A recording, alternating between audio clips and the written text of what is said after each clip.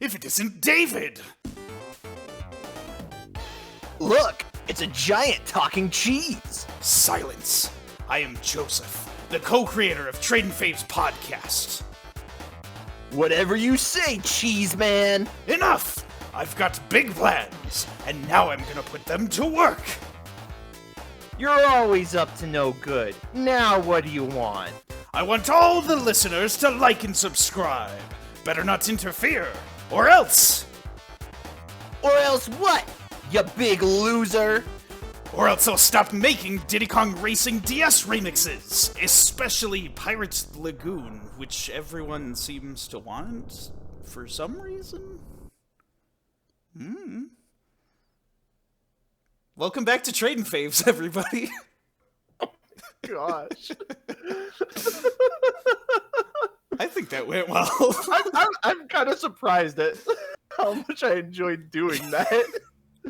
I was really worried that my voice was going to give out on it, but... No, it held together. Whenever we do Sonic Adventure 2, we should probably do another one of those. Oh my goodness. But we can talk about that later, because we're not here to talk about Sonic Adventure 2.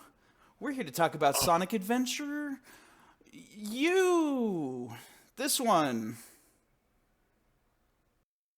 Points dramatically at you. You can tell my improv skills are at their peak right now.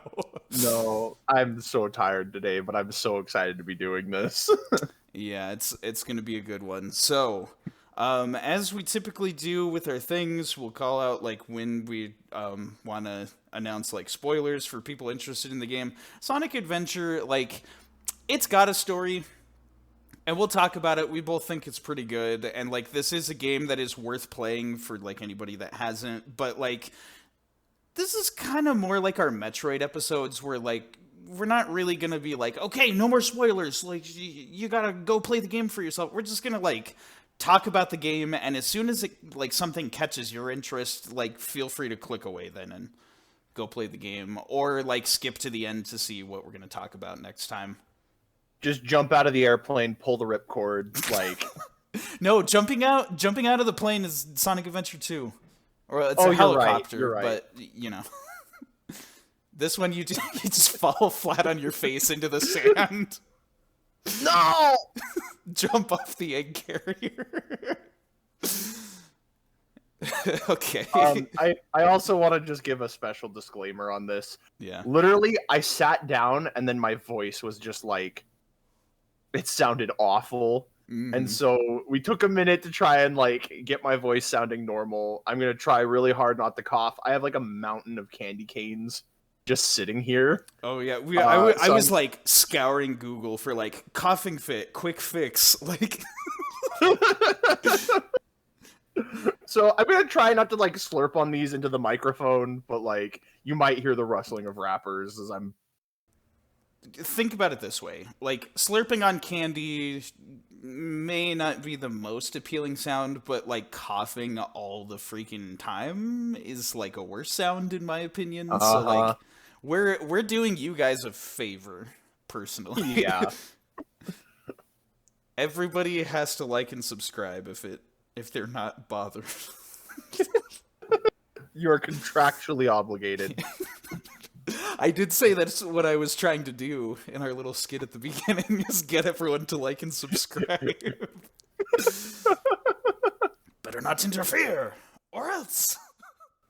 Or else what, you big loser? I love that line. That line's so funny. Okay. We're getting ahead of ourselves, though. A little bit. This is the banter. This is the small talk. This is... Yeah. It's also not me... So, I have a bit of a confession to make. Yeah. I am incredibly nervous about this episode. Oh, no. Because I love Sonic. Yeah. And Sonic has a bit of infamy in the world as, like... People think Sonic isn't good. I don't think that. Right. But... then I feel like I have to justify why I like Sonic. And like Yeah, I get that. This is now the episode, like, you got a taste of it in our Smash Bros thing, but like legitimately I was still holding back, and I'm like, now that we're like, this is the Sonic episode, I'm like, I feel like I have to justify myself, but it's terrifying. I understand the mindset. On the one hand, I'm like, nah, be unapologetic. Love what you love. Like, this is freaking Sonic. We both love this series. But at the same time, I've also come to realize that, like, when it comes to, like, all Sonic media, I apparently have some very spicy takes. I mean, I guess they're not too spicy, but it's mostly just I like a lot of the things that are very disliked in this franchise. Oh, believe me, I am well acquainted with that. I have a lot of opinions. I appreciate the perspective, though, because you're kind of approaching this from, like, I'm nervous because I feel like I have to justify liking something. Whereas me, I'm like, I feel like I'm going to have to hold myself back from being like, you're all wrong, idiots. I like this thing you say is bad. Yeah, well, to parrot what you just said, like what you like, don't apologize for it, but also don't be a jerk about it. Yeah, exactly. Civil discourse. And that very much is my approach, is I'm like, Sonic is not for everyone. And if you don't like it, that's cool. Mm-hmm. Just, don't talk to me about Sonic then. Talk about something else. If you can't say anything nice, Sonic win!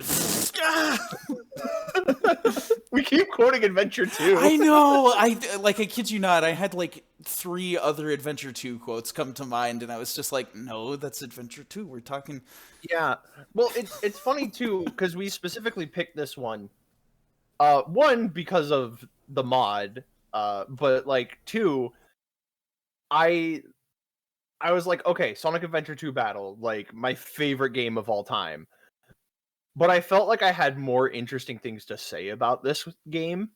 And so I was like, let's do this for like our first big Sonic episode. Mm-hmm. And Sonic Adventures 2 is still kind of relevant to the history, which, hey, did you see that segue I just dropped there? That was sweet. Let's talk about our history with this. Yeah, our history. Because our history is pretty close together. And it's pretty much once I left that, like, things start to deviate. Yeah. So with that almost smooth transition, we'll talk about our history. I feel like... So there's... For the most part, leading up to Sonic Adventure specifically, we have kind of the same history. Yeah, I have a little more. Well, not even just that it's a little more. I think, like, we have different perspectives, even though it's the same. So it'll kind of be like Sonic Adventure. It's like the same story, but from 2 different perspectives, like with Sonic and Tails. That's brilliant. That's sweet. Oh my goodness, that's brilliant. Also, I just want to check. Okay, yeah, it's audio still recording. Right. I had that thought. My screen is just a mess of like these shrunken windows of like the video recorder, the Audacity recording my audio, the script, Discord to make sure you're still there. It's amazing. But yes, Mr. Big Brother, you are the older. You are the Sonic to my Tails. Please tell us, what is your history with the blue blur? My history with the boy in blue. So the thing is, this happened, now it feels like so long ago. My memories of it are super fuzzy. Oh, yeah. And so I'm like literally reaching into like the depths of like the beginning of my gaming history. Yep. And I'm like, I'm recalling it to the best of my ability. But I believe I was first introduced to Sonic through Sonic 2. And I don't remember how this came to happen. Like, it was either a demo for Sonic 2 that I downloaded onto the PC, or a friend loaned me like the Sega Smash Pack on PC. Right. Yeah. But like I have the vivid memory of playing it on PC.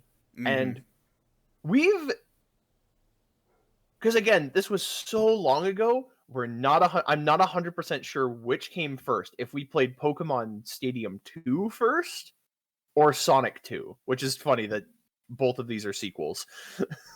Yeah, it does get kind of muddy. I mean, like, I'll be honest, I don't remember like stuff that happened 3 years ago, let alone when I was 3. Like, I don't even remember what I had for breakfast this morning. I actually do. It was quite good. Tangent. But like, here's what I do remember, because like I think we said, like, we kind of like came to this mutual agreement that we're like, okay, Pokemon Stadium 2 can be your first game, and Right. Sonic Adventure 2 will be mine. Yeah. But what I do remember is being a young child. I don't even remember how old I was, but I'm sitting at the computer, and I booted up, and I started out in Emerald Hill, and the concept of like me putting in the controls and moving Sonic and Tails following him exploded my child mind. Mm-hmm. Like, I thought that was the coolest thing ever. And like, I don't even think I got that far. I think I got to Chemical Plant, got traumatized by the scary water drowning music. It's that upward climb where the pink water fills and you're on the rotating blocks. I remember watching you try and do that and just thinking like, this is impossible. I mean, that's exactly how I felt it was.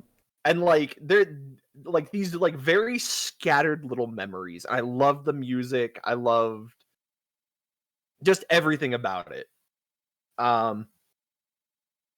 But then, you know, we didn't own the game, so I never got to like really sink my teeth into it.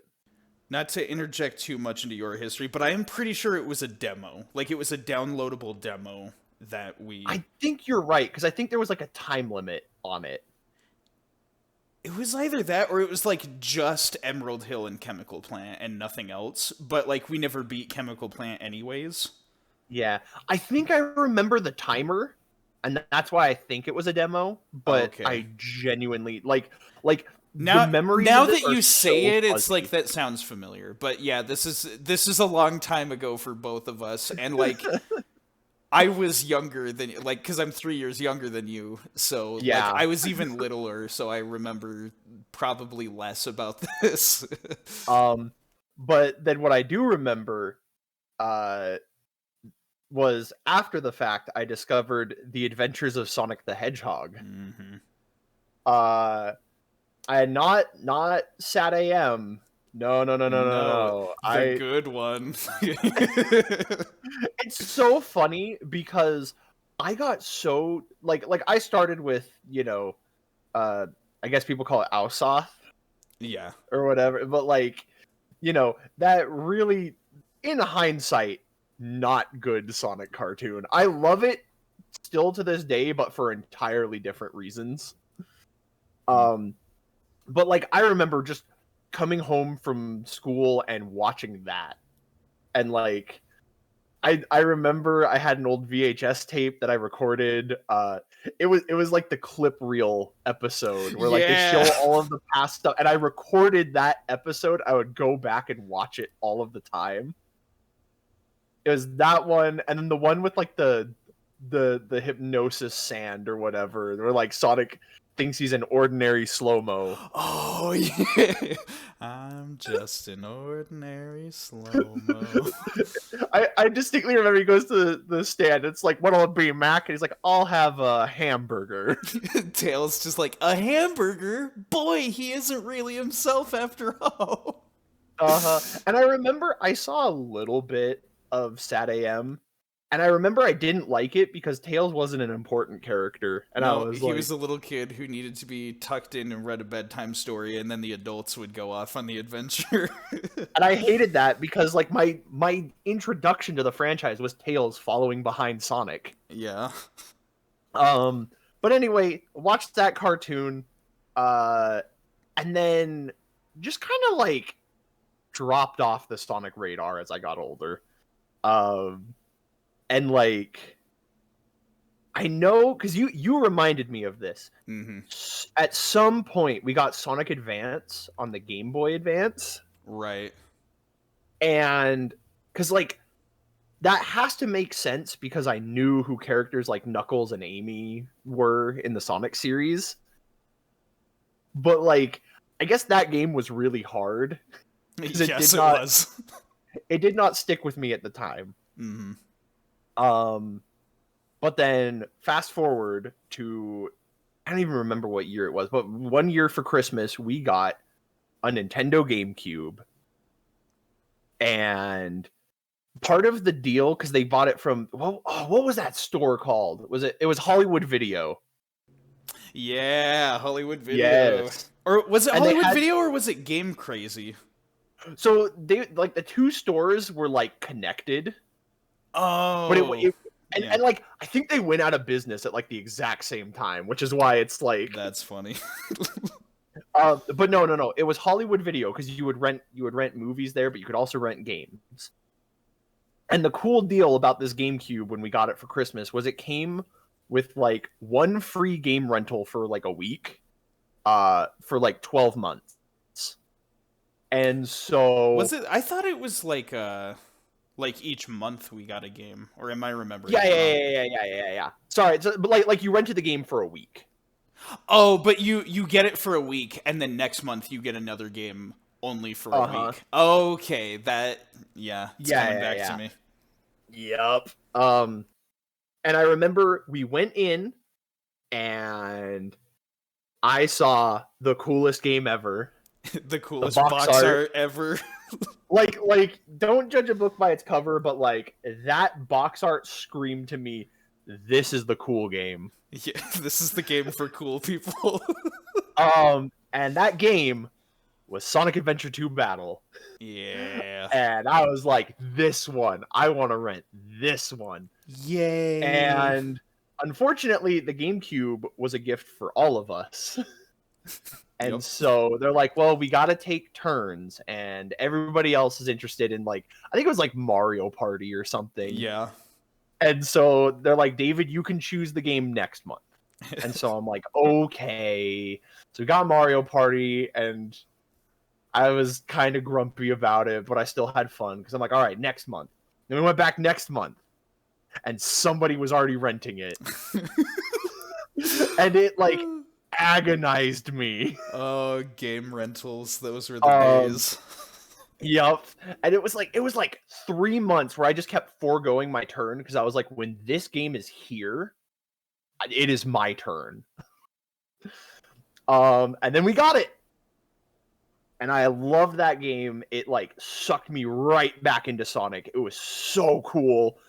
And then I think at some point after that, we got Sonic Adventure. So like we played them backwards.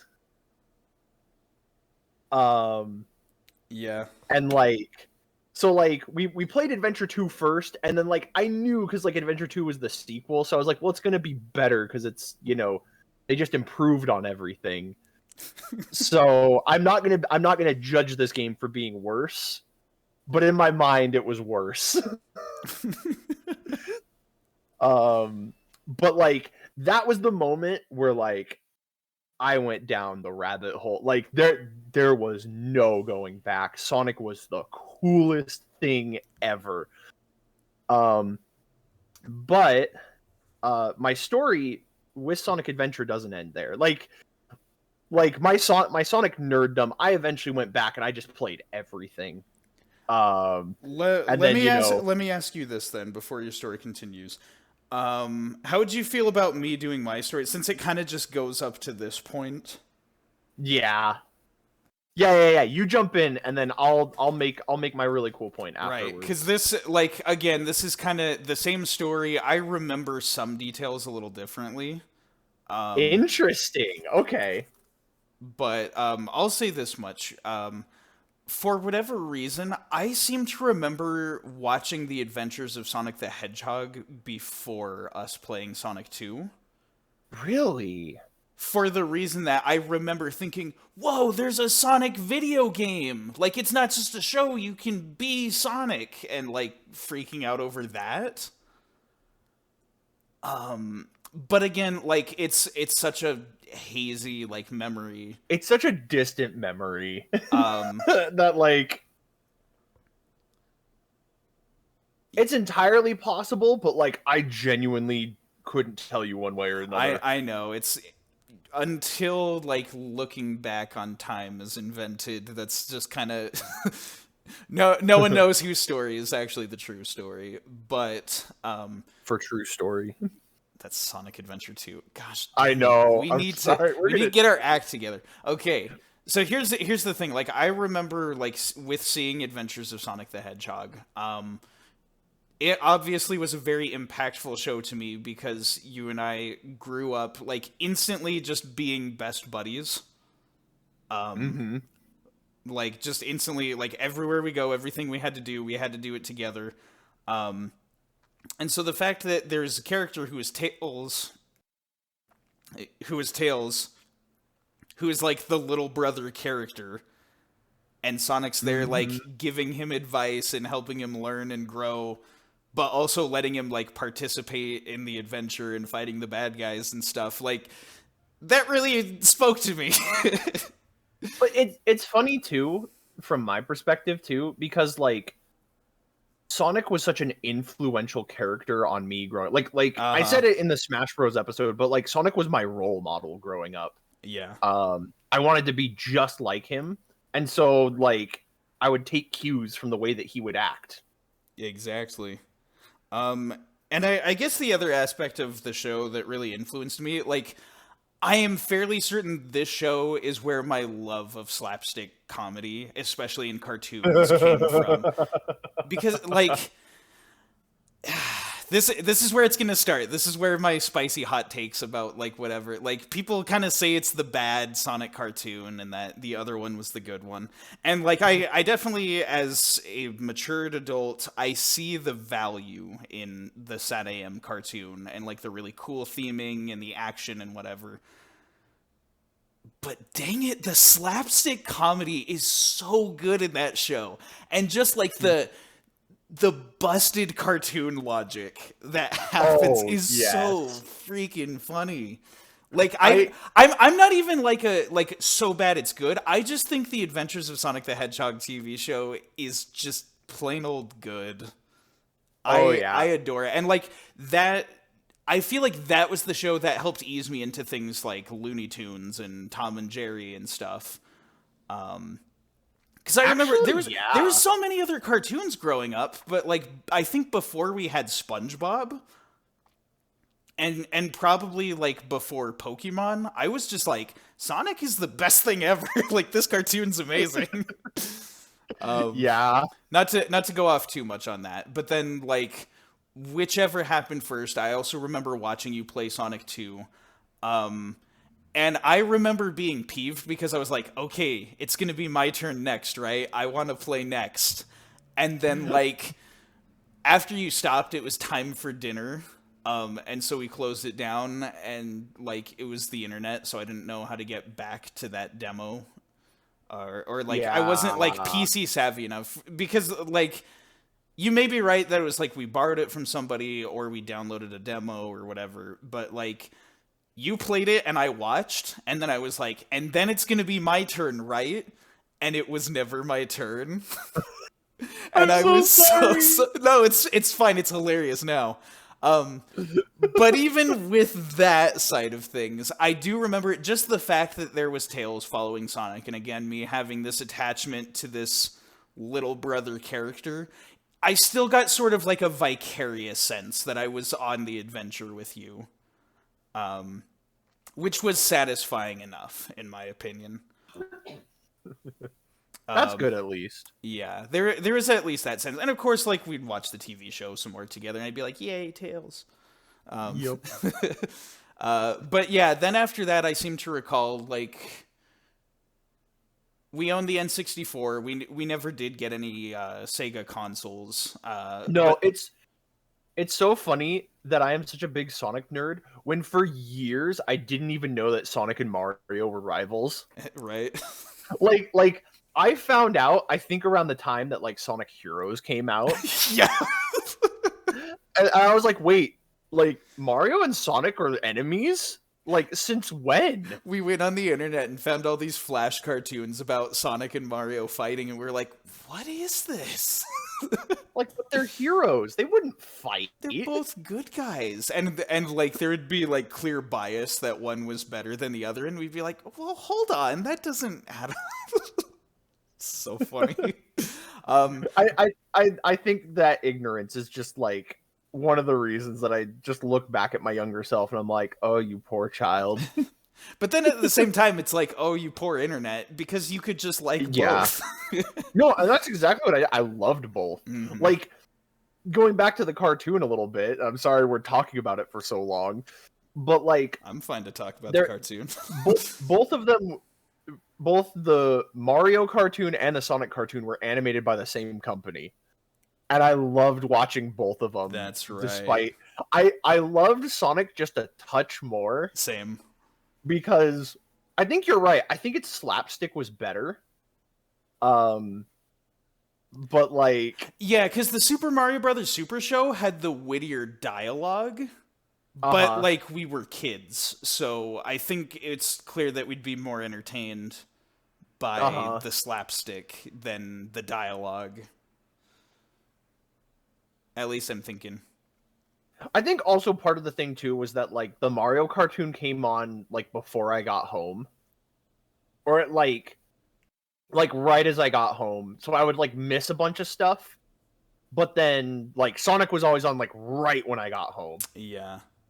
And hilariously enough, Mario and Luigi are actually brothers, but we didn't identify with those characters as much because they're. I don't know, they were old. They were old men with mustaches. According to Miyamoto, they're in their 20s, but I don't buy that. I don't buy that at all.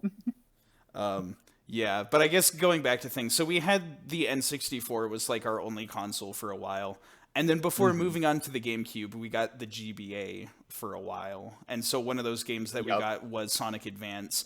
And I remember just, like, when the title sequence was booting up, like, there's Eggman, he gets the emerald, there's, like, the bells, and it sounds really ominous, and then the music picks up, and it's like, Sonic the Hedgehog, and it was like, yeah, Sonic, and they're like, Miles, Tails, Prower, and I'm like, yeah, it's Tails! And then this red guy comes on the screen, and I was like, Knuckles the Etchin...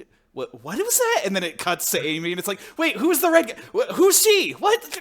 And then, like, just being so confused. Because that was my first time seeing those characters. Because, like, I'm sure Sonic Underground was out and about. And, like, right. Knuckles was in that, but, like, I don't think I saw Sonic Underground until after playing Sonic Advance. I missed the Knuckles episode of Sonic Underground. Yeah, well, and there's that too. But so yeah, I distinctly remember Sonic Advance being my introduction to Knuckles and Amy because I saw the word echidna and I was like, what even enchilada? What is that word? And then I had to learn. Actually, no, I didn't. I learned it from Sonic Adventure 2. Never mind. Yep. But, like, I do remember that because that was my introduction to those characters, whereas when we got to Sonic Adventure 2 shortly after, it was just like, oh yeah, there's Knuckles. Oh, there's Amy. Like, I know these guys. So there was that. But yeah, Sonic Adventure 2 was just kind of the end-all. Like, I know it was like you kind of had to fight for that, like, we're getting Sonic Adventure 2 battle, it's gonna happen. I didn't want any other game. I seem to recall as well that I was kind of rooting for that too, like, because I wanted to get into it, and boy, that multiplayer. Oh my goodness, that yes. Multiplayer, we would go that. We'll eventually do a Sonic Adventure 2 episode. Eventually. And so I'm like, I don't want to like gush about it, but that game was so informative into like me becoming the Sonic nerd that I am because it was so cool. Yeah. And I think how much we liked Sonic Adventure 2 is still relevant to us getting to Sonic Adventure after. I was going to continue because like I know there was a point too where it was like later that year because like I loved Adventure 2, but like I never finished it. And so like we got Sonic Adventure DX and Sonic Adventure 2 Battle like as Christmas presents. Like That's right. I think I specifically got them for Christmas, and I was beyond thrilled. Was that the Christmas where we also got Mega Collection? I don't remember. Because maybe I'm remembering this wrong. I seem to recall we got Sonic Adventure 2 Battle for a Christmas, and then like a subsequent Christmas getting Sonic Adventure DX and Sonic Mega Collection. I think, because in my mind, Maybe I not. remember getting Adventure 2 Battle and Adventure DX Together. at like together, because I remember holding them both in my hands. Right. Yeah, you're probably right. Mega Collection was probably like the following Christmas. I think so. Yeah, but I remember, so we got Sonic Adventure, and my initial like misunderstanding of what it was, because you were saying like we got them both, we got Sonic Adventure DX, and I was like, what is that even? And you're like, it's like a director's cut thing, like it's the like a re-released game. And so like whatever it was you explained to me, in my mind I was thinking it's Sonic Adventure 2 Battle with more content. Like I was thinking it was the same game but with more, and I was like, wait, but like we have that as a separate game. What's there to add? And then I came home from school one day and you were already back from school playing it. Yep. And I was looking at it and I was like, wait, this moves like Sonic Adventure 2?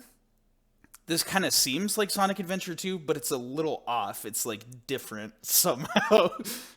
And then eventually I caught up to the concept of this is the first game. What we played before was the second game. But it like took me a while to catch up. I was like, why does Sonic look so plasticky now? And like the different like environments, like you were in the Mystic Ruins, and I was like, what is happening? Like this level looks strange. It really just took my dumb kid brain a second to catch up and be like, oh, this is the first game. Oh man. And then yeah, some point later we got Mega Collection and we played like the classic games as well.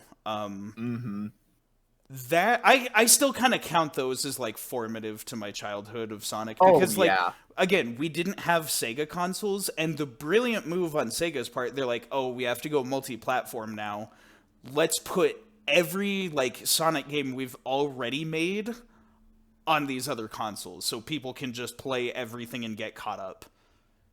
And then we did. We were caught up. It was cool. Yeah, and it was so cool. It was such a good like it's sad that like Sega had to drop out of the console market, but it was so convenient for us, like because we mostly grew up with Nintendo consoles and like other Nintendo stuff that everyone else wanted to play.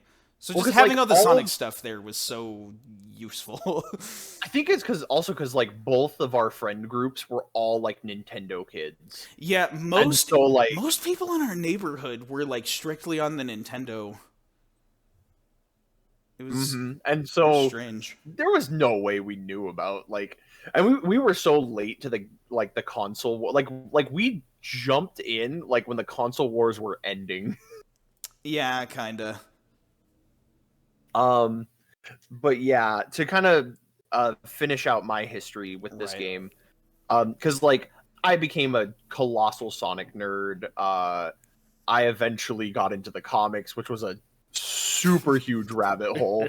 Like, you know, Sonic was like the whole reason I learned how to draw, because I'd take the instruction manuals and bring them with me to school, and then when I just had free time, I would just like try and copy what I saw onto paper. And like, you know, Sonic became like the obsession, and I became known as just the Sonic guy. Even though I liked other things, like everyone was like, yeah, David's the Sonic kid. Yeah. But so for me, like Sonic Adventure, like I said, it had that like, all right, I understand that it was the first adventure game, and so like it laid groundwork for Adventure 2 to be the better game. But like, you know, I still appreciate it for what it is. And then I left on a mission for 2 years to Guatemala. And I still cite it today as like the best decision of my entire life. I love that country so much. I miss it. I would love to go back. I miss the people, the culture, all of it. And when I came back, I learned that like Sonic Team drew some heavy inspiration from some of like the old Mayan ruins there. Like specifically the ruins of Tikal, they named a character after. That's so cool. And as a result, like now Sonic Adventure holds a very special place in my heart. Because like I will just go to the Mystic Ruins and it just takes me back. Like just the dense jungles and like the ruined structures like just remind me of what it was like to be there. And so like now like before when people would argue if Adventure or Adventure 2 were better, I would always side with Adventure 2. And Adventure 2 Battle is still like my favorite game of all time. But now Sonic Adventure like had this very unique like vice grip on me that like I'm like, oh, but it reminds me of like one of my best life decisions ever. Mm-hmm. I don't know. There's something super cool about that. It's funny to me that like you have that experience of going to Guatemala, and so like having experienced like ruins from those places in person, like the Mayan ruins and everything, and you have that sort of connection. And then me, on the other hand, with my mission experience, I went to Ecuador, and so Station Square reminds me a bit more of Ecuador than that. That's two sides of the Latin American coin, I guess. But because Ecuador was way more like city. There was like mountain ranges and things. There were some more environmental and like jungly areas, but where I spent most of my time was in the city of Quito. So like that city vibe. I actually get quite a bit of that from looking at Station Square. So that is funny how like our missionary experiences like kind of draw back into this game. It's so funny. Well, like specifically, it's the character of Tikal, like Right. from her name, the way she dresses, like everything about it, like reminds me of Guatemala, and I love it so much. Mm-hmm. All right. Well, I think that about covers history. Anything else you want to add before?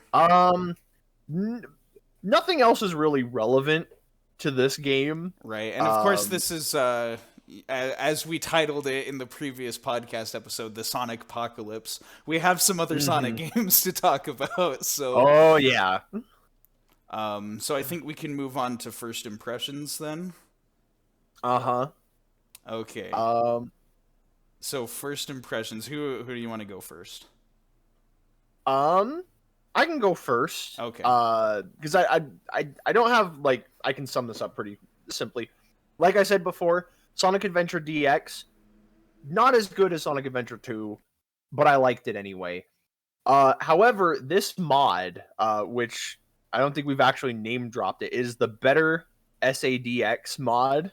I will say before you get into that, I was kind of going to save talking about the mod for when we get to presentation, because it'll be more the focus of the episode, but I'm talking like first impressions of like base Sonic Adventure DX on the GameCube. Like, okay, then yeah, that's kind of it.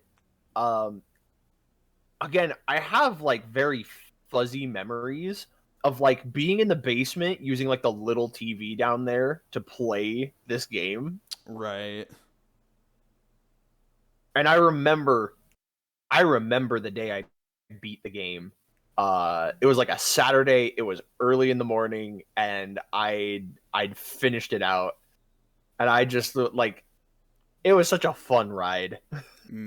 For sure. as far as like my first impressions, what I can remember, again, the first experience with it, I had to wrap my head around the fact that it was the first game and not an expansion of the second game. And again, with that, my immediate reaction was everything looks worse than Sonic Adventure 2. Everyone looks like they're made of plastic, and like their facial animations are really funny. Sonic's got fangs. Like what? That's right. But it was easier to accept the graphics once I realized it was the first game. But like I guess the stuff that just immediately jumped out to me was just like the dialogue is very like silly. The characters have very cartoony voices. The stock animations they use to move the characters. But I guess like most of all, like the music hit me instantly. We'll talk about it more once we get to presentation, but like I just connected with the soundtrack right. Well, I think no, Open Your Heart was probably like the heaviest like rock music I'd heard at that age, and so I was a little bit like, whoa. It was a bit like too much for me because like I don't know. Am I weird for saying that like Open Your Heart goes a little bit heavier than Live and Learn? Well, and it's funny too. The Sonic just franchise was the thing that opened me up to music, like different genres. Like True. I couldn't say one way or another, like, oh, I like this genre of music, or I don't like I had zero opinions on music.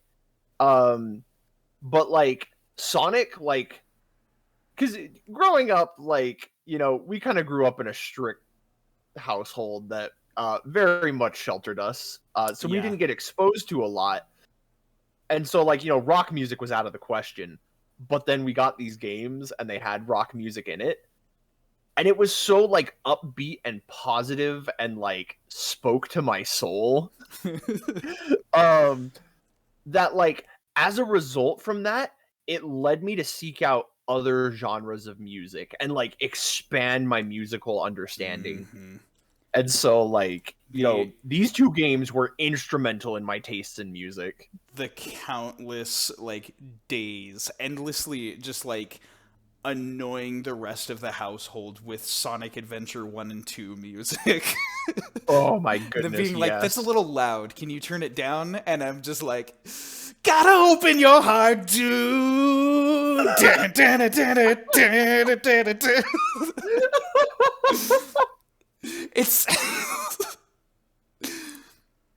It's exactly the right kind of way to affect an impressionable young mind. Oh, absolutely. So I guess with that, let's move on to the presentation then. Yeah. So you wanted to talk about the mod at this point now, because we kind of talked about like, oh, the goofy graphics, and like it took us time to appreciate this game because we'd seen Adventure 2 first. But now, after many not so good ports of this game have been released in the year of our Lord 2022, for the first time ever, we have tried the better Sonic Adventure DX mod, also like shortened to just better SADX. And I gotta say, this was such a positive experience for me that like I'm tempted to play like I'm like, what else can I mod now? Like, what else can I what can I fix? I literally on my notes I just have better SADX mod and then an arrow and it just says hot dang we were robbed as children. So true. Because so in addition to, well, I guess to explain what the mod does first. First of all, it adds widescreen resolution format, which the original did not have, even on Steam on PC, which is a crime. An absolute crime. It adds higher quality textures for things like your visual HUD, the fonts, the ring counter, the lives. Everything is like upscaled and has this very crisp, clean quality to it. Visual fidelity in general. And then, most importantly of all, the DX port of Sonic Adventure on both the GameCube and later on Steam ruins a lot of like the really good stuff that the Dreamcast version has. And so this version restores it. Specifically, like, the character models looked better on the Dreamcast. There's, like, lighting effects that are completely ruined in the DX ports. Oh my goodness, yes. And better SADX, it fixes all of that. Like, I went from being like, oh, the graphics are kind of silly, but, like, it's a great Sonic game to play, whatever. Like, it's stunning now. Like, it's still like goodness. low poly dated graphics for the time, but like it's beautiful to look at even still with like all the low poly stuff. Oh my goodness, yes. And not only that, but like it was so weird to me to look at like the DX character models and be like, how did Sonic go from like his classic look to this look? Right. Like it felt like such a weird shift. But seeing like the Dreamcast models, like it's way more believable, like of a transition. I was like, oh yeah, like it's wild and crazy, but like I can look at it and see it a little bit more. Right. With the Dreamcast model, Sonic specifically looks like the in-between stage in a Pokemon evolution, like first form classic, second form adventure, and then like adventure 2 or onward is like the third form. Like it looks like a perfect in-between because they're still kind of like chibi and a little bit chunkier and like cutesy almost. So like with the DX Sonic, like he looked very like plasticky, like an action figure, and like the weird facial expressions looked really scary. Whereas with this, like with the Dreamcast models, he looks really cute. And I actually like it a lot. Oh my goodness, yes. And not just Sonic, but like all the characters have this like all very of them. Like they're so soft. I could pinch their cheeks. Like they're adorable. Yep.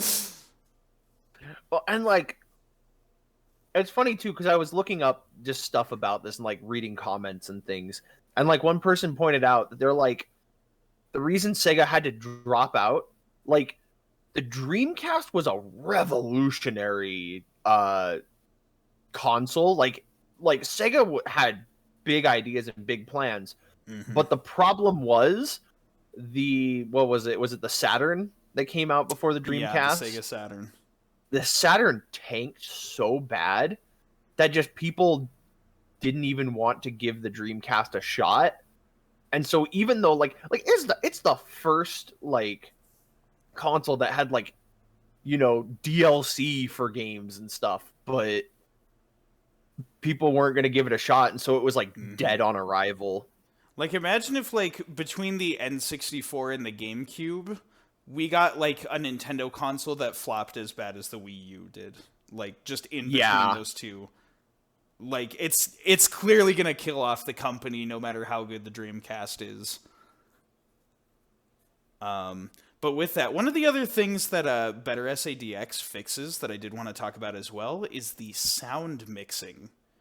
Which that is something that has bothered me forever because people are always going on about like the music's too loud, I can't hear the characters, like what's with these weird environmental sound effects, like what's going on here.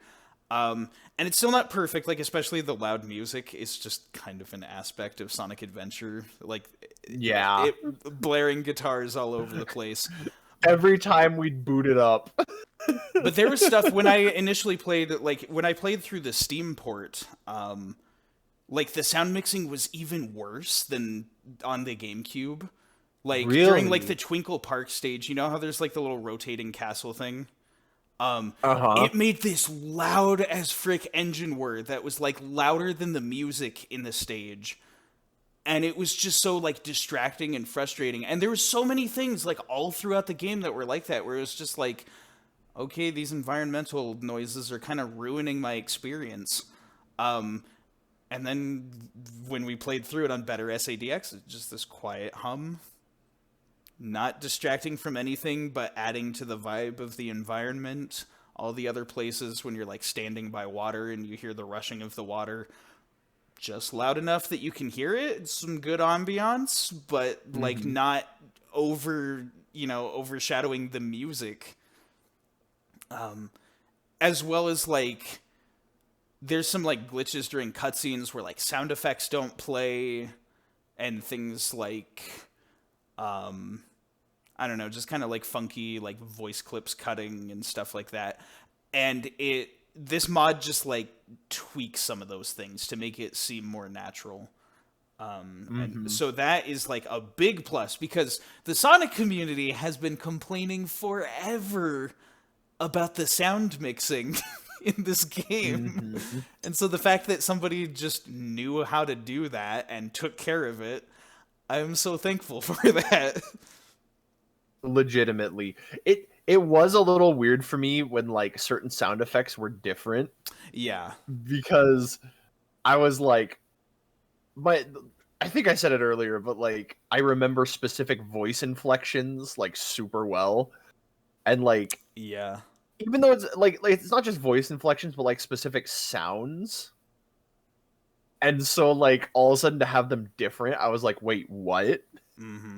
There's also a thing, I swear, in the GameCube version, some of like the like in gameplay voice clips of the characters, they use different takes than like the Steam port does. So like when I was playing through it, like I seem to recall like Sonic's like light speed attack with a more like quick like ready go versus like the one he does on the Steam version is more like a go.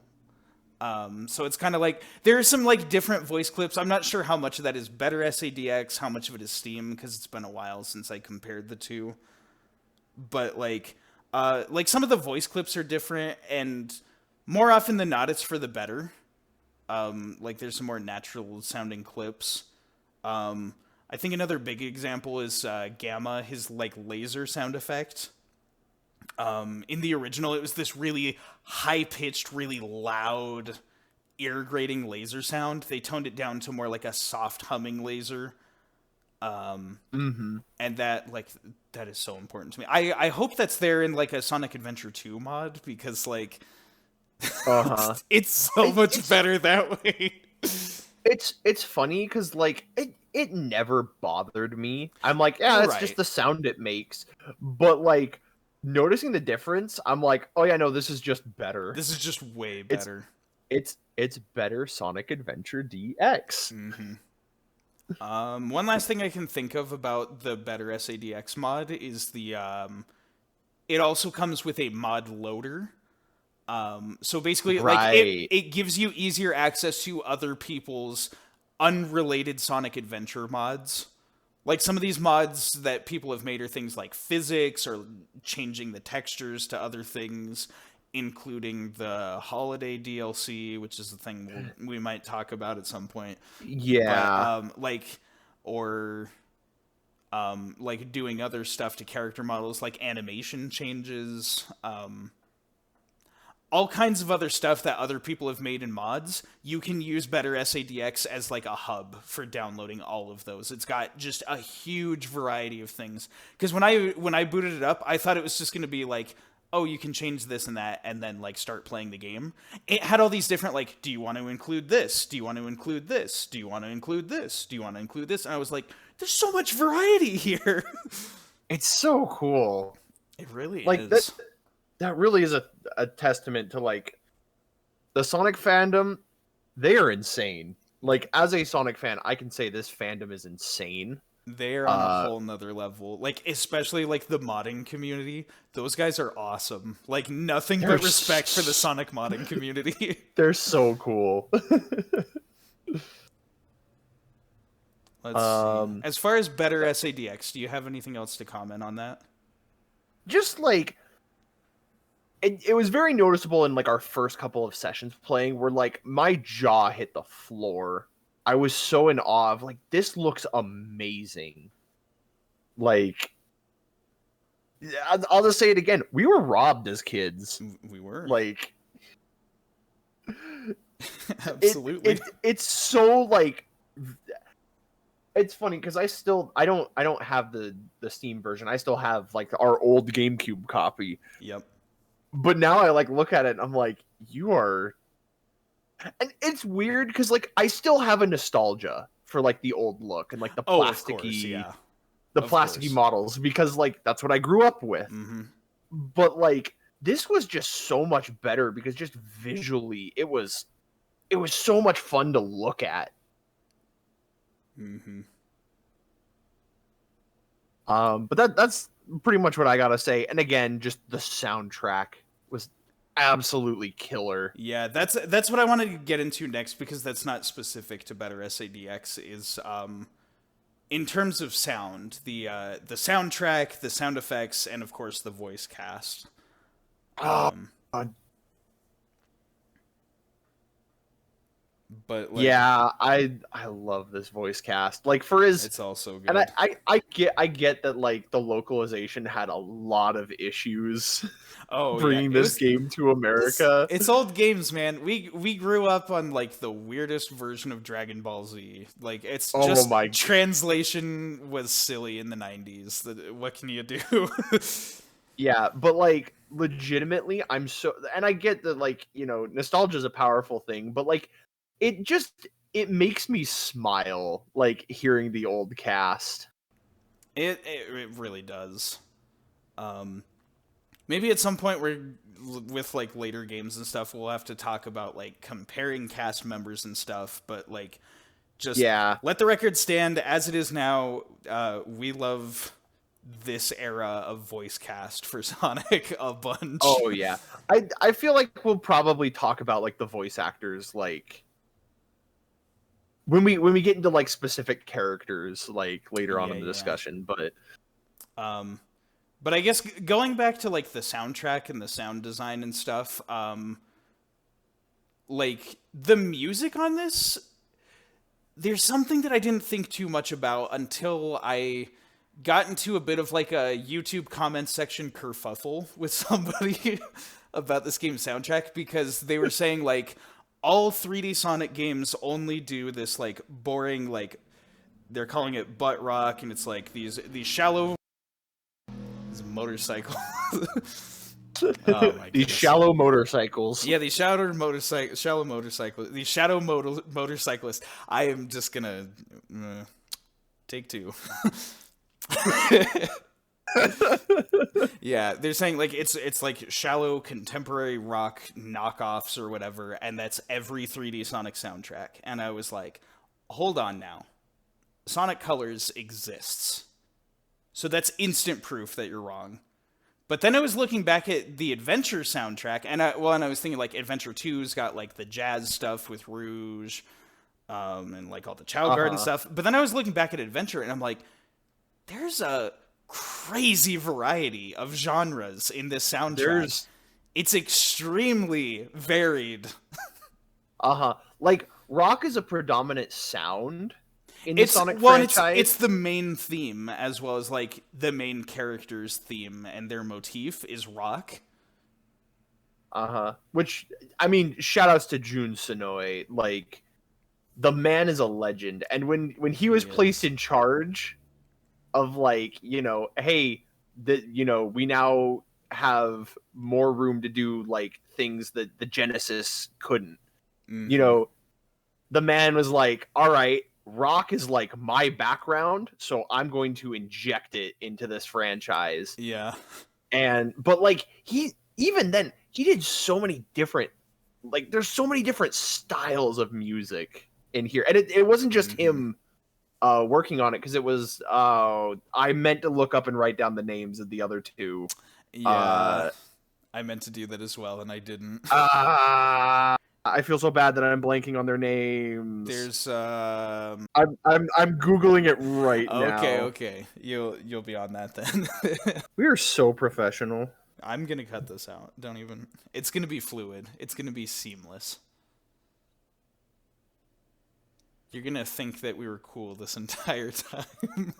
Here it is. I found it. It's Fumie Kumatani and Kenichi Tokoi. Kenichi Tokoi, that's the other one. Yeah, I was like, I think I remember, but I don't want to misremember them. Right. Uh, Those two are like responsible for like some of my favorite songs oh in my this game's goodness, soundtrack. yes. Like they absolutely understood like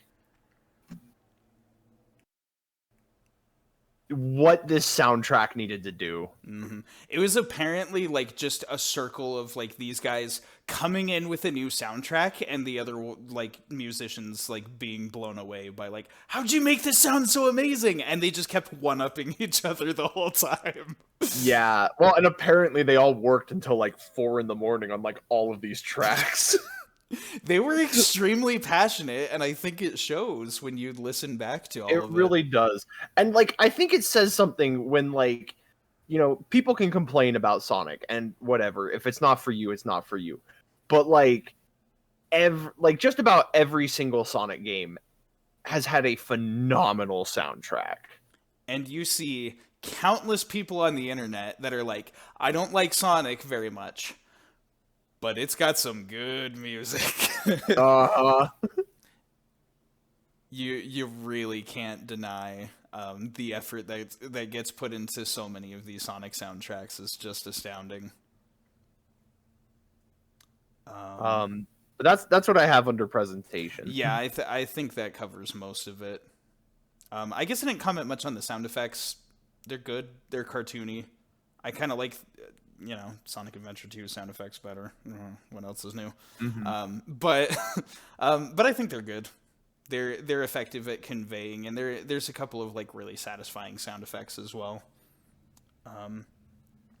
But let's move on to, I would say, gameplay. This is normally the section where we talk about gameplay. But as you may or may not know, with the gameplay, it's separated based on characters. You have a campaign as each of the 5 characters.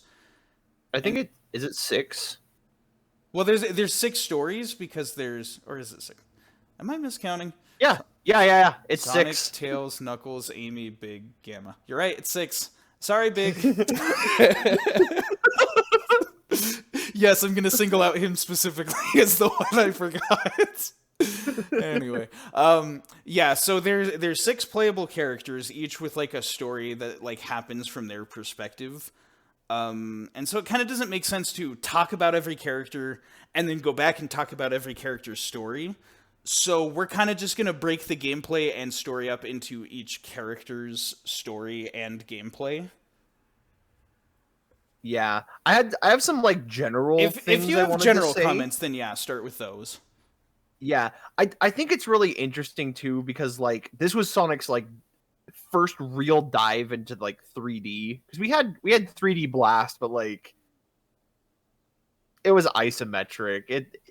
It wasn't the real 3D. It was not 3D.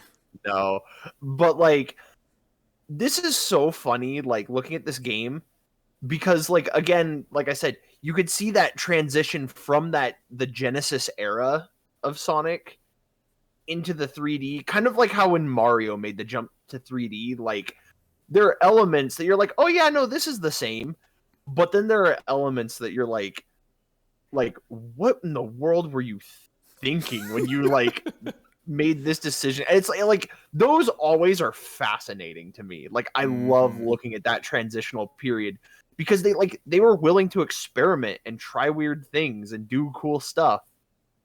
And like I think this game it really shows. Right. Well, one of the biggest parts of like the backbone of this game is that when they were first working on it, it was supposed to be an RPG.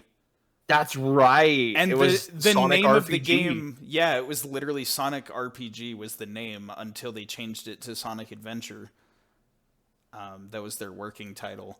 And there are a lot of elements of it that shows, because with all these other Sonic games, it was just point A to point B, level to level, act 1, act 2, sometimes an act 3, and then you move on to another zone. With this one, there's like hub towns, there's NPCs, there's like cutscenes with continuous plot threads and leading up to a bigger mystery with a final story. It's everything except the gameplay is immensely RPG-like. which is such an interesting take for Sonic. Mm-hmm. It's so fascinating. And like, do we want to talk about them here, like the hub worlds? I figured since we were gonna kind of break down Sonic's a bit more play by play, we'd talk about those like generally when we get to like Station Square and stuff. But Okay, if you want to, we can talk about them here instead. But I feel like they fit here because like okay, yeah, it's as a kid again, like I love how snappy Sonic Adventure 2 Battle is. It just like you just go right into the level. yep. Jump out of a helicopter, level start. You beat the level. Now you're Knuckles. Beat the level. Now you're Tails. Like, I like how snappy and fast paced it is. However, like I really like, and it's funny because we played this like after Frontiers came out, and I think it really like made me realize how much I actually miss the hub worlds. yeah, And just being able to run around and explore and like and talk to people, because like the NPCs, this is a bit of the game that like largely gets overlooked, but like there's so many plot threads going on with all of these NPCs. Like they have character arcs and growth and stuff, and it's so fun to like just check in with like the newsstand lady and just hear her commentary on like whatever's going on at that point in the story. mm-hmm. And it's wild how like it's not just like Pokemon NPCs where they just exposit stuff at you to like convey a specific theme. They're like these NPCs have their own like personal lives and they're up to their own crap. And like you can follow like NPCs' character arcs by like repeatedly like checking in with them, which is so like, funny. Like there's the like the train station workers going on strike because their jobs suck. There's the one dude that's like cheating on his girlfriend. And like there's like the kid and his mom has a gambling addiction. He's just trying to get his mom back and she keeps going to the casino. There's the little girl who like gets affected by like the train station like going on strike because like she wants to go like take a train and go get to her dad but like can't, and so she's just like standing outside there. There's the romance plot of like the girl, and she's like on the other side of town from the burger shop, and she has a crush on the burger shop dude. Yep. And like just over the course of adventure, she gains the nerve to just walk closer and closer. And like she'll just be like a little bit closer each time. Mm-hmm. Like it's so much fun, and I love talking to the NPCs. It makes the world feel so vibrant and alive.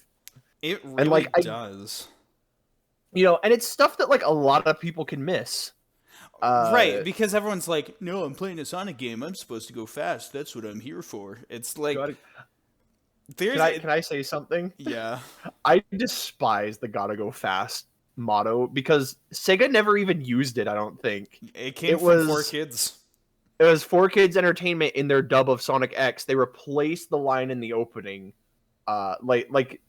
just to say gotta go fast. And like, people just all of a sudden attributed that to Sonic, and I was like, I think Sonic X was like a show that really attracted a lot of like kids in that era. And so I think it just became one of those very recognizable pillars of Sonic's history. 4Kids quality notwithstanding.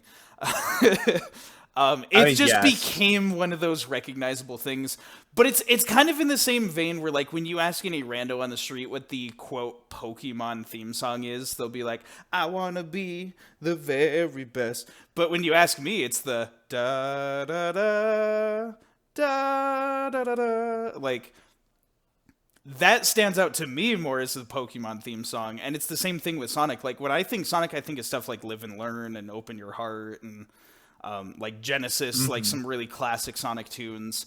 But for a lot of people, they were just at that impressionable age where Sonic X was, it. But I agree with you there. Gotta go fast is like really overplayed as a Sonic catchphrase. Uh-huh. Like, it's funny, and I enjoy the memes, but it's one of those things that I'm like, it is an oversimplification of, like, what I love about Sonic. Exactly. And, like, I think it distracts from a lot of, like, the core of Sonic and, like, the heart of it. Mm-hmm. There was another thing. I'm gonna rant a little bit here. Because another thing that this game did was it added, like, multiple play styles. Like, because it's that transition. We got a little bit of it in the Genesis era where, like, you have Sonic, Tails, and Knuckles, and, like, they're different play styles. But, like, Sega and Sonic Team tried to cram as much content as we could. We got, like, 6 completely unique, like, styles of playing the game. Mm-hmm. The only two that are even remotely close are Sonic and Tails, but, like, with Tails you can fly. And that completely changes your approach. So, like, for the most part, they're all just dramatically different. And I'm gonna say this: whoever you are, people on the internet who coined the phrase "Sonic's dumb friends," I personally have very negative feelings towards you because you are the reason that I can't play as any of these amazing characters. Like, I haven't been able to play as Blaze the Cat in a Sonic game since Sonic and the Black Knight because you people think Sonic's friends are dumb. And, like, this game especially, like, playing it with you, man, it was so much fun jumping between all these different gameplay styles. Yeah. And, like, just experiencing something different. And I'm just like, like, because Sonic Team, as much as I love them, like, they do get on my nerves because they have a tendency to take the wrong message sometimes. Yeah. Or listen to the wrong vocal part of the fandom because, like, it's been years and, like, just now, like, you know, we hear, hey, we're getting, like, more playable characters for Frontiers, and I'm just like, finally! Thank goodness. And it's in Frontiers, which I liked, so it's... like, because seriously, like, even, like, the Sonic cast has been trimmed down so much, and Sega has been so afraid to, like, use them in anything, which is so frustrating, because, like, especially, like, in this game, they all shine in, like, different ways. Yep. It's... Oh, what was I going to say about... I have this sort of feeling. This will be one of my first of many, like, dramatic Sonic hot takes that's controversial and people are going to hate me for, but I think when a lot of people try and, like, get an idea in their head of what makes a good Sonic game, their ideas usually are things that do not make for a good video game, period. Like, people are like, we only want the one playable character. It has to all be about going fast. And, like, Eggman always has to be the bad guy. We can't have any surprise twist villains. Like, they want the same game every single time. And every time a Sonic game releases and tries to put a spin on it, they get mad because it's not the exact same game every time. And so Sega's just trying to keep iterating on this same boost formula game they've been working on for years. And it's like... I'm going to shelve this rant for a different game that I have on our list. But, like, it's so funny how much hate this game got when it was exactly what everyone asked for. Yep. And I'm just like, people will never be satisfied. And, like, I don't know. To me, like, I'm especially after the success of Frontiers, I'm really hoping that Sega will get a little more daring, like, with each subsequent game. Because, like, this game, you can tell there's just unbridled passion and ambition, like, in its DNA. Like, there were so many just like, what if we tried this? What if we did this? And, like, how can we go bigger and better? You know, for, like, a game that's, like, this is their first attempt into 3D. Like, this game shot for the moon. Yeah, for real. Well, I want to kind of quit dancing around and talking about systems and like things that's kind of general. I'm like, I want to get into talking about gameplay now. Yeah, Like let's do it. actual character stories. So again, this is our last time we'll attempt to feign any sort of a spoiler warning, but like really, I don't know. It's an old game. If you haven't seen Sonic Adventure at this point, we recommend it. Uh-huh. Just listen up until you decide that you want to play it. Or if you listen to the whole thing and then decide you want to play it, go for it. Yeah, I will say I will add the little asterisk of after having played with this mod, like either if you have one or can hunt one down, like get the Dreamcast version. Oh, yeah. Um but if not, like get it on Steam and play and install this mod Right. because it made this experience that much better. Mm-hmm. You know, and even though again, I'm nostalgic for the GameCube port. Like it's the one I have and I'm nostalgic for it, like warts and all. Um I very much recommend it. Yeah, it's absurd how much it fixes. Like in my case, like I've only got the PC, you've got the original copy. But even if I had the GameCube right in my house, like set up conveniently, I can't go back anymore. I need better SADX mod to play this game now because it's night and day how many improvements there are. Oh yeah. But yeah, so obviously as we break this down from character to character, why would we not start with Sonic? He's he's who you start as. You gotta unlock His face the is on the box art. it's, yes. He's my boy. So true. And that iconic pose. Oh my gosh. That pose will be with me forever.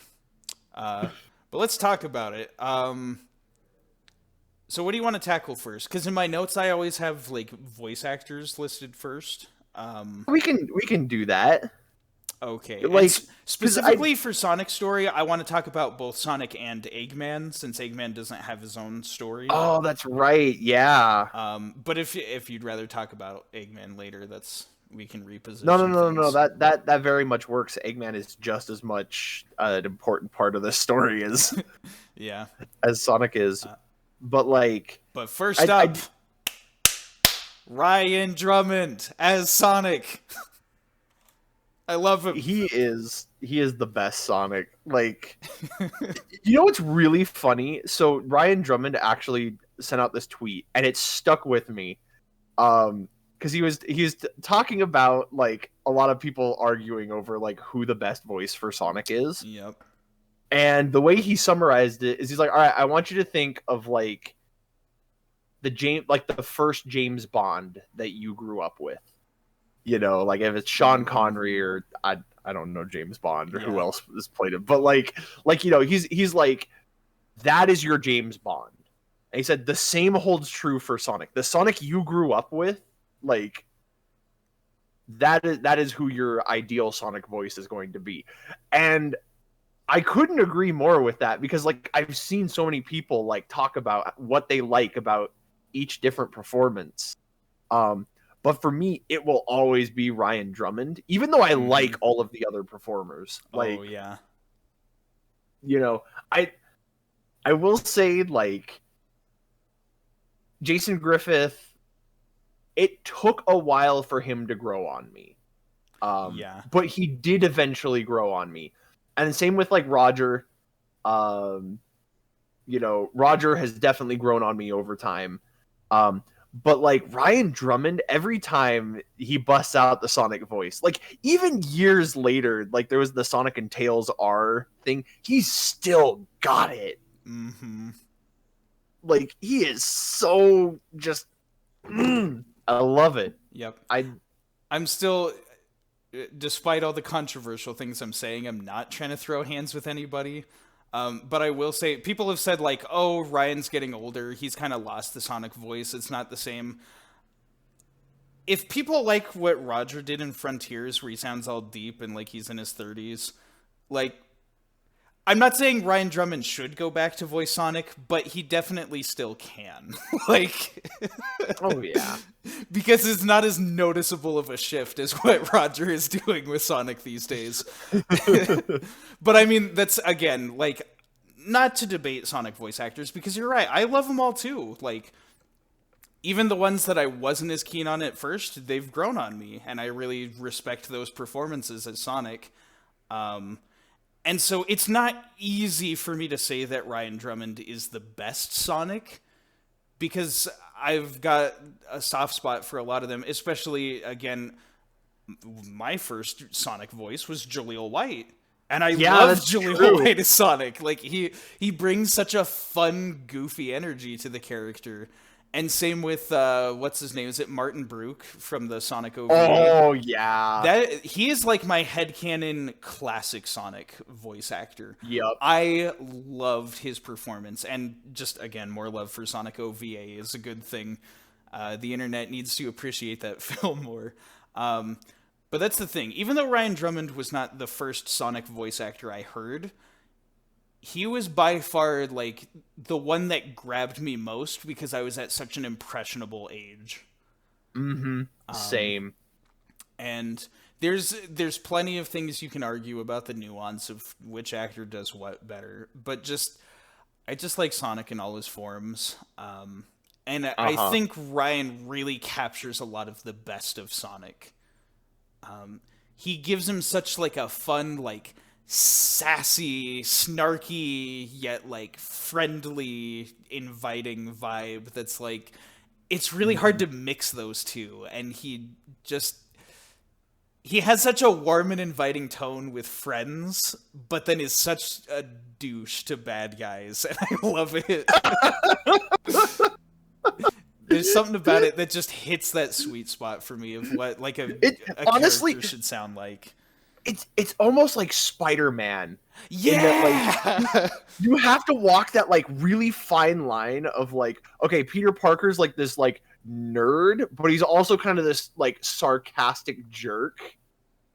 And, like there's like, this very fine line that you gotta walk, and, like, Ryan absolutely kills it. Mm-hmm. Like, I love his voice. Before we move away from, like, the various voices of Sonic topic, another thing that comes to mind, I don't know how much you can appreciate this, how much you've heard of this guy's work. I know I've got at least some listeners that can appreciate this. Somebody posited this idea of James Arnold Taylor being a voice actor for Sonic. I think I remember hearing that. Like, specifically, they were using a lot of his voice work in Ratchet and Clank, because he's Ratchet. Yeah. And it sounded really good. So that's, like, if we had to, like, lose Roger and get, like, another video game voice actor for Sonic, I wouldn't be upset about James Arnold Taylor as Sonic. Yeah. Well, even, like, because I just started watching Sonic Prime. I'm only a few episodes in. I like, haven't seen it yet. Devin Mack has been doing... It's interesting because it's written very differently. Like it's its own universe, and so it's its own take on Sonic. But, like, I really like Devin's performance. I think he does a phenomenal job. And I might be a little biased in that regard because I just like Devin as an individual. Right. He's a great voice actor, and so, like, hearing that he was gonna be Sonic, I was like, yeah.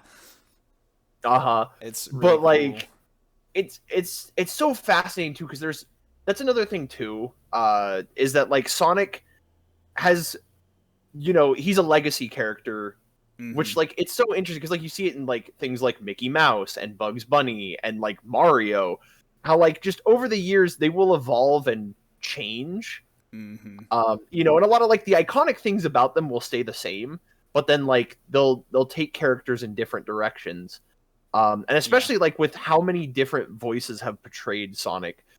There's like a quote I remember seeing that, like, you know, backpedaling a bit to talk about the topic of, like, you know, what makes a good Sonic game and, like, people's different opinions on it. Like, Sonic has had as many, like, hits as he's had misses, Mm-hmm. and like has tried so many different things that it's hard for people to agree on like what is definitively Sonic. Mm-hmm. Well, it's hard for everybody to like everything that is Sonic because they're all so jarringly different. Uh-huh. But like I've kind of just taken it as like, hey, this is the direction they want to take him, and like, you know, I just at this point I'm just here for the ride. Like I'm like, yeah, okay, let's see what this is. Yeah, is it kind of weird that like I kind of like when we have that sort of changing of the guard and like new voice actors step in, like Yeah, like it's weird, but it's fun, and and I'll admit, like, ever since Ryan, you know, Ryan left and they switched to the 4 Kids cast, like there's always like that really awkward period where it's like they got to learn to like grow into the role and like figure it out. But like then once they do, like their talents really shine. Yeah, for sure. That's almost kind of a reason, like, don't get me wrong, I love Mike Pollock, but it's just weird that he's been Eggman for so long, but none of the other cast have changed. And I'm not saying they should change Mike Pollock, but like, it just makes me, I'm at this point now where I'm like, what would a new Eggman even sound like? And I watch Sonic Prime. Sonic Prime. I mean, there's also like Jim Carrey. Yeah. Well, and I guess that's another Sonic voice to comment on. Ben Schwartz as Sonic. Oh yeah. I know, like he'll get that crap because he's a Hollywood actor who's playing this beloved character instead of them, you know, giving it to Roger, who is like the definitive Sonic of the day. But I think what they're going for with the character, Ben Schwartz is super good at playing that specific movie Sonic. Yes. I feel like nobody could do it quite like he does. Well, and it's interesting too for me. We've been on this tangent for a bit, but like, yeah, again, it's a different look at Sonic's character. Like, you know, when I watched the first Sonic movie, I was like, this character is a lot more emotional than like the aloof character that I kind of grew up with as like Sonic was presented in my youth. And so like it just feels like a different take on like this iconic character. And so I'm like, yeah, no, I'm here for it. I want to see what you can do with this character if we shake things up a little bit. Right. I guess kind of transitioning into that, we should talk about Eggman's voice actor a little bit. Man. The legend himself, Dean Bristow. Dude, this is the one where like I can't say if I like one better than the other. Like Mike Pollock has had so much time to make Eggman like his own character. Because whereas like a lot of these people got replaced and recast over the years, like Mike Pollock has been so consistent, and so he's really gotten into this character's head and can just like pull him out at the drop of a hat.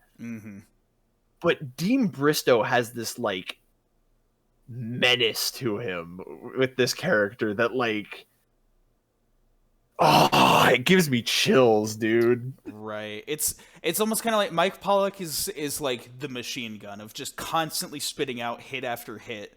Whereas with the short time we had Dean Bristow as the Eggman voice actor, like he just came in, left his mark, and then took off. Like, yeah, Dean Bristow. I him. think out of all of like the voice cast in this game, Sonic Adventure, I think Dean Bristow gives us the best performance because he is bombastic, he is smug, he is goofy, but then like in equal parts like terrifying, completely insane. He has such an intensity to his performances. The quality of his mic is something that I love to rip on with this game. It sounds like he recorded his voice clips in a McDonald's bathroom or something. But the actual performance, notwithstanding, is so good. Oh yeah. Oh man. And not to mention like so many iconic lines that got reused, like and turned into memes. Get a load of this. See if you can make it through here, Sonic.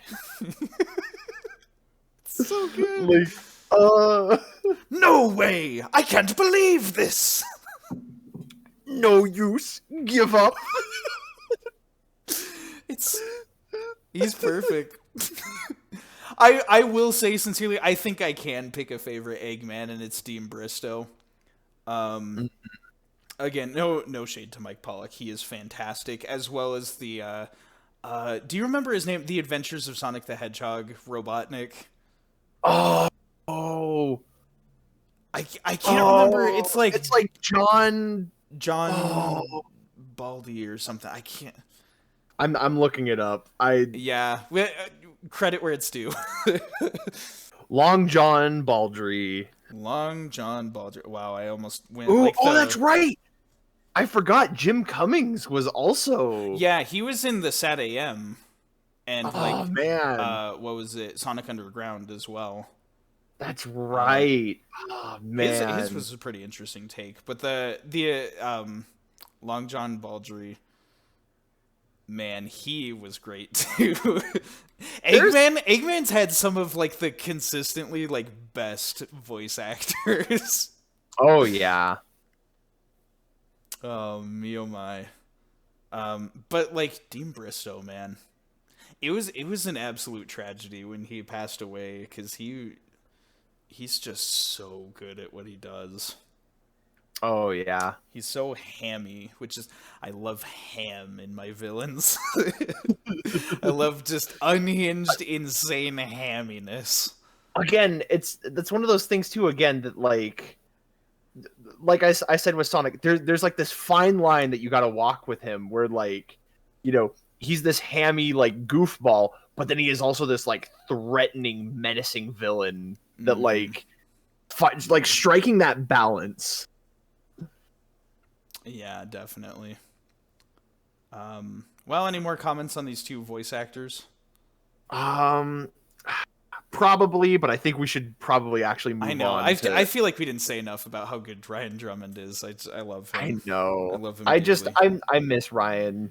I'll say this much. I love all Sonic voice actors, but Ryan Drummond is like my Sonic voice actor. He is the one that I love the most.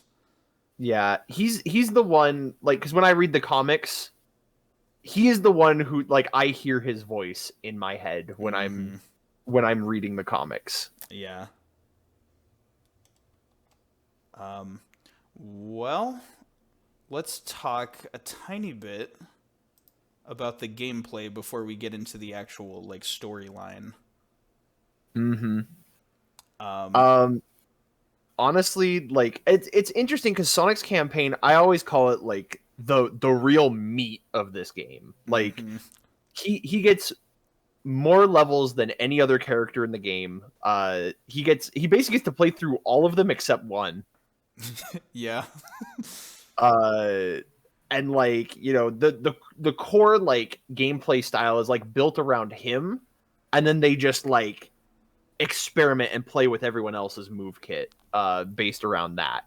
Yeah, like it's not an equal setup of stories like it is with something like the Genesis games, where it's like, oh, like it's the same game but this character has this ability. No, like the stories are all very different, and Sonic's is massive compared to the other ones, which is why we will spend the most amount of time talking about Sonic's story.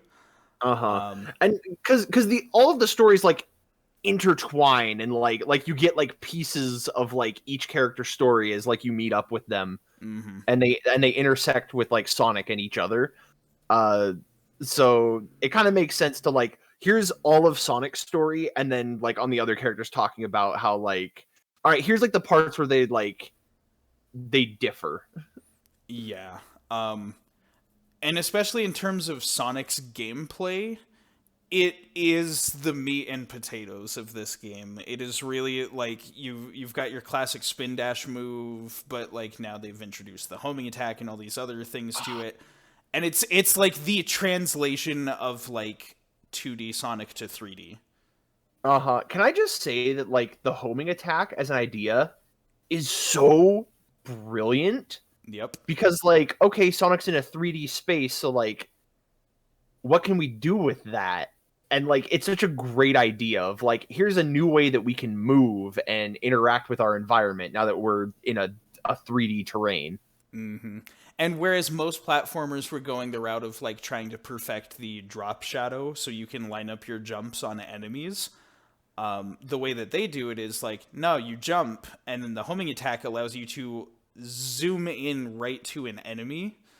So it has an aspect of maintaining your speed, while also like, you know, like you keep the momentum, but it also allows you an easier time to hit enemies so you can clear through them quickly.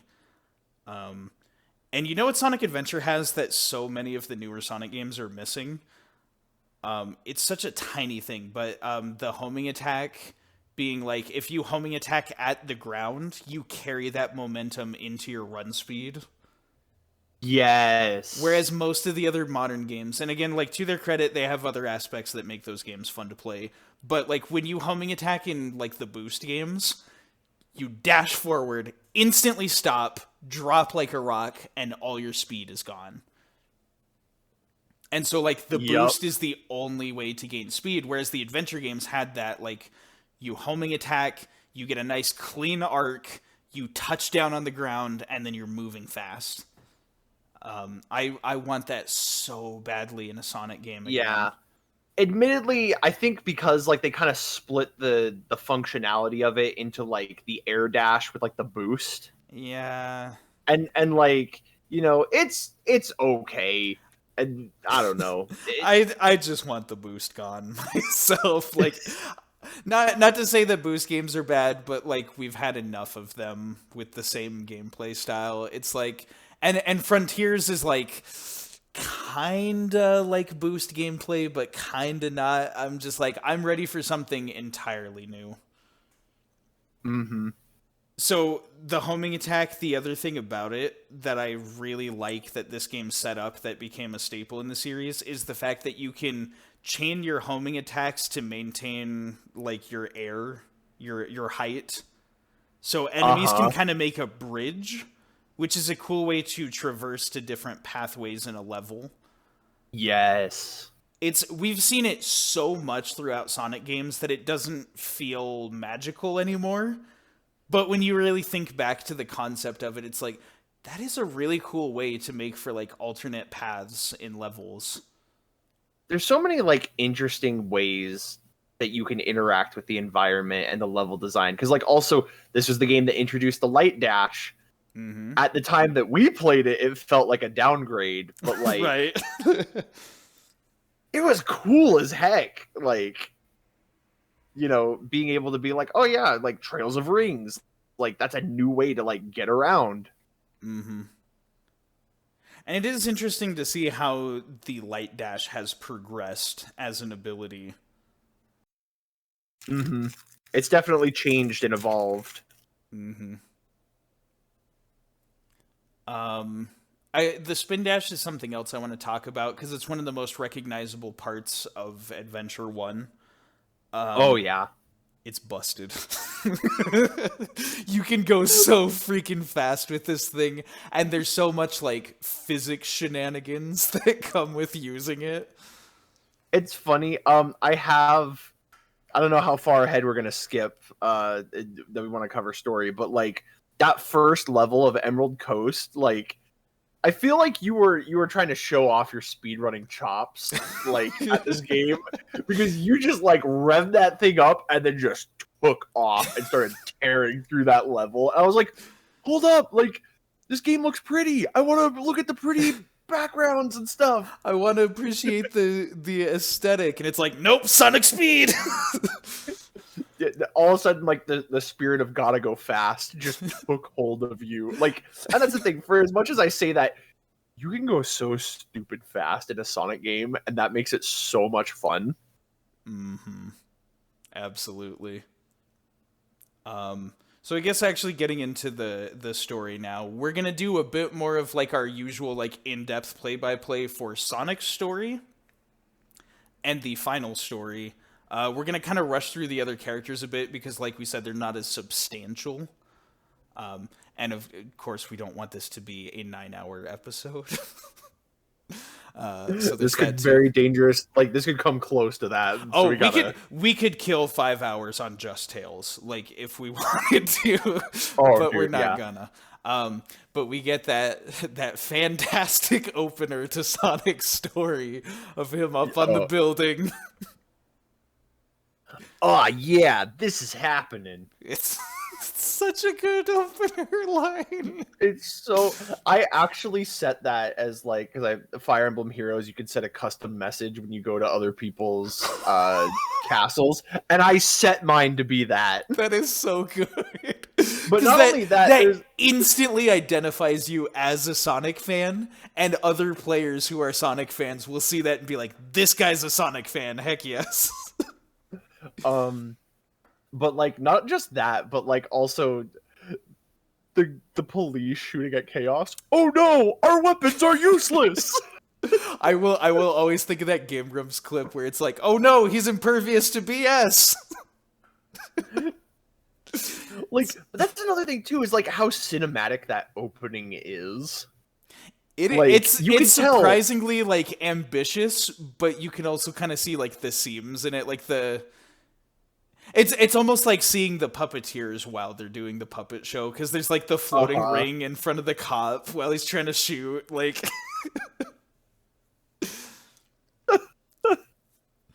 it's silly, and things like, again, like the shot of Sonic, he like it looks down over the city, and there's those cop cars like driving, and they look so funny the way they're like. Meow.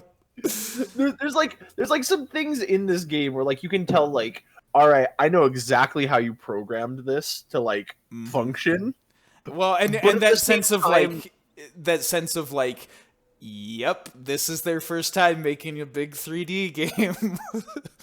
And that's the thing though, is like you know that they'd only learned from this and gotten better, like because like some of the cinematics in Sonic just get ridiculous, and it's just cool to see like their origins and a little bit of the like, oh, they're still learning. The humble beginnings.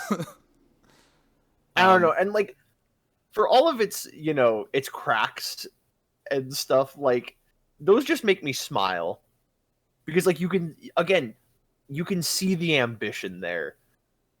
And it makes my day. And like I think the core ideas there, like for as ambitious as they are, they're super cool. Like the locale for fighting Chaos, like how he like jumps across like the building tops and like his arms stretch and stuff. Like there's a degree to which like the jankiness of the game is very laughable. But I get, like a lot of people see that to the game's detriment. Like, wow, this is unpolished and bad. They needed more time to work on this or whatever. I really think it just comes down to having the adventures of Sonic the Hedgehog as my roots. But, like, the unpolished nature of the game doesn't make me upset. It's just, like, fun and silly. And, like, even if, like, whether I'm laughing with the game or at it, I'm just having a good time playing this game. Like, honestly, yeah, that's a great way to look at it, because like I always do let people know, like when they're like, "Oh, you're a Sonic fan, like what do you recommend?" or whatever. And I kind of have to be like, "Okay, Sonic inherently has some jankiness to him, because like when a character moves the way that Sonic does, certain issues arise." Yep. Very true. That like no other character would deal with. And so like it's just like I like have to let them know. I think that's a great way to like look at it, is like it is just kind of part of the experience with Sonic, and it just warms my heart. It just makes me smile, because like I don't know. I'll probably get into that when I get into like my final thoughts, but it's just it just makes me smile. So I guess to get into like our very first bout of gameplay, we get this fight against Chaos Zero. It's very interesting that they chose to open the game with a boss fight. Not a lot of games do that, but I guess they just wanted a hook, like something like, oh, it's action, there's fighting, this is going to be like a cool game. As well as like Chaos is not a very aggressive boss fight, so you have a bit of time to move around in this very like confined space. So you aren't usually like hitting Sonic's crazy top speeds because you're in a tiny little like circle fighting Chaos. So it kind of works as a way to like get used to the gameplay. Yeah. I'll be honest, I never thought about the logistics of this from a game design standpoint until like right now as we're recording this, but like that's a very unique way to open a game, and I respect it for that. Well, and especially for like, you know, it wasn't us, but for people who grew up on the Genesis stuff, like Chaos is a brand new thing, and like he's the big new threat for this game. Yeah, and, like you know, up to this point, pretty much only Eggman has been like the boss fights. There may be like a spin-off or two where you get different bad guys, but like for a mainline Sonic game, you only ever fight Eggman and like nobody else. I guess like Metal Sonic, but yeah. And that's so about it. I thought that was kind of just neat and interesting that like, you know, this is your introduction. Like this is Sonic's jump to 3D, so it in turn comes with something new that they couldn't do before. Right. And that was the whole pitch behind Chaos as a character was like, how do we do something new that people have never seen before? And so their idea was like, well, now we can do stuff with like transparent models and like textures that can move. So like, let's make a water monster. I think it's neat. I think, yep. So after we finish off Chaos and he runs away into the sewers. Come on, you big drip. Where are you going? Get back so here. many like there's so many great one-liners in this game. It's such a quotable game, and we're they're gonna have so to cheesy and fun. try our darndest not to quote them all. Mm-hmm. But that said, in my notes for the next scene, I just have, "You're gonna crash!" Ah! That's something too. It's funny again that like the difference in the graphics in the DX version that face just looked weird, but in the with like the Dreamcast models, I thought it looked kind of cute.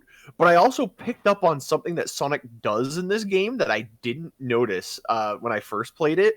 Is the way Sonic spikes, like his quills freak out when he does. Like they like stand on end. Yeah, it's almost kind of like the fur on a cat. Like when he's like shocked or surprised, like his quills will like whoosh, out. Yeah. Well, and what's funny though, because I was looking into it, that was a thing for like a long while. It was on Sonic Rivals. He had like a character portrait where it would do that.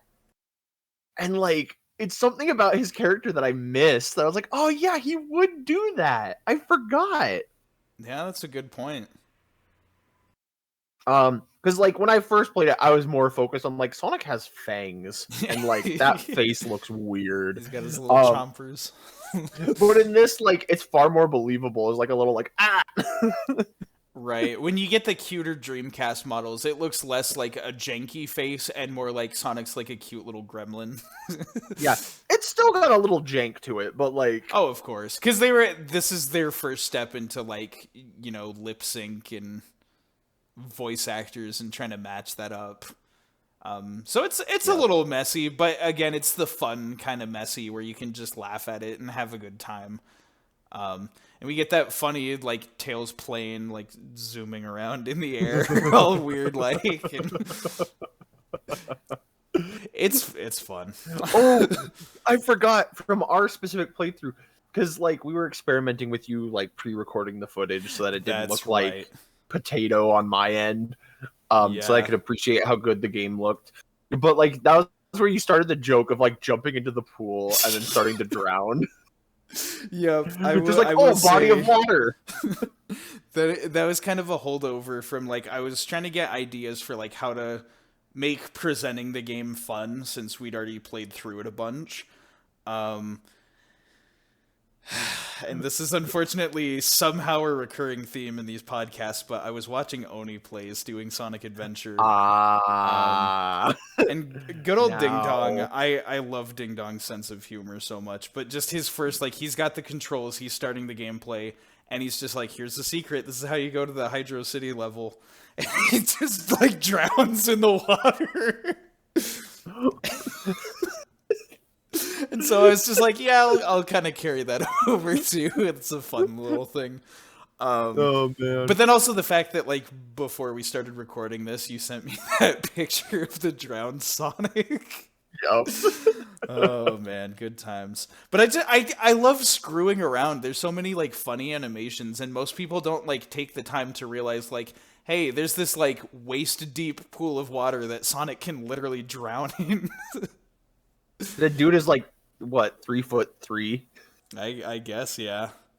And it's like the animation of Sonic drowning is so, like, violent, and his body, like, floats like a goldfish almost. Just belly up hedgehog. He doesn't go belly up. But no, he goes face down. Like, yeah. Our first level is Emerald Coast, and kind of like you already touched upon, this is a fun one to speedrun. Mm-hmm. It's again, very and fun like, to go fast. you're gonna hear me say this on like every level, but there are so many just really good set pieces. Yes, that is one of the strongest points of Sonic Adventure, is those set pieces. The please buy a Dreamcast Sonic getting chased by an orca while it's destroying the bridge that he's running across. It's iconic. It's such a cool moment. And again, it's funny because, like, again, Sonic Adventure 2, I got the gun truck first. Yeah, we experienced that first. So it kind of like felt like reverse nostalgia. But I was like, this is really neat. Like, this is a cool, like, way to just progress through the level. And it's, you know, it's fast paced and, you know, adrenaline pumping. Mm-hmm. Especially because, like, for me, I have a fear of drowning. And so, like, you know, that, like, having that orca chase you, like, on that bridge as it, like, waves and rocks and stuff, like, it's terrifying. It scared the crap out of me. I wonder where you got that fear. You impressionable kid seeing Sonic. Sonic can't swim, so I need to not learn how to swim either. Yeah, well, part of it, too, was that I actually almost drowned when I was younger. Okay. And it's a whole thing I won't bother going into, but it freaked me the heck out. Okay, I'm sorry for making fun of your childhood trauma. No. You're good. You're good. But it's just another way where hilariously Sonic became a role model in that regard. And so I laugh about it, but it is kind of funny that I have that in common. Yeah. But it's just a cool little level. It's a good starting out point, and it's something different than, like, Green Hill Zone or Emerald Hill, like what the Genesis games were starting with. They're like, no, here's like a beach, and there's some, like, rockin' tunes while you're just running around. Palm trees and stuff, and, like, there's, like, the little, like beach chairs sitting out, and you can, like, smash through them and stuff. There's a surprising amount of, like, environmental storytelling in this game for it being the first Sonic game. Mm-hmm. Just little details like that. And you go into, like, little caves. There's all kinds of, like, interesting little things. As you get further in, you see more, like, traps and things. There's, like, robots. There's, like, the little, like, spike crushers. Yep. Bounce pads. The little, like, number jumper things. Oh, like, yeah. I don't, like, it's such a weird thing. It never really carried over anywhere except maybe briefly Unleashed, and I guess 06, but, like... Yeah, 06 had, like, the specific jumping from point to point. Unleashed just kind of incorporated, like, oh, you can wall jump now. But, like it specifically was like, hey, these panels are numbered, and you'll jump to whatever the next number is, and then, like, those got so many cool camera angles with them. Mm-hmm. I kind of wish they would do something like that. Maybe like try and find a way to make it look more natural, but just like hopping from spot to spot. Mm-hmm.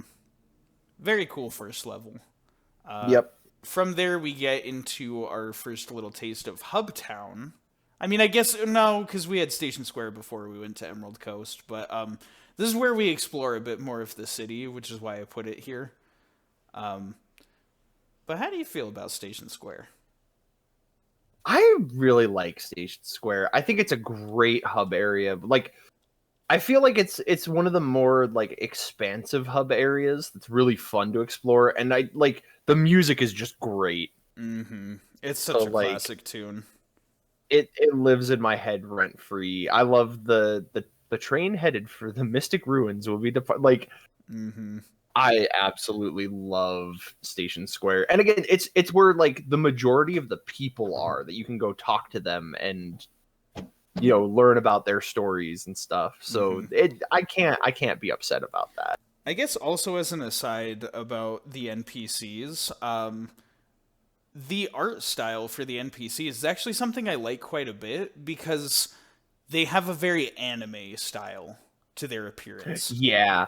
Well, it's funny too that you mentioned that because somebody pointed this out to me, like, and I've never been able to unsee it. Whereas like someone like Mario is often akin to and inspired by like Mickey Mouse, and like old cartoons. Sonic is very much like anime. Like he's meant to be that like edgier, meant for an older audience like style to him, and so like it fits. Right. And so when people think of humans in Sonic, typically their mind either goes to the jarringly like realistic humans of 06 or the kind of cartoony Pixar style of Unleashed. Mm-hmm. And I'm just sitting here thinking like, man, when do we get like anime style humans in a Sonic game again? Because that, in my opinion, was perfect. Another example of this I can think of, in the Sonic OVA, we had Sarah as a character. And I feel like she fit right in. She's a human character and in a way kind of a love interest for Sonic, but it felt way more natural than Elise or something like that. Yeah, well, and it's not just her, but like also there was Mr. President in there, and like Eggman very much feels like an anime character too. Mm-hmm. So like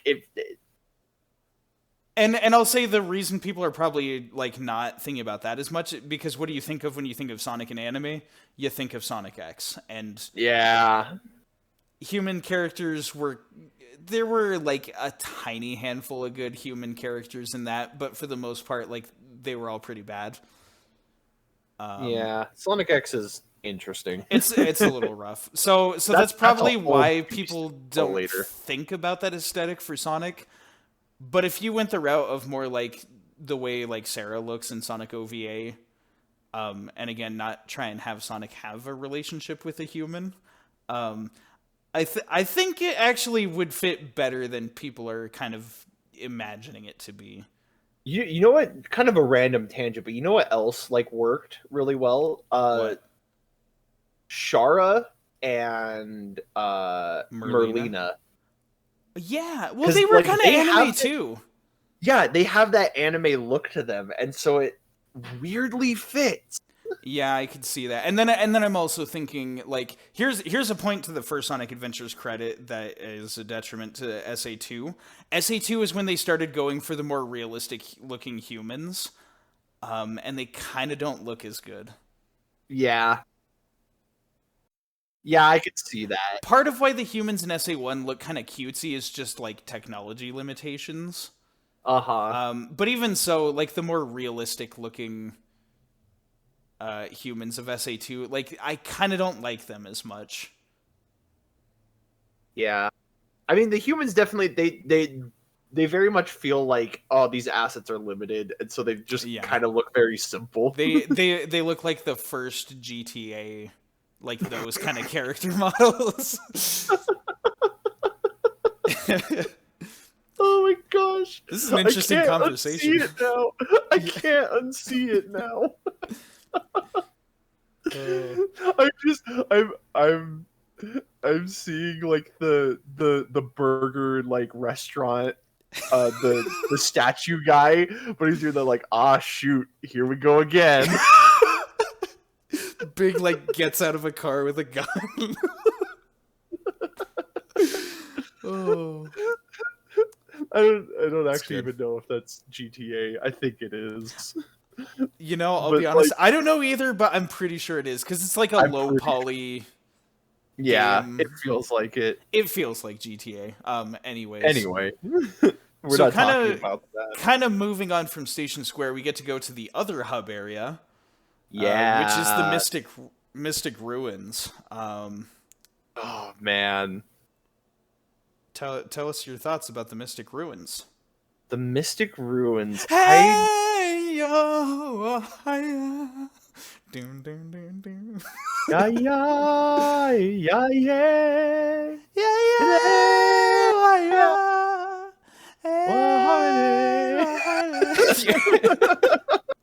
That is another track that lives rent free in my head. So true. Such a weird. But like. That's the thing too. Here's a fun little weird story. This game is where I overcame my fear of dying in a video game.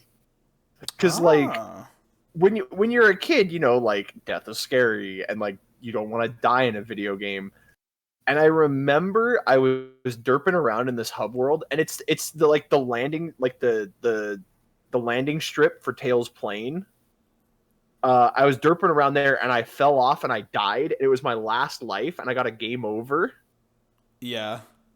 And then I just, you know, reloaded the game and I went back there and like, you know, it didn't have as like a lasting consequence of like death. And so I was like, oh, like dying in a video game isn't actually that scary.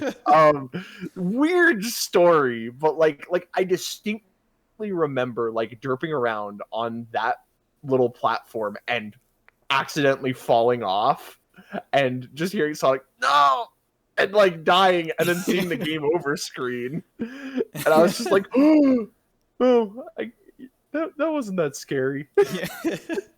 Like, that's funny.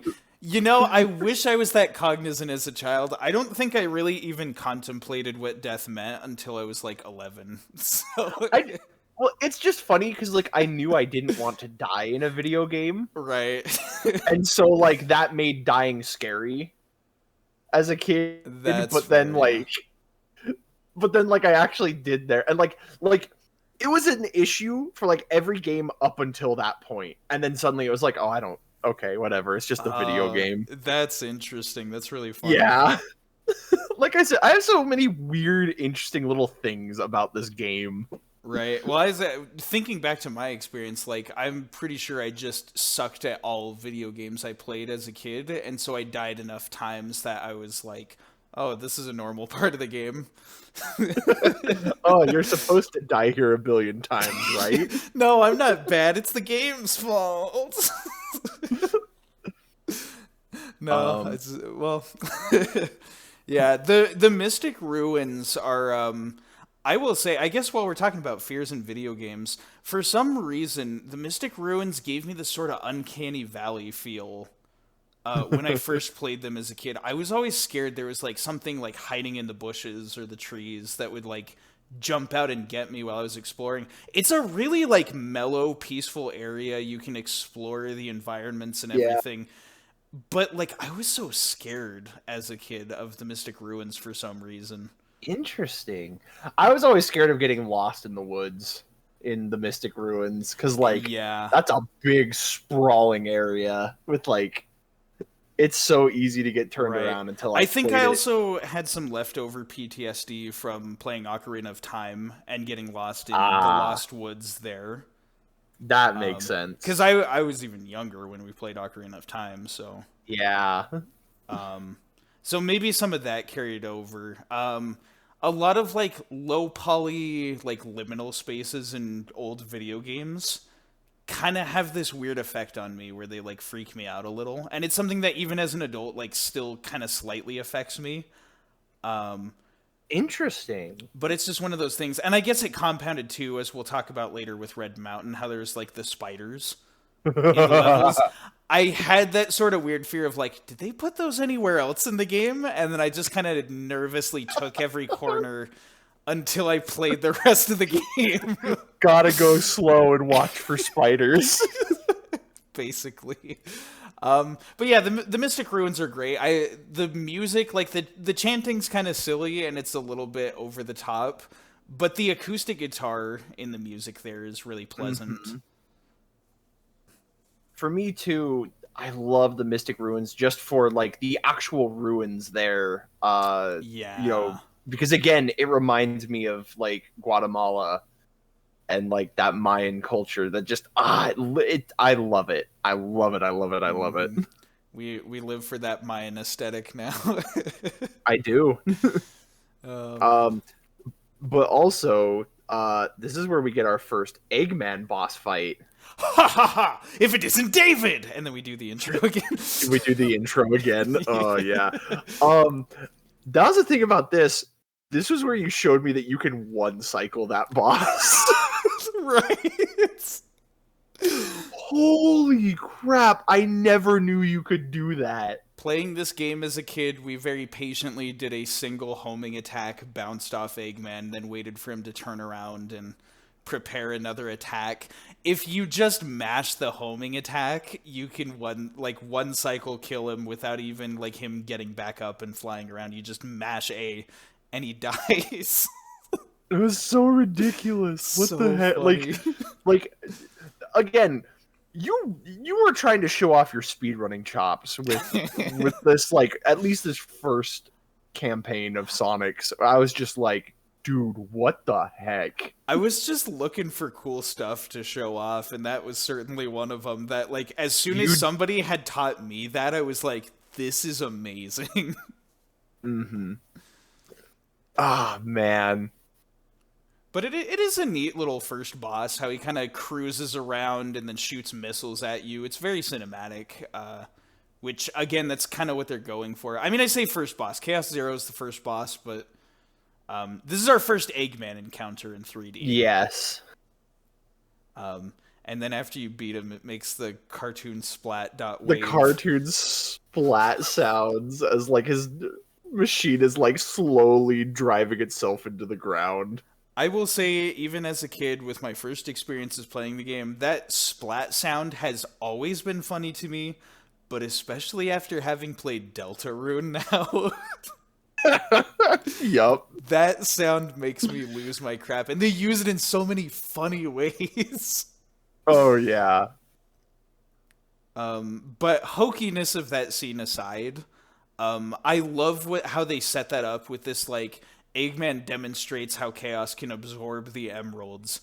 And so you get the sense of Sonic and Tails like, okay, it's a race against the clock now. We got to get the emeralds before he does. It's so great because it sets up, like, the adventure in Sonic Adventure. Yep. It's like, okay, we gotta go find out. We gotta go looking for all the emeralds, and so you run around the hub worlds and go to all the different levels. It's so cool.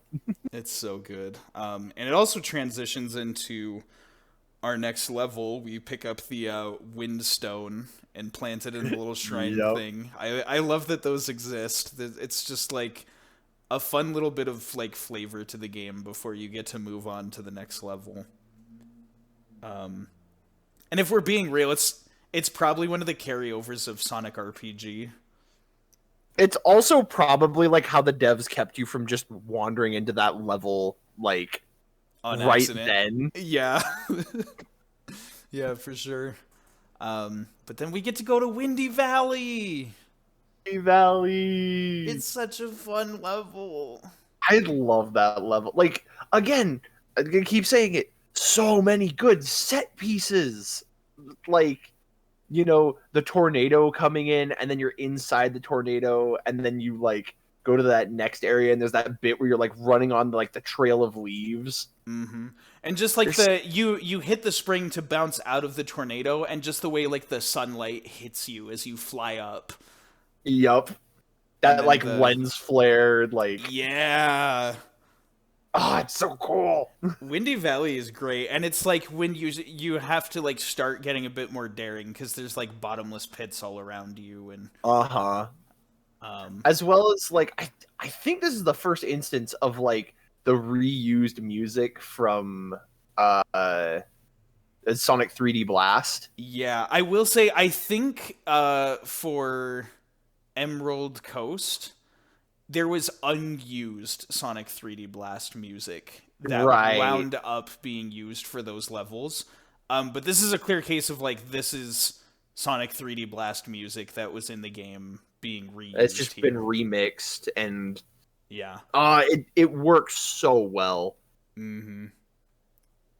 I think you said it while we were playing, but you were like, I think somehow Jun Sonoe like knew that this is what Sonic needed to sound like when he made the jump to 3D. Right, and they started with 3D Blast, and he's like, it's not 3D enough, but this music is going to be here, darn it, I worked hard on this. Yep. But yeah, Windy Valley, just really solid, fun level. Good platforming, lots of great set pieces, just super like charming and memorable. From there we head back to Station Square, where we go into the sewers, like the dirty little sewer rat that Sonic is. That's right. Because we gotta get our Jordans. Gotta get some new kicks. Somebody threw these away? What the heck? No joke though, like I legit love the design of the Lightspeed shoes. Yeah, they are pretty neat. I think they look great. Mm-hmm. And this is like the start of something very cool in the adventure games, is the power-up system, where you get power-ups that permanently affect the physical appearance of your character. Mm-hmm. I love that. I do too. Oh, it's so cool. That is something that, like, still to this day, the modern Sonic games are missing, that they just desperately need. Man, because, like, do you know what? It weirdly, when we played through all the Metroid games and we watched, like the suit changes for Samus and stuff, like, yeah. It almost evokes that, like, same feeling. And I'm just like, oh, this is so cool. Like, yeah, because immediately after we went and we got like the crystal bracelet, and like it's such like an iconic part of like the Sonic Adventure look. Mm-hmm. I love it. And we did it. We mentioned Metroid in this episode. Yeah. But yeah, we get our Lightspeed dash. We get our long calibration time charging up a spin dash to dash across a trail of rings. Yep. Again, we played Sonic Adventure 2 first, so the concept is kind of silly to us, but like it's fun. It's a cool power-up. It's cool. I honestly like the way that like Sonic charges it up though. Like I think it looks neat.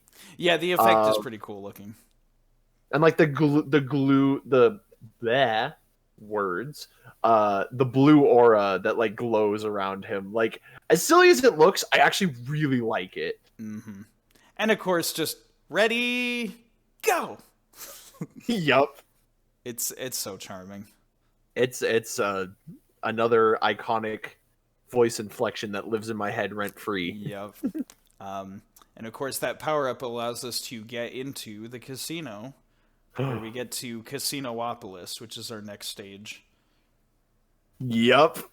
Oh man, I love Casinoopolis. Like, because there's just so many like funny little things about it. There's like the whole Knights game, which is usually my go-to because like I love Knights. Yeah. After playing Journey of Dreams, like that was where I think somebody pointed it out to me afterwards, and I was like, oh my gosh, you're right. Knights is just Sonic, but instead of run fast, just fly. Yeah. Like, That's about their it. personalities are 1-to-1. And like And so- you're collecting blue orbs instead of rings, but it's like the vibe is still there. Yeah. And so like and that's the thing too, like I love the Knights music. Yeah, I love that whole little area where you can collect the Idia and you just like, you zip around and there's Knights just like there. Mm-hmm. Or that other secret area where like you're flying through like the rings with knights and you're going around the clock tower. Yup. Oh, it's so cool. It was mind blowing seeing that for the first time as a kid. Mm-hmm. Because like we didn't really know what knights was at that point, but just being like, whoa, there's like a world in here. There's like a whole thing here. And that's the thing too. That was my introduction to Knights, and like, gosh, I love the Knights franchise. Mm-hmm. I have a Jolteon. It was my Eevee from Pokemon XD. And I named it Knights, like with the all the capital letters except for the I. That's cool. That is very cool. But also, like, another thing I love is how if your score is not good in the pinball games, it dumps you into the sewer. Yes. Just like, oh, this guy doesn't have any money, throw him out with the rest of the trash.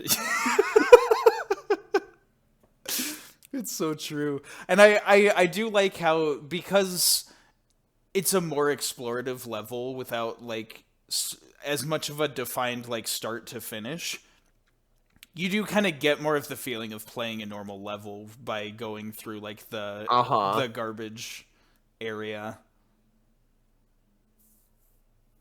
And of course, the fact that like it leads out into like the shower room. You can go in the shower and Sonic like kind of combs his hair with his hands. I always interpreted that because like you come in there from the sewers, and so it's like, oh, I gotta wash the smell off of me. He does that little like he kind of like shakes his head to like get the water off. It's such a good animation for such a small detail. And then, of course, the best room, the ring vault. The vault. So, in order to get the Chaos Emerald, which is up on the highest shelf of the vault, you have to collect rings by playing these like these casino mini games. And then these big claws come in and grip Sonic and shake the frickin' rings out of him. It's so stupid, but it's like again, it leans into that slapstick style that it's so good. I don't think there's ever been a better visual gag in a Sonic game, like that is like integrated into the gameplay. I think you're right. It really is just amazing, especially when you get like tons. You get like 400 to 500 rings, and then it just shakes the frick out of him, and just the whole room fills up with cash. Yeah. And even more so, like, the idea of, like, the more you deposit, too, it also goes to building a gold statue of Sonic. Right. It's such a funny thing. It's so funny. It's like our top contributor, our benefactor to Casinoopolis, Sonic the Hedgehog. We erected a statue in his honor. Gambling is okay. Remember, kids, gambling is cool. That's what. There's a lot of casinos in Sonic, which is silly. Yeah, and I think it just further adds to like the like this ain't your Mario on Nintendo. This is for cool kids kind of vibe that Sonic had for a while.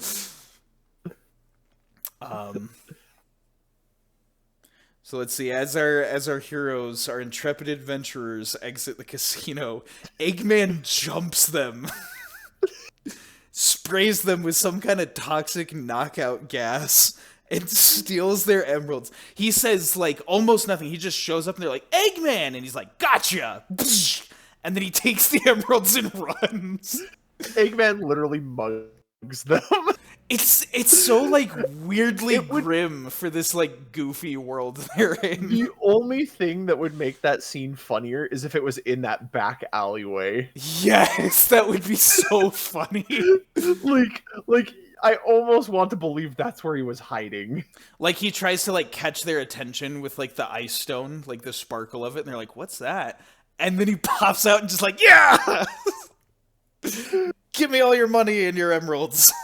It's so good. It's so good. It's so funny. And also we get that little like when Sonic and Tails are knocked out, how Sonic kind of like twitches his feet. It's like Yeah, it's like honestly, it's probably a glitch. probably it's I would bet it's the animations glitching But out. like it almost exudes like this vibe of like you know, like if you've ever seen like a dog like in its sleep, it starts like kicking its legs like it's chasing something. It's Yes. just Sonic. That's where I think we made the joke about Yeah, like Sonic doing like the figure eight, the super peel out in his sleep. Well, I remember we were joking about because I mean this is a little bit like getting ahead, but like during the Knuckles route, you can find Sonic and Tails sitting there and just like watch them kind of like twitch on the ground. I was just imagining Sonic like he's just asleep, like twitching and kicking his legs, and he's like, "Yeah, Sonic speed. Yeah, I'll get you, Eggman." Just like while he's asleep. Or I should say knocked out, but like he's dreaming about stopping Eggman. Oh, it was so cool. Yeah, but with that it. little alleyway, like we mentioned, you get the ice stone there, which you take back to the Mystic Ruins and enter the ice cave, and we get a callback level, which is amazing. We get Ice Cap. Oh my goodness, Ice Cap.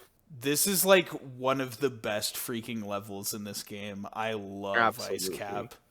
Absolutely. You get that great like acoustic guitar music piece at the start of the level when you're just like scaling up the mountain. And I think it's criminal how short that song gets played for like how good it is.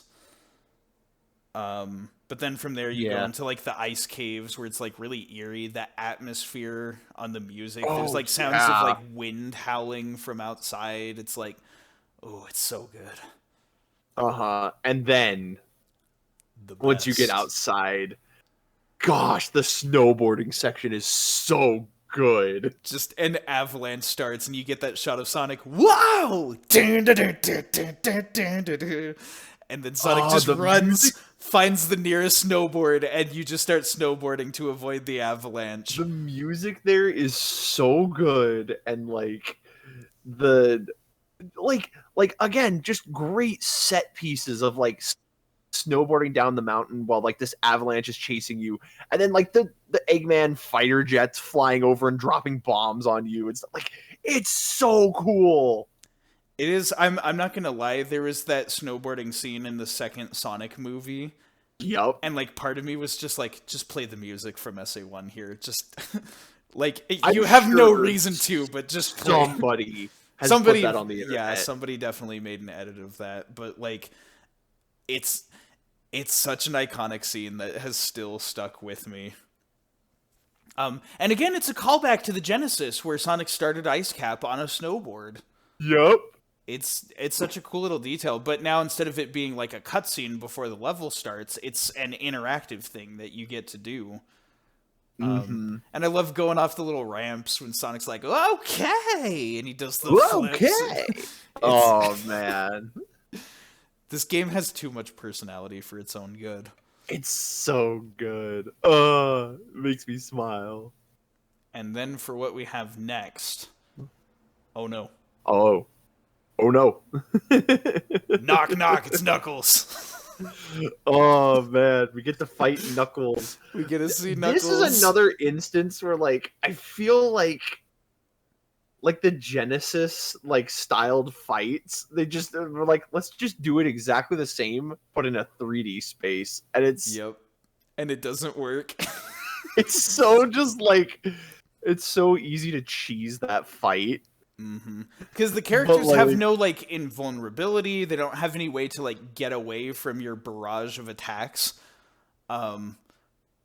So, like, it's a very underwhelming fight, but the fact that Knuckles just, oh no, when he gets hit, Yep. ooh, puts me in hysterics. And it's just, like, in a row, just, oh no, give it your best, oh no.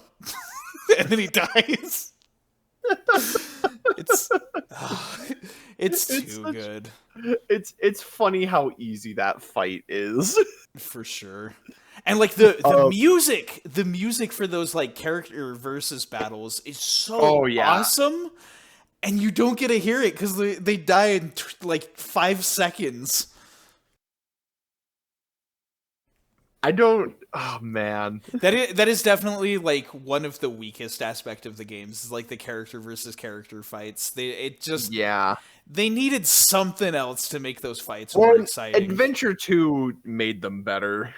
But it did because they didn't feel like mini bosses; they were like proper boss fights in Adventure 2.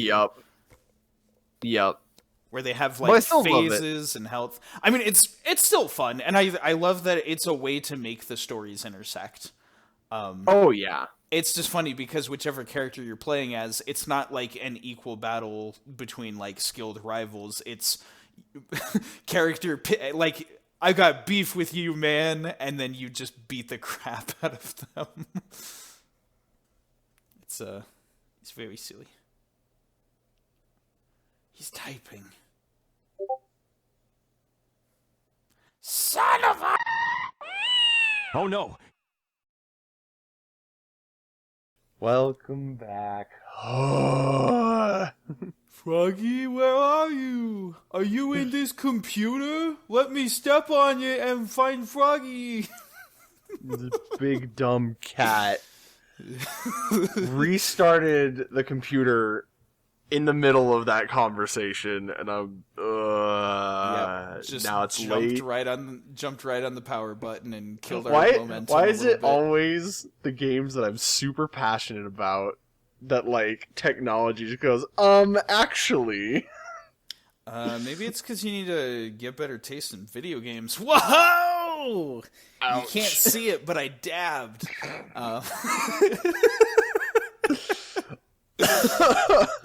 Yeah, welcome back, Tradin Faves viewers. Little technical hiccup on our end, but we will not let this deter us from fanboying about Sonic.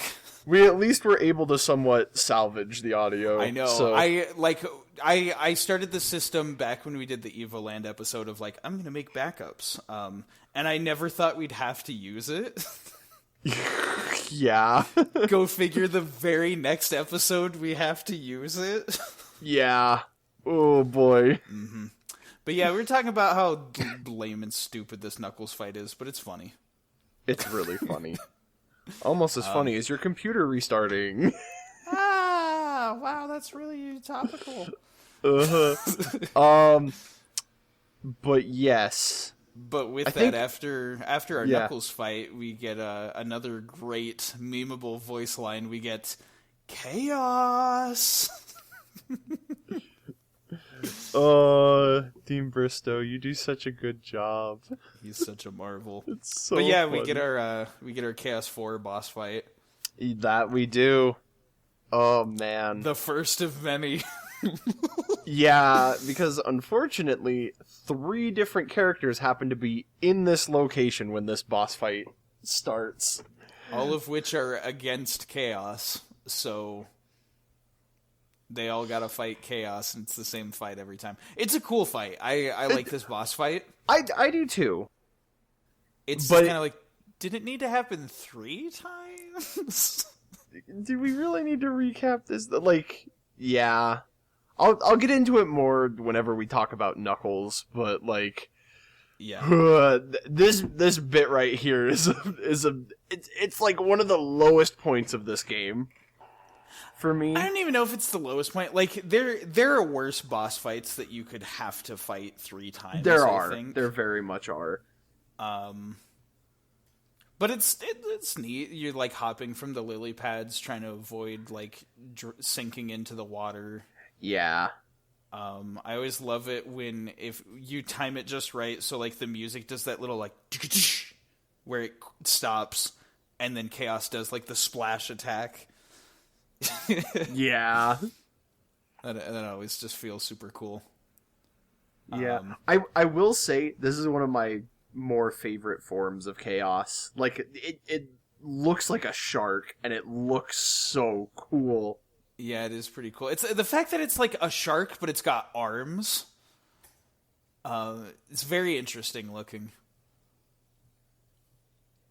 So with that, after beating Chaos, we finally get the reveal of the egg carrier. My beautiful floating masterpiece, the egg carrier. And then he does there's like the tractor beam, and he's like, "Adieu, my friends, until we meet again." Oh my gosh, he hams it up so much. It's so good. And hammy. But yeah, then we kind of part ways with Knuckles, and we go over to Tails' workshop, and he's like, "I'm an 8-year-old. Here's my biplane." You gotta wonder, like, is Tails like a genius who got his pilot license at 8? Or does Tails just like, what's a pilot license? I just built this plane and just took it. Like, he's a fox. Like, he doesn't conform to human regulations. It's so, man. I'd like to think that he got a license, but I don't know. Sonic characters are anime age. Like, they don't have an actual numbered age. They just are children when they need to be and adults when they need to be, whichever is convenient for the plot. Yeah, it's that, like, hey, I'm young enough to be relatable to my audience, but I'm also old enough to do all these incredibly dangerous things. Don't try this at home, kids. It's the, what do they say? They literally said that about SpongeBob, the concept of his character. They're like, we wanted him to be like ambiguously aged, so it's like he goes to school but has a job. He feels like both a child and an adult at the same time. And it works in Sonic's favor. I'll say that. Yeah. Because they're kind of like stupid, rebellious teenagers, but then also like competent heroes that save the world in ways that require more emotional maturity. Sonic eats sugary cereals and pays taxes.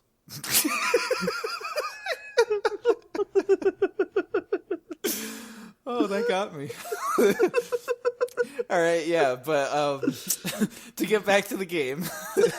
Yeah, sorry. That really got me. Okay. Yeah. I eat Honey Nut Cheerios. It's the secret to my speed. When I collect 50 of them and all the Chaos Emeralds, I can go super. That was an actual like Honey Nut Cheerios. That's right. Ad. That was a real thing. The rings. Like I don't even know the Honey Nut Cheerios bee's name, but it's like how are you so fast? And Sonic's like, I eat Honey Nut Cheerios. That's a secret to my speed. And I'm just like, wow, how much do they pay you to say that, Sonic? Like Eggman sitting there like, write that down. Eggman with his heart problems. He's like, I need to lower my cholesterol.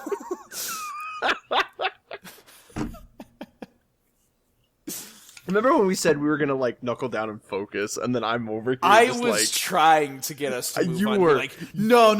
This Cheerios bit, it's so funny. We gotta play this thing out, man. Like, you could, I don't know, throw it in bloopers or whatever. No. It's here. We're the bit is here for everyone to laugh and point at me in shame. Buzz. The bee's name is Buzz. Anyway. Buzz the Bee. The new My Sonic OC. He's Charmy's older brother. This is fun. Okay, so in order to get to the egg carrier, Tails gets to fly the plane. We get some iconic imagery of Sonic standing on a plane. Indeed we do. I love these bits so much. The sky chase. Yeah. I would like it more if it was like only in Sonic or Tails' story and not in both. Because I don't really like replaying it. Yeah. But it's a fun mini game, so it's fine. Yeah. I think it's fun. I like how dynamic it is. The lighting, again, another part of the game where just the lighting really got to shine, and I'm just like, oh, this is cool. The really cool like skybox with like the lens flares as you like fly past the sun and like all the ships come in. Yeah. For me also, it's that bit where like the Eggman fires the cannon and it like breaks off the wing of the tornado, like Yeah, you feel the impact on that. oh man, that to this day that shot gives me kills or chills. It gives me kills as well because it almost killed our heroes. Can you tell that like it's late and I'm tired? Yeah, we're ever since the cat mishap, we're just kind of not the same. Sorry, that like took like the last of my energy. The other thing I want to give the Sky Chase levels is just the fact that like Sega really wanted to bring in a wide like amount of people, like a bigger audience with this now that they're making the jump to 3D, and so they're utilizing a lot of like other gameplay styles than just traditional Sonic. So the fact that they used the Panzer Dragoon style gameplay for this is very interesting. It's not my preferred rail shooter. I definitely like vastly prefer something like Star Fox approach to rail shooters, but it's cool that it's there. It's just a neat little addition. It's definitely better than the one in Unleashed. It's just quick time events, just push buttons. Yeah. But yeah, so the plane gets frickin' annihilated, and Sonic and Tails get sent crashing down in different areas. This is where we get the start of a funny little trend in the Sonic series. Sonic landing face first into stuff from great distances. There's that like little girl that's like staring. Tails, you're not who I'm looking for. It's so, I don't know why it's so silly. But this is a pretty good point in the game because it splits up Sonic and Tails, whose stories were so intertwined. This is a good way to get them on their own story paths. And we get to run into Amy! Yay! I knew you were gonna do it. I'm like, he's gotta reference it. He better. Of course. Are you kidding It's so me? funny. It's so for those that don't know what we're referencing, in the Japanese version of, I think it's an Amy story, when she like first notices Sonic, very Looney Tunes style, she turns and looks at the camera and says yay, but the Japanese voice clip specifically, she does this very like yay. It's so good. I don't know why it's so funny to me. Oh, it is. Man. But yeah, Amy's just like, take this birdie to safety. And like, I love how confusing that is from Sonic's story. Oh, it's so funny. Just like Amy shows up and he's like, "Oh, Amy," and she's like, "You're taking care of this bird now." Oh man, I'll talk more about my feelings about Amy, like again, not in Sonic's story, but like, gosh, it's so funny, like, just this whole segment of like Sonic being like, I'm not doing this. I got other things to do. Ooh, but you know what, though? This is probably my favorite part of the game, because we get to go to my favorite level! Yay! It's Twinkle Park, baby! Cute couples get in free! I'm so excited! Twinkle Park is, I think, my favorite level in this whole stinking game. I love it so much. Definitely. Like, you know, I love Speed Highway, but I really wish they had picked this level for Sonic Generations. This was the one I wanted. I wanted this level so bad. And like... Oh no! Twinkle Park, it's amazing. No It's technical so good. issues just happened. Oh my gosh. It's a mess. But yeah, just to get back into talking about Twinkle Park, like, it's so good. There's so many set pieces. They're all exciting. They're all fun. It's an amusement park in space. But, like, not the boring way that Sonic Colors did it. It's, like, fun, and there's, like, castles, and bowling, and bumper cars, and roller coasters, and I love it. Legitimately, like, that's the other thing, too, because it's kind of framed as, like, cute couples get in free, like, take a date, or whatever. Yeah. And, like, legit, like, all of the activities there, like, obviously it's Sonic-ified, because it's a Sonic level, but, like, I would absolutely take my wife there, and, like, you know, let's go through the castles, let's go bowling, let's go down, like, this hall of mirrors, and like, let's ride this roller coaster, let's play the bumper cars. It is all of the best parts of an amusement park. And then on my end, it's like, and this is where I'd take my girlfriend. If I had one!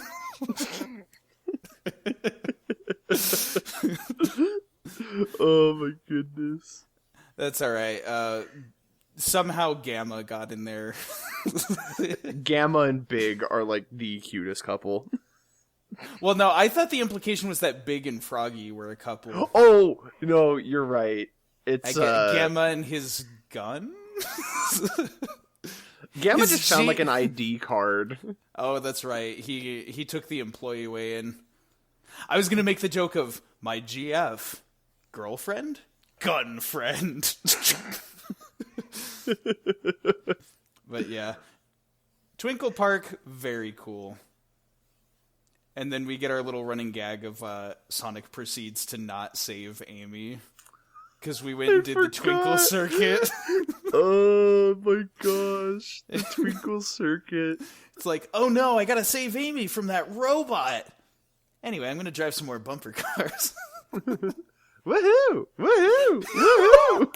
The voice clips. It's every time you go off the jump and it does that, it cracks me up. It's so good. Yeah, but then, after Twinkle Circuit, after Sonic's done horsing around, and it's like, okay, now it's time to save Amy. He just goes to Speed Highway?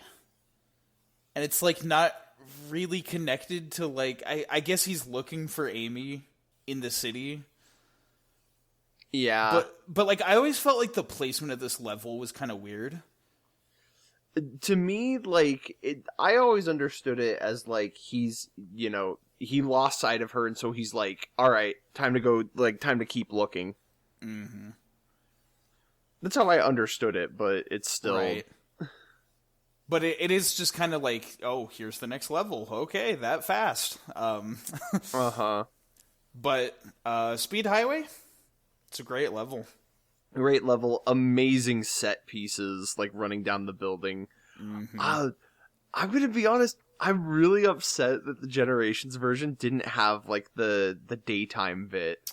Yeah. It's so... Like, it's my favorite bit of the level because it's so just, like... It's such a tone shift. Yeah, because you're running around the city, it's, like, gritty, it's edgy, there's, like, the really iconic, like, guitar riffs from Jun Sonoe. And you're running from the law because there's those little, like, monkey police cars that Eggman has set up. Well, not just that, but, like, Speed Highway takes place at night. Yeah. And then there's that segment at the end where, like, all of a sudden it's, like, early morning. And, like, it almost gives this sensation of, like, the progression of time of, like, wow, we were out looking for Amy all night. And, like, now it's, like, morning. Yeah, I hadn't thought about that, but that is a great point. Mm-hmm. Wow, this game continues to blow my mind. I freaking love it. I think we can talk about the Daytime City thing a little bit more in Knuckles, because he also goes there. Yeah, he gets to, but like I like the placement of it there in Sonic's level. Yeah, And definitely. that's one of the reasons it's like one of my favorite parts of that level. It's super cool.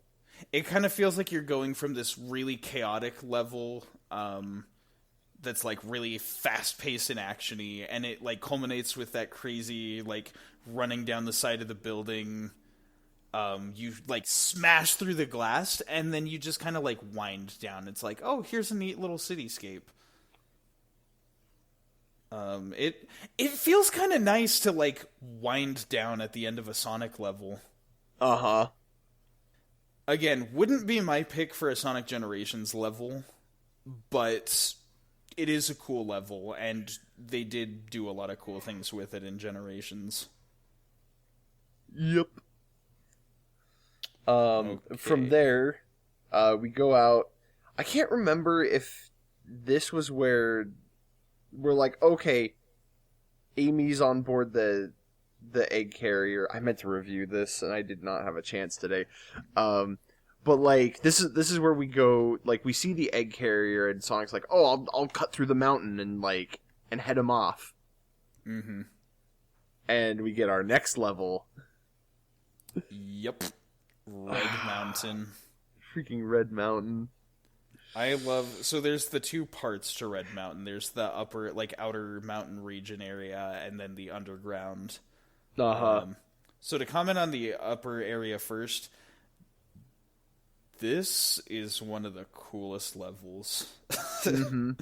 I love the vibe of it with this really, like, in parts, like, jazzy, kind of silly music, but then also in parts, like, very triumphant, heroic. It really feels like it's building you up for, like, yeah, I gotta go catch Eggman, I gotta save Amy. And just, like, all the crazy, like, you're, like, running around, like, volcanic areas, and so there's, like, geysers erupting. Mm-hmm. Lots of just really cool set pieces here. I really like the layout of this first part of the level because like there's so many ways you can approach going through it. Yeah, like, that's right. It literally feels like a big playground. Like, you know, oh, I can go across these literal monkey bars, or you know, I can take this homing attack path up here, and like, you know, I can go across these mountains, or I can take this rocket as a shortcut. Like, yep. There's those, like, giant hammers. Yep. I like how much variety is there in this first little bit. Yeah, definitely. And then Sonic dies and goes to hell. No, not really. You just go underground. Yep. This one, hilariously, I guess I'll let you talk about it, but like the spiders. I do have a story.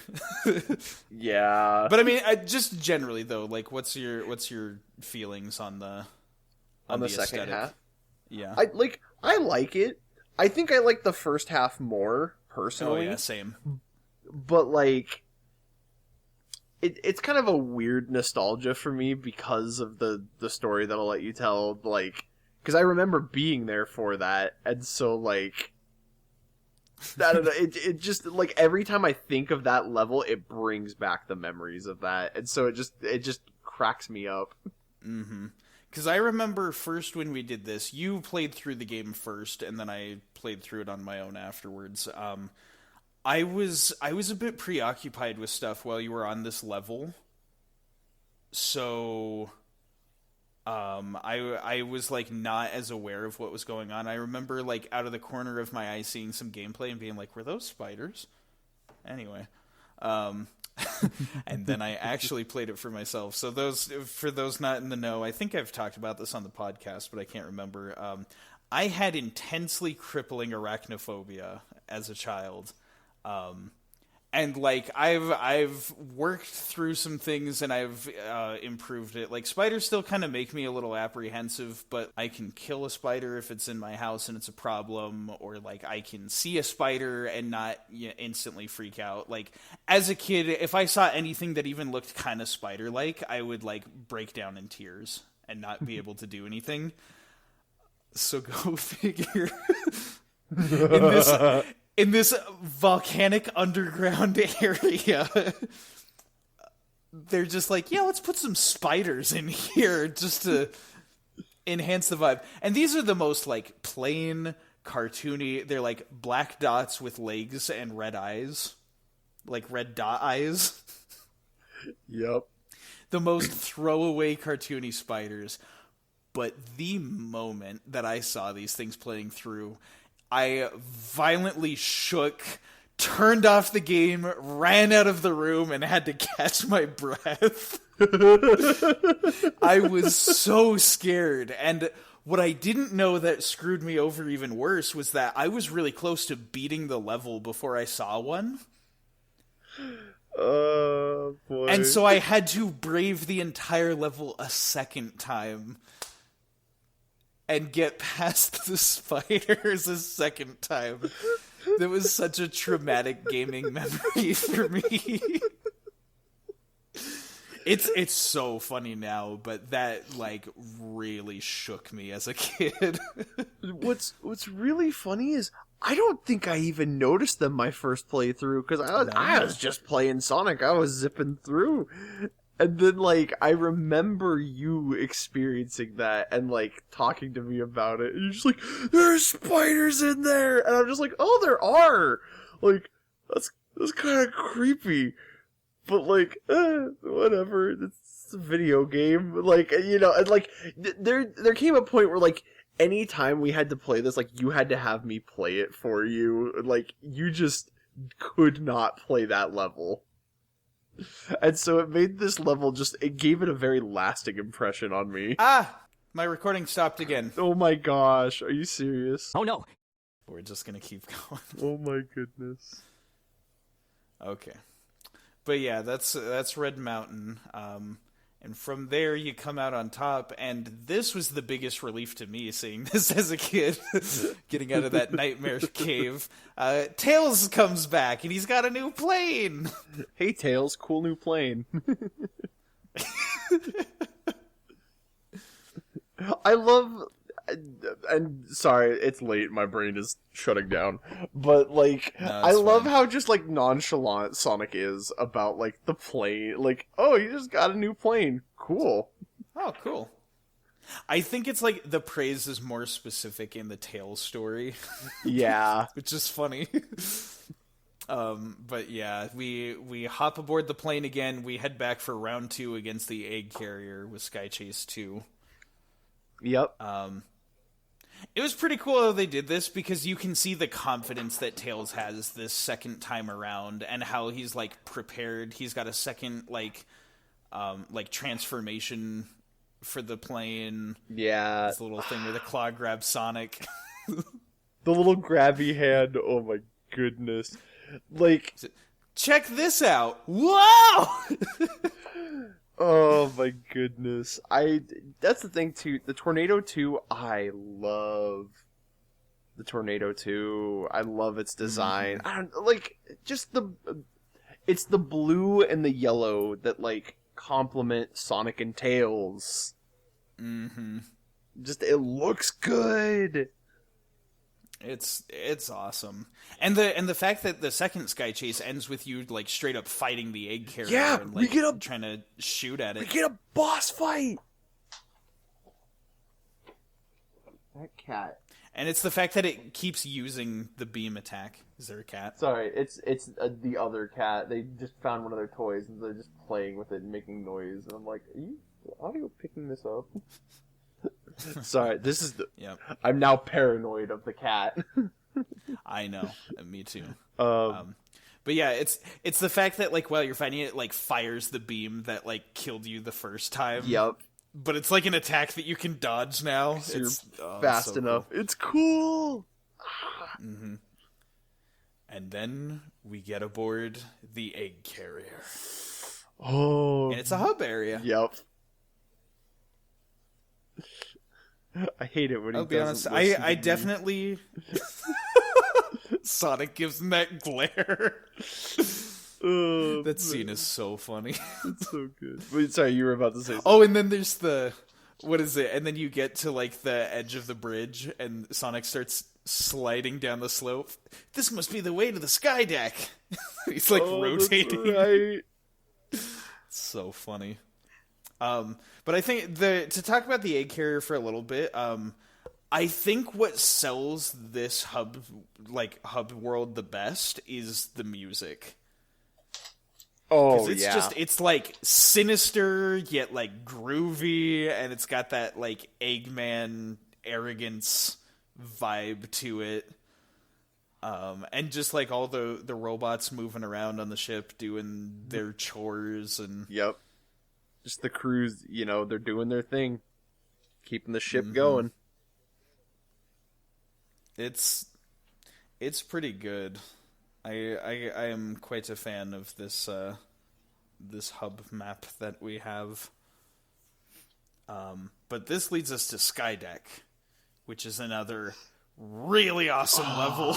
I love the sky deck. Again, so many good set pieces. The fact that because again, playing a Knuckles level, you get to tilt the ship and maneuver around, but then that translates into Sonic's story of the ship just starts flipping and moving and turning all over, and it's so good. It's such a fun, chaotic level. Even better, the reveal is kind of in hindsight, because as Sonic you're just like, whoa, the ship's tilting! Oh, this is crazy! Action! If you do Sonic's story first, and then you go to Knuckles, and you see Knuckles tilting the ship, and you're like, it's his fault. You did this! I think just the fact that the level opens with Sonic and Tails being shot out of a cannon... Yup. just sells, what kind of an adventure you're in for with this one. The music, both variants of, the music are super, high energy, exciting. The guitar solos are crazy. Oh, yeah. It's... A+. Yep. Let's see. But then after you do Skydeck... you gotta get back to the bridge to get to Amy. Yep. And, we get the sickest reveal for Gamma. Gamma's introduction in Sonic's story is so cool! Because there's that little, elevator that takes you back to the bridge. And the fact that you see Gamma, moving up, the elevator going up, and it's just that close-up on his face with the dark lighting. It is so awesome! Oh, it's so cool! It's so cool! Gamma's so cool! Gamma's a good boy. Yes. But we're not supposed to know that. He's a bad guy, and we gotta fight him! And he does a little R2-D2... when you hit him. Which, when translated, just as, oh no. Yeah, that's robot for oh no. It's kind of sad that, that boss fight is so easy, but, Yeah, it's the character battles. It's sad, too, because, Gamma's so cool, and if we got, a Sonic Adventure remake, that fight would be so much cooler. Oh, yeah, definitely. Because of, how important that fight is. I guess it could be worse, because we could have, the character battles from Sonic 06. True. The difficulty's there, but, the BS is there. Yes, that's very fair. Whereas this is just, it's a quick, easy fight. But, we get our cool showdown with Gamma, and we get a scene that I very, very much enjoy. Yes. Which is Sonic going to deliver the final blow, and Amy stops him, and is like, no, this robot's my friend! Because it's so, there's the intrigue of, you want to know what happens on Amy's side of the story that convinces her of that. Yeah. And it's just Sonic just kind of well, you got your reasons. Sonic's so just kind of leaves going. it at that. Yep. Ah, man, it's so interesting. Just the That scene is... I'll probably talk more about it later. In Right. like Amy and because we've got Gamma's... two other characters that it's important to them. But It's funny, though, because this is one of those moments where, like, so many characters intercept, and so you see the same scene. But, like... Yeah, you get to see this scene from 4 different perspectives. But I really like this scene, because, like... Mm-hmm. There is it's charged with a lot of emotions, especially on, like, you know, knowing, like, the whole story, like, going into it. It's so good. Yeah. It's so good. It's a great way to get all these characters together and, like, unify their character arcs. But then from here, we everybody splits up again and goes their separate ways, and we go after Chaos. That's right. And this is also, we meet another character here in Sonic's story. This is where we meet Big. Yep. And that's a fun little detail. I really like this bit. Because I think it just shows, like, Sonic is such a good hero. Mm-hmm. Like, again, sees Big for the first time, no clue who this dude is, but is like, your friend's in trouble? Like, okay, I'll help. And just, like, just immediately steps up to it and is like, alright, cool, I'm gonna help you out. And it's one of, like, the many things I love about Sonic. I'll probably talk about this bit a little bit more in Big's story as well, but, like... yeah.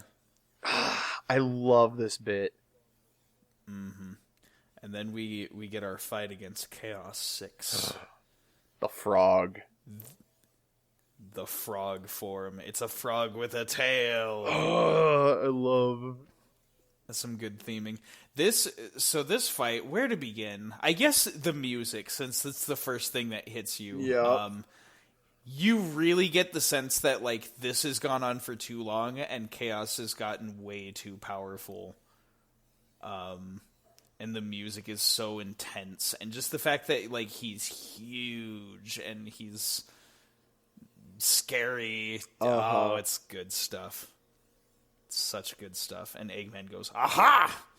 Yeah, it's funny. And he gives you the thing you need to kill him. Yeah, it's one of those, Eggman, if you just didn't do anything, you would have won. But, like, it also kind of ties into, like, Eggman's character about how, like, his own ego is his undoing. Like, I kind of like that.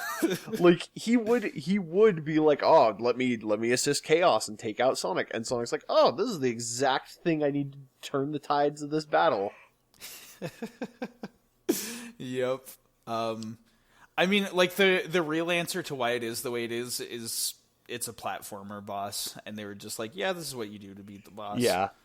But it is funny to think about it that way. But you beat the boss, and you jump off the egg carrier. The egg carrier is... the characters leaving the egg carrier was some of the funniest stuff. Those scenes are so, like cheap, like, green screen effect kind of vibe. But, like, it was so funny. It was so funny.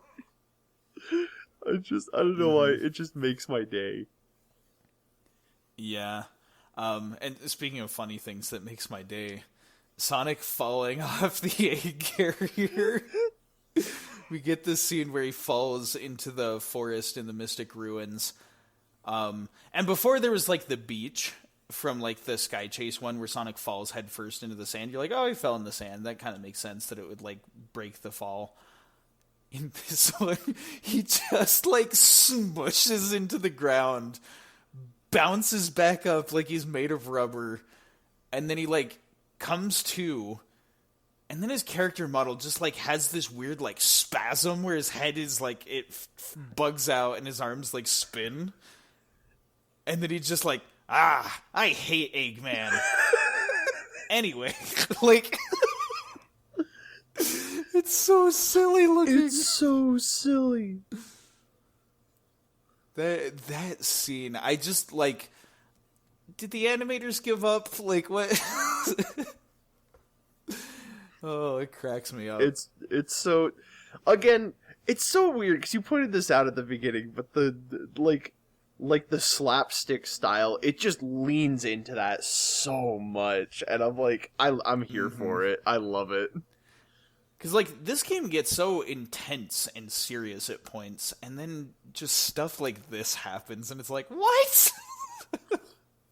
Yep. And then immediately after this, the game gets intense and serious again. Yeah, it does. Because this little ball of light leads us to the next level that, I love Lost World. Lost World is such a good level. It, once again, the Guatemala vibes. Very strong. Yep. This is so, like, this is just, like, at its core, the purest sensation of, like, Indiana Jones, like, raiding tombs, uncovering secrets, like, avoiding traps. Yeah. But you get to do it as Sonic. Oh, and there's so many... The set pieces are so cool. Like, the one bit where you, like, go outside and you see, like, the other temples and that sea of trees, which... Again, like Guatemala, there are trees everywhere. It is such a green place. And so, like, that shot makes me so happy every time I see it. I know. And just the classic running from a boulder. Yep. But of course, you know, the boulder's on fire. Yep, because we gotta one-up Indiana Jones. There's, like, the mirror light room, there's, like, the wall tile puzzles, like, the snake in that water room. The snake room. I want to talk about that for a second, because people are always like, oh, this is a boring room because you have to wait on a platform. It's, like, forced waiting. If you are good at, like, making risky, bold jumps, and especially, like, spin dashing and jumping to other areas, you do not have to wait on the snake at all. You can, like, raise the water level, quickly hop from spot to spot, but, like, the snake forces you to, like, be aware of, like, your surroundings and your positioning as you jump from thing to thing. Because it like dives underwater, and then the water, like, pushes you back if you're not paying attention. Like, the collision is definitely janky. When you stand on the snake, Sonic kind of, like, slides around and stuff. Like, that, I'll give you that, it's bad. But as a set piece, it makes you play smart, which is not something that happens all the time in Sonic games. You really have to, like, strategize your approach. You got to be like, okay, the snake's coming. I got to hop on, let it carry me to the next area. Once I'm there, I can jump from here to there to raise the water level, hit the switch. And it's just so, like, it's so involved. I love it. I love it so much. And of course, the cherry on top is that ending room. The mural. At the end. The big mural of perfect chaos. It's, that scene is so, like, chilling and so amazing. Yep. Oh, I love it so much. It just, like, especially because, like, when you consider, you know, you boot up the game, you get the opening movie, and, like, you see all the destruction, and, like, you know, this is what it is building towards. Yeah. And, like, there it is, in prophecy form. Oh, it's so good.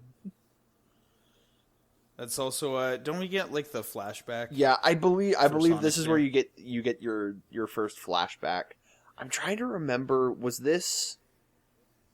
I think it was, like, Sonic quickly sees that, like, the Emerald Shrine is on fire. Yeah. It's a very brief But, like, thing. you don't get to stay long enough to see what actually happened. Yeah, because then it pops you back out, and Sonic's like, oh, wait a minute, there's Eggman. Well, I'm gonna go do that. Right. But The game kind of steers back on course, and it's like, oh yeah, it's a Sonic game. But just a fun little detour. yeah. Exploring the ruins. It's kind of because Sonic is almost a little bit disconnected from like all the culture of the echidnas and like the origins of chaos. Like you don't experience much of that in Sonic's story. But that one level kind of ties Sonic back into it does. And it's cool too because the ball of light, which I guess spoilers, but like it's TIKAL, is leading him there. Like there's this whole scene where it goes into the temple and Sonic's like, "All right, I'll follow this, I guess." Because she's trying to show them like this is what we're working against. This is what we need to stop. Yeah. Some good stuff. It's so cool. But then from there, we follow Eggman back to his base. We get to go to the final egg. The final egg. But not until after checking out some really cool Metal Sonic designs. Yeah, good old Mecha Sonic Mark III. You get to hang out in Eggman's bachelor pad for a bit. Yup. But yeah, Final Egg is one of the levels that is most benefited from like the Dreamcast lighting. Oh my goodness, yes. Because we grew up playing it on the GameCube version, and seeing this level, it was just like, oh, this is like a little Eggman base. This is kind of cool. Using either like on the Dreamcast or on better SADX, the lighting is like dark and eerie. But then the music being so like upbeat and like funky gives it like that intimidating presence that only Eggman can have. Mm-hmm. I love that there's like the giant mechanical arms trying to grab you and like the laser beams and there's the room the guitar where the guitars just go crazy. There's that room where there's all those like little like I don't know what they're called, like what to even call them. Those little robots. There's like hundreds of them, but you charge up a light speed attack. You just like, just like, yeah. And then not to There's mention just tons of them. Like later in the comics, because when they're in an old abandoned Eggman base, and they meet Belle, and they're in that room, and like a bunch of those ones like pop out, and just like it was such an iconic like spot because it's like, oh shoot, here come a bunch of enemies. Mm-hmm. Another set piece I really liked was those like floating conveyor belts. Yep. And then they got like the little like spiked steamrollers. Yup. And all that. It was also just a ton of cool imagery. Yeah, it was also cool to see like the little like spinning you go through it like a corkscrew. But like those were in Sonic 2 in what's the Metropolis zone. Oh, in Metropolis, you're right. But like we get to I never pieced that together. We get to see it in like 3D. Yeah. Oh, that's so cool. Man, look at you pointing out stuff about this game I didn't know. Again, like in this game you can see where like there's still that old Genesis DNA in it. Yeah. They put it in a 3D space and then started like playing with it. Very solid level. Ah, man. And then it builds to the climax of the story. We get to fight the Egg Viper. Get a load of this. It's the most quotable. It's so good because he says it so much. He says it every time he shoots a laser. But also, this is where it started in our playthrough.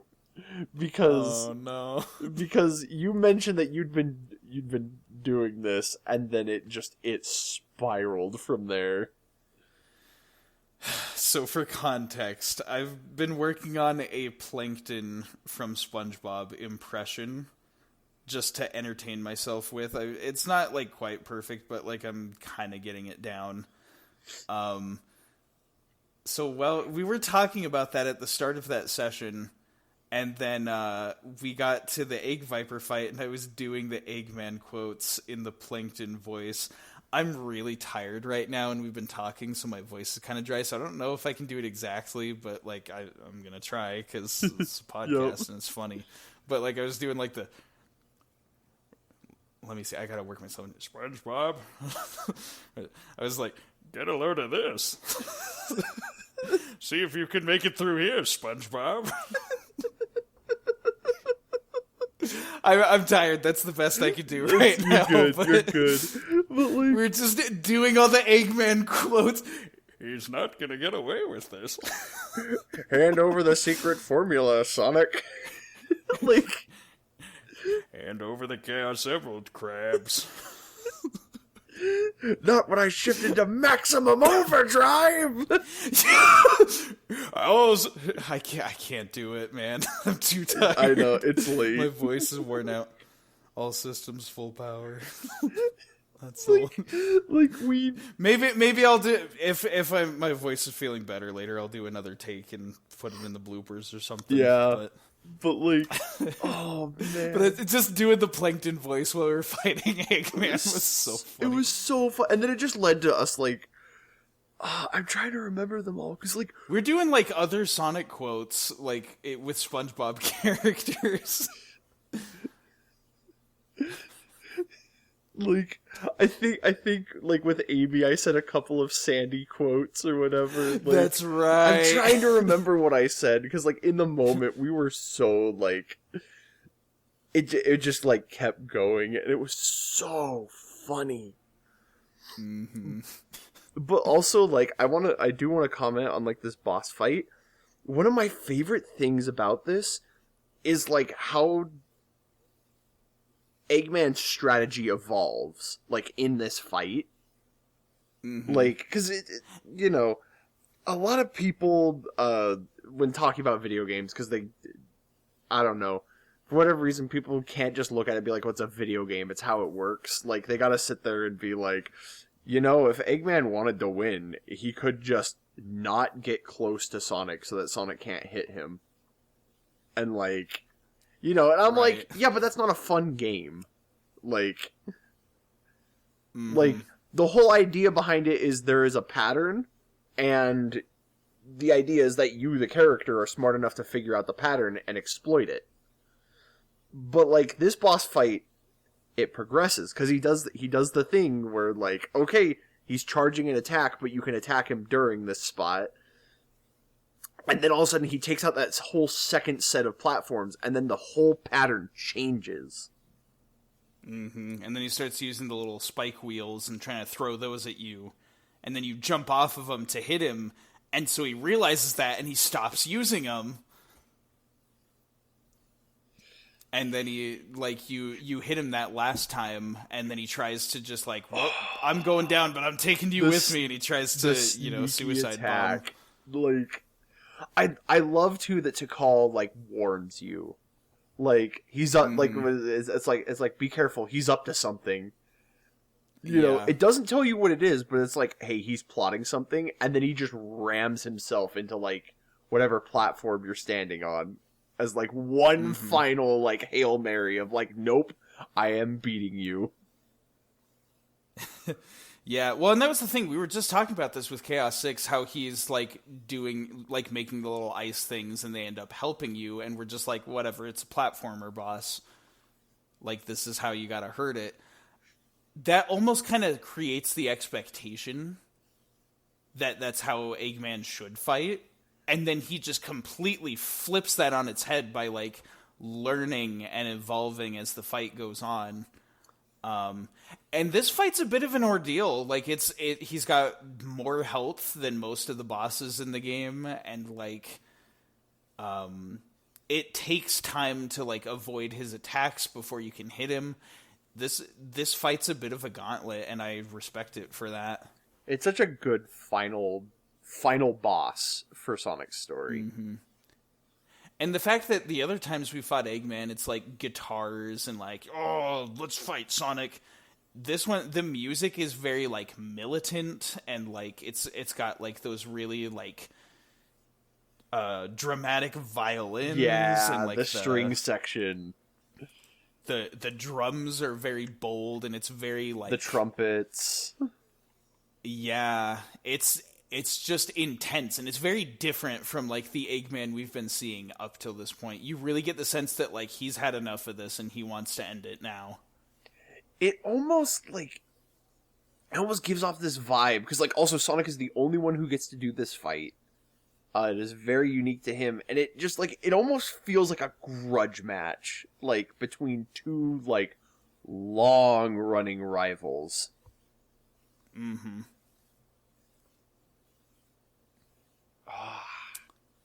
But in the end, Sonic prevails. And when you beat him, can I just say, that explosion effect? Yes. On the Egg Viper, that is so satisfying. It's so, like, flashy and like, whoa! Did we just kill him? It's so good. Oh, I love it. It's great.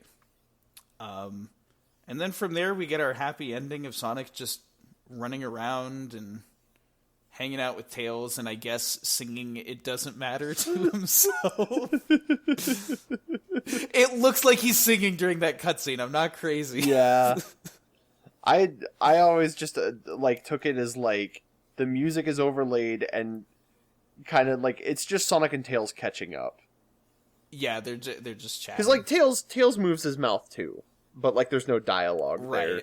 So I just like to imagine Sonic celebrating his victory by singing his own theme song. I mean, if anyone would, it would be Sonic. Mm-hmm.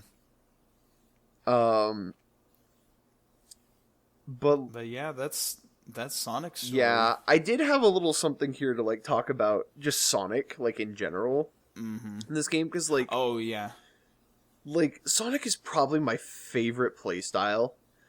And I feel like all of the characters play off of him so well. Because, like, Sonic is such a proactive character in this story. Like, he always, like, takes point and he moves the plot forward. Mm-hmm. And he motivates the other characters to get moving in their aspects of their story. Yeah, he drives the adventure forward, but he also, like, stops to help anyone in need. Like, Amy, funny is like that whole... Oh no!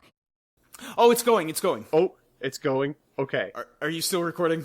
I am still recording. Okay. We're gonna end talking about Sonic's story really fast, and then we're gonna stop and save. Yeah, so anyway, what I was saying... Yes. Gosh, this is... Actually, do you want to stop and save now? I literally just the last thing I had to say was was like just how Sonic like he stops to help anyone. He like as weird as his encounter with Amy is, he does okay, I'll do what I can. He goes after to rescue her. He helps Tails like when he crashes his plane. He helps Big. He like Sonic. He takes time for the people that are important to him. Mm-hmm. And I just love him. He's my favorite character. Right. As far as how I feel about Sonic in this game, which is not like... Because Sonic's very different across different games and continuities and stuff, like we said. But in this game specifically, he's got a very strong and striking personality. Mm-hmm.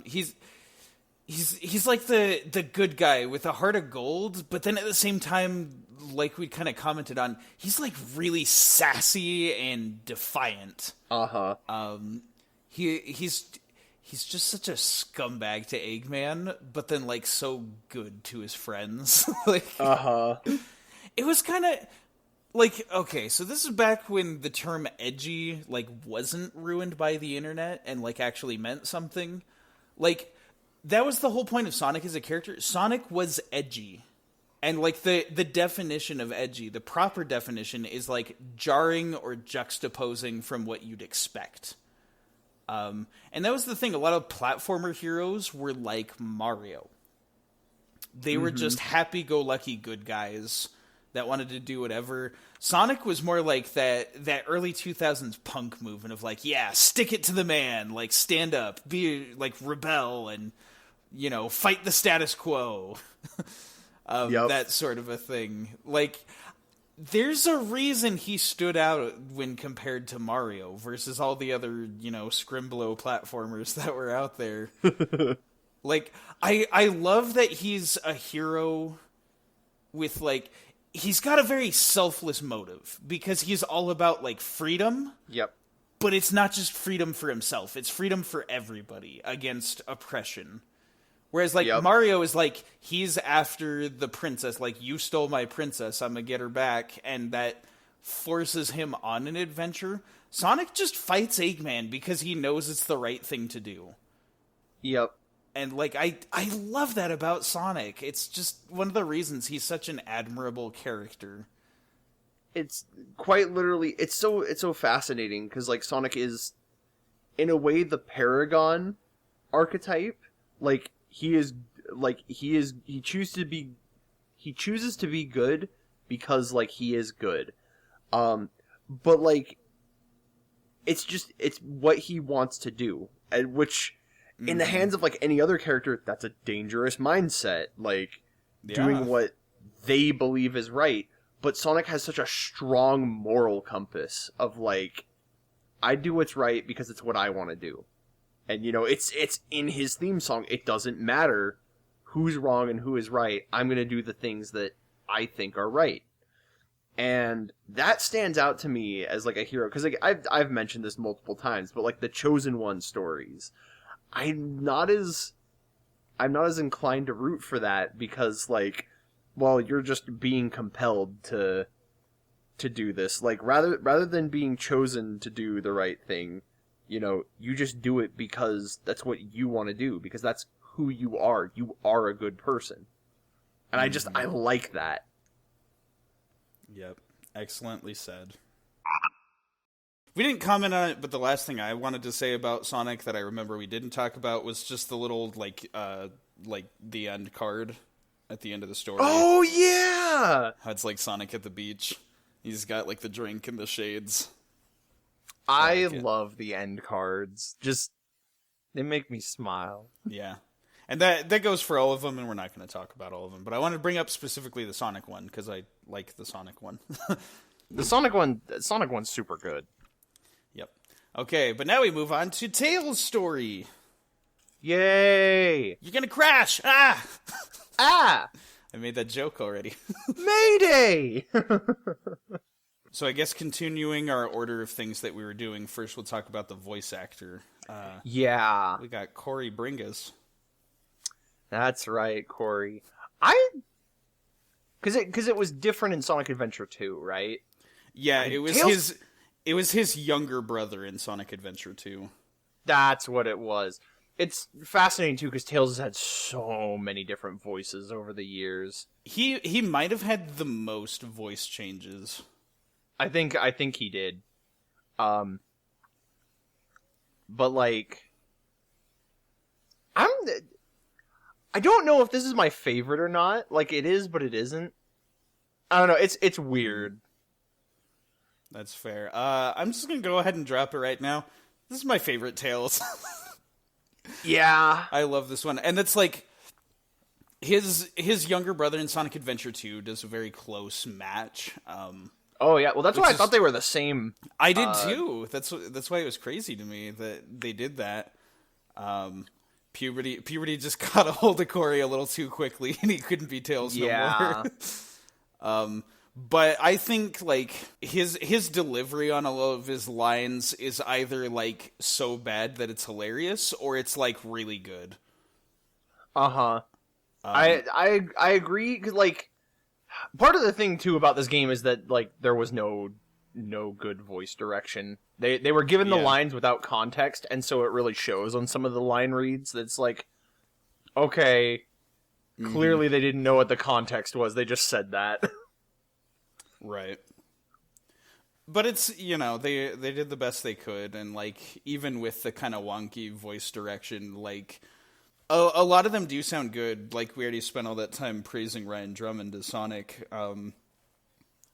I love what Corey does with Tails. It's really solid. As far as like other Tails actors, I don't know. I've gone on about this. I don't know if I've gone on about this on the podcast, but like that's the thing for me. I don't think you have. I kind of don't like it when, grown women voice little boy characters. I'm pretty sure we've commented on that. But maybe. Just whether or not the opinion's out there now, but like it just doesn't sound natural to me. And like I get that like child actors are hard to work with, and like there's child labor laws and it's difficult. So women voicing little boys is the go-to. I don't like it that much. As far as Tails specifically, I'll make an exception for Kate Higgins, who was Tails in Sonic Generations. I think she did a really good job. Kate Higgins is just a great actress. And then, of course, Nintendo stole her, and she's Pauline in Super Mario Odyssey now. Oh, really? I didn't know that. Yeah, she's the one that sings Jump Up Superstar. Really? Yeah. What? Oh, that's cool. I never knew that. So it's like, it's sad that we lost Tails, but at least like she moved on to doing something else that was awesome. Yeah. Because I'm trying to think, what's her name does the current Tails? Current Tails is Colleen O'Shaughnessy, I think is pronounced. O'Shaughnessy? I'm not sure how to pronounce it. I mean, we can talk about her more when we get to That's true. When we get to later Sonic games, but yeah. I just want to say I really enjoy her, and like I'm there with you on the whole like child actor versus an adult female trying to sound like a young boy, because for some of them it works and for some of them it doesn't, and it kind of just it depends, I think, on the actor, sorry, I should say actress, and like the voice direction, right? Because in Japanese, it seems like they seem more consistent about being able to do that well. Like Tails in Japanese sounds fine. He sounds enough like a boy.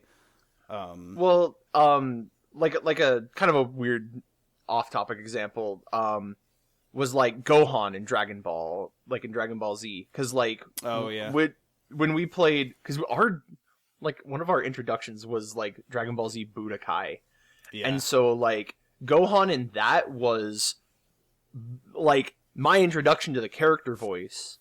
But then of course, puberty hits and can't voice this character anymore. And so then all of a sudden, they have, I think it's Colleen Clinkenbeard doing Gohan. And she's kind of doing like the exact same voice that she does for Luffy, which is weird because I associate that voice with Luffy. Wasn't the first English dub Gohan also voiced by a woman though? I thought that was the case. Maybe, I don't know. Or like another example is like Alphonse in Full Metal Alchemist. Yeah. I'll even go as far as to say like Japanese dub Luffy and Goku. I know a lot of people think they're kind of sillier for like main characters to sound like that, especially Japanese Goku. But Japanese Goku is a really like soft spot in my heart, personally. We're also not talking about Tails. No, yeah. I felt like it was a topic of notable because we were talking about that. But we get to supersede all of that because Corey is Tails and he's actually a boy and he sounds great. Well, yeah, and so that's kind of what I was going to is like, Colleen is Tails. I think is my favorite female actress for Tails. Okay, yeah.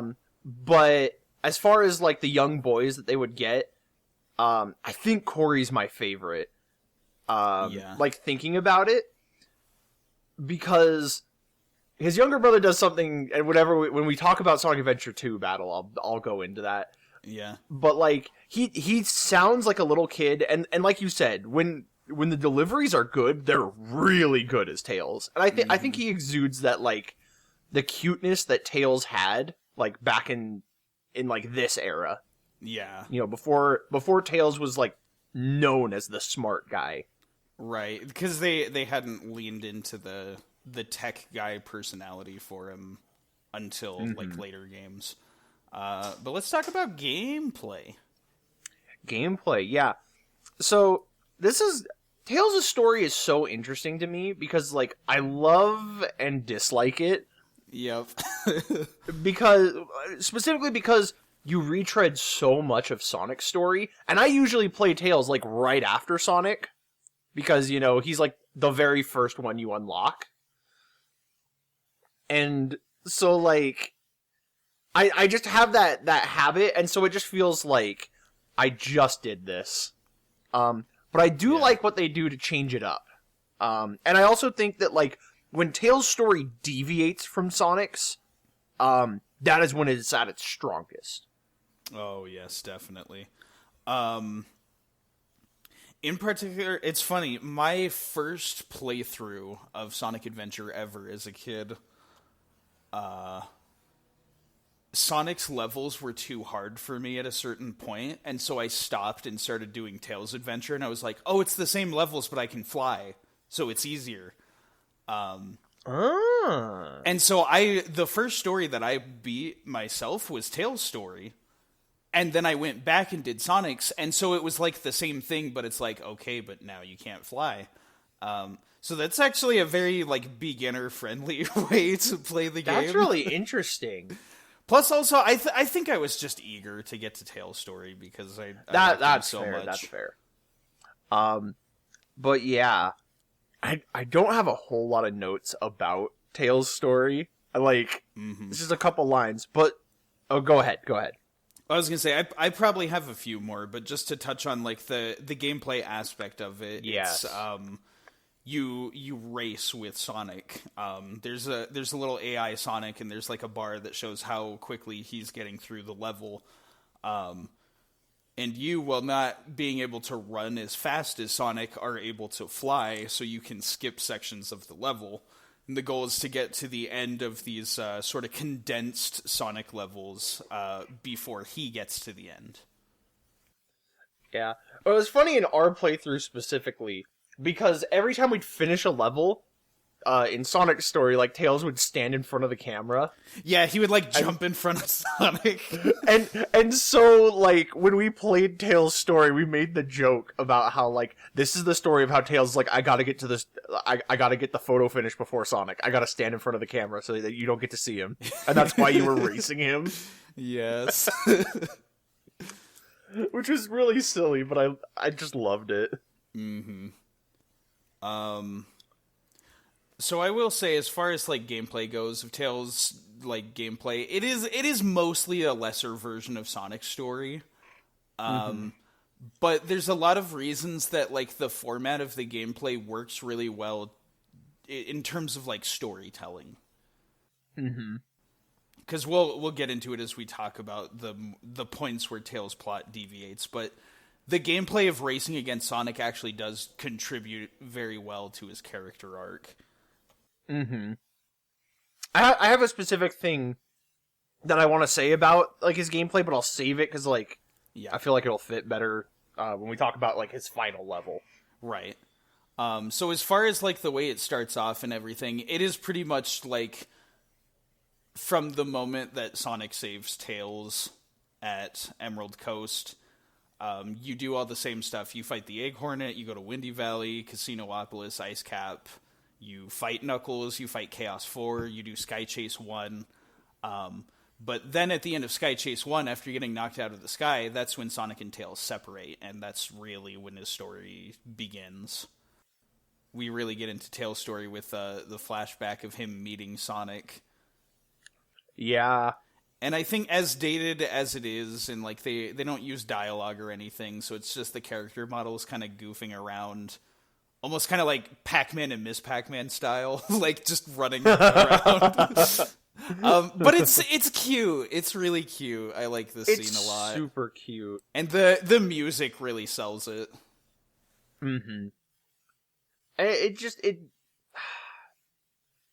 I love Sonic and Tails dynamic. Like I know we talked about it before, like, and kind of the parallels with us and our brotherly bond. But like, you know, Sonic and Tails play off each other so well. One thing that I kind of enjoy about this story too is how, like, it's so funny. It's almost like Tails' version of the events, where, like, he makes himself out to be the hero. Well, and it's like every time Eggman addresses, the heroes in Sonic's story, he just says Sonic. He is strictly focused on Sonic and stopping him. In Tails' story, he always says Sonic and Tails. Like, he makes it aware, like, oh, you're here too. You're an equal threat. Yeah. And, like, you pointed this out to me too, but Dean Bristow as Eggman in Tails' story comes off way more threatening and menacing. Mm-hmm. Like, he purposely adds a scarier delivery of his lines in Tails' story. Yeah. Which is so great because it's like imagining these events happening from a child's perspective as opposed to Sonic, who's like grown up and established and whatever. Tails, on the other hand, is like still young and still like, learning about the world and discovering himself. So somebody like Eggman is probably super like scary. Oh yeah. And so like, and that's one reason again, because I know there's like debate on like, the Japanese version of the game, had good voice direction, whereas like the English kind of suffered for it. But I love the way that like they take advantage of the way you can express the same idea through so many different phrases in the English language, and they like really utilize it to its fullest in this game. Yeah, definitely. So it does, like, even though we are retreading a lot of the same story, there are differences there. It is kind of fun just to see the same things play out through a different character's eyes, because as they do like the intersecting stories in later Sonic games, they just play the exact same cutscene with like the same dialogue. There might be like one or two slight differences, but either they'll like show less attention to detail on a specific thing because it's less relevant to a story, but for the most part it's like the same scene. Whereas in Adventure, we get new like retakes of dialogue, different lines, and it makes it fun playing through the other stories, even when you see reused stuff. Maybe not so much like the levels and the bosses, having to fight those again, but it's an old game, give and take. Yep, I like it. I also, because I can't talk about Tails without my favorite power-up of his, the Rhythm Badge. Yeah. My goodness, the Rhythm Badge is so stupidly fun to just spin. Mm-hmm. Plus, it looks cool. Yeah, I'm always torn on which one I like more. It's either the Rhythm Badge or the Jet Anklets, because the Jet Anklets, like, you fly so fast, it lets you snap the game in two. It's like, it makes you as fast as Sonic, but in the air. Yeah. But then, of course, just, like, screwing around with the Rhythm Badge and just being like, wee, I can spin! And then, of course, if you spin the control stick in the opposite direction... Yeah, like, you get those, like, Tails single spins. frames of Tails, like, crunched model. It's so funny, but, like, that was honestly, playing that for the first time, like, we did that, and it was so funny, and it has stuck with me for years. It just makes me smile. So true. Yeah. To cover a bit more of like what happens going back to the story, so Tails needs to find a Chaos Emerald to get his new Tornado 2 up and running. And we happen to find Froggy, who has freshly consumed a Chaos Emerald. That cutscene is so... It's such a funny way of like giving Tails something separate from Sonic to do, but also tying his story into Biggs. I really love his dialogue in Big's story for that moment. Just sorry if I'd only held on tighter. Yeah. Like, I don't know why it's so funny to me. Right, because first you follow Froggy into the forest, and then you got to do the Sandhill minigame. Which is so cool. It's so cool that was in the game, because Sonic Team, like, saw people sand surfing, and they're like, that's awesome! We gotta put that in our game! I love that so much, because That's one of the things, you don't see it from too many studios. I know Naughty Dog is kind of that way, where they'll, like, take a trip to a location they want to put in their game and really, like, study it and try to make sure it's accurate. Sonic Team was like that, too, in the Dreamcast days, which was really neat. Yeah.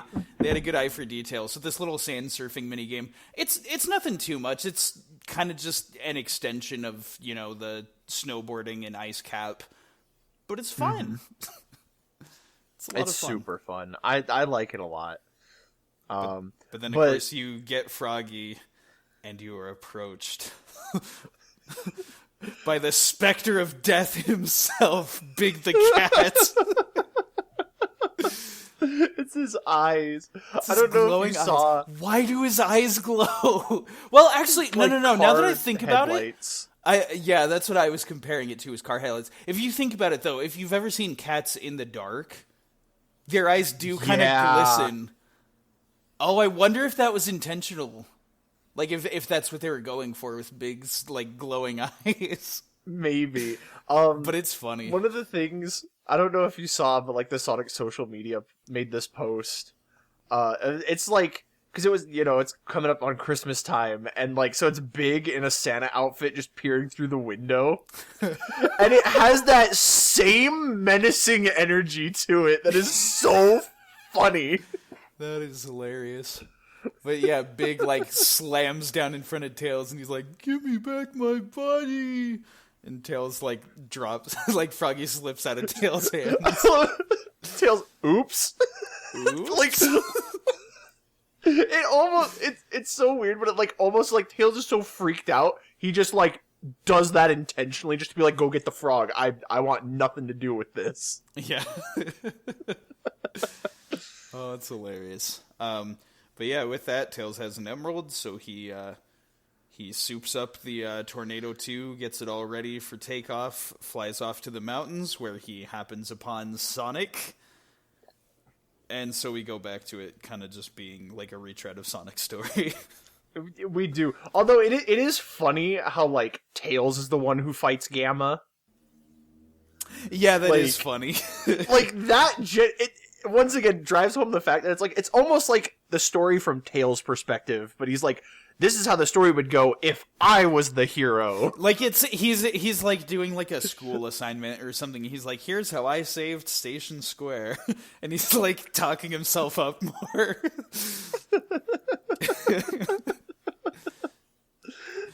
It's so It is funny. I will say Skydeck in particular as a level very much suits Tails' gameplay style. Oh, yeah. Because there's lots of, like, bottomless pits and, like, tricky jumps that you gotta make as Sonic, but being able to fly changes it from, like, careful platforming to, like, just, like, finding, like, a quick perch to land on, and then just, like, seeing how much of the level you can blast through. Mm-hmm. It's really satisfying for going quick. Yep. But yeah, then we fight Gamma. I guess, like, the real implication, like, if there was a one true way to tell the story, it's probably Sonic and Tails fighting Gamma at the same time. They teamed up against Gamma, and it ends in a draw between the three of them. Yeah, well, I think the canon way that it ends is Sonic goes in for the finishing blow and Amy stops him. Sonic goes in for the kill and Amy stops him, yeah. Yeah, then we get the whole, like, Sonic goes off to fight Chaos, the egg carrier's going down, so Tails grabs Amy and flies. It shouldn't be funny to me, but, like, every time that, like, you see the egg carrier exploding and, like, crashing, and then just that little bit of, like, Tails and Amy just flying just, like, through the air.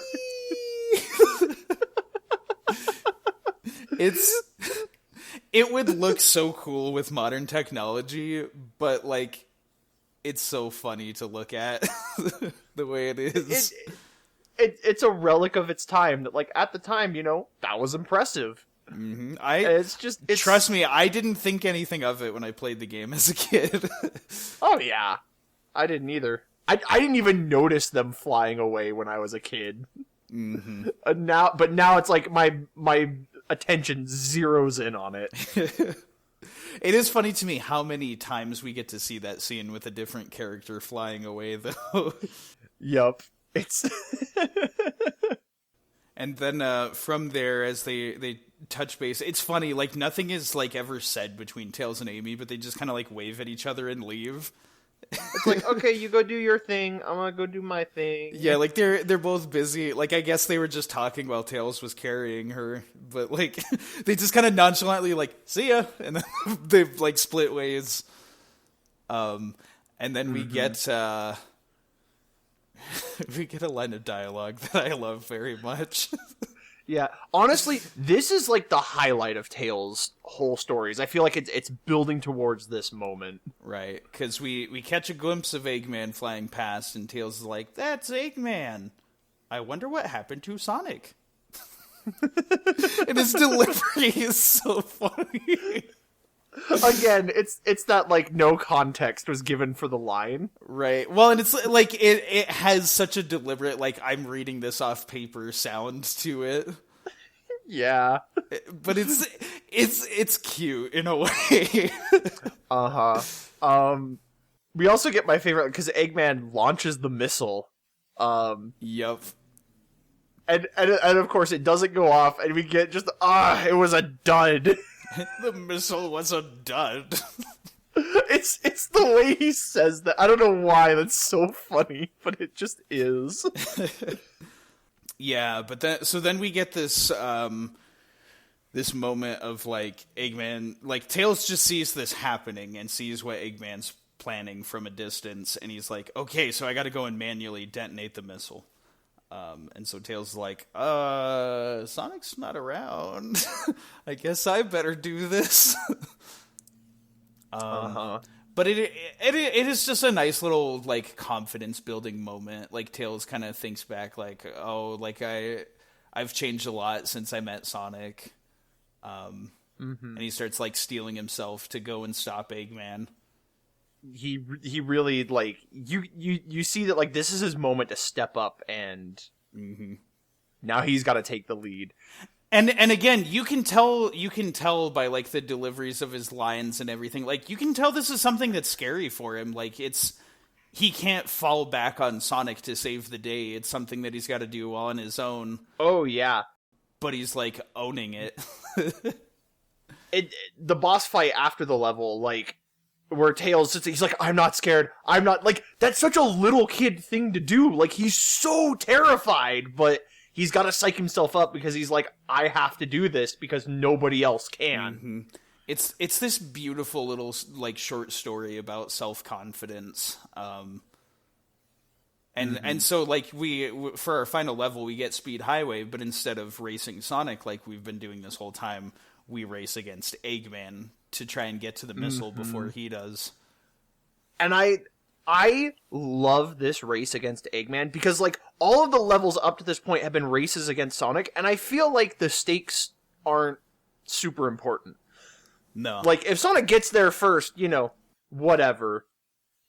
You know, they're on the same side. They're getting the Chaos Emeralds.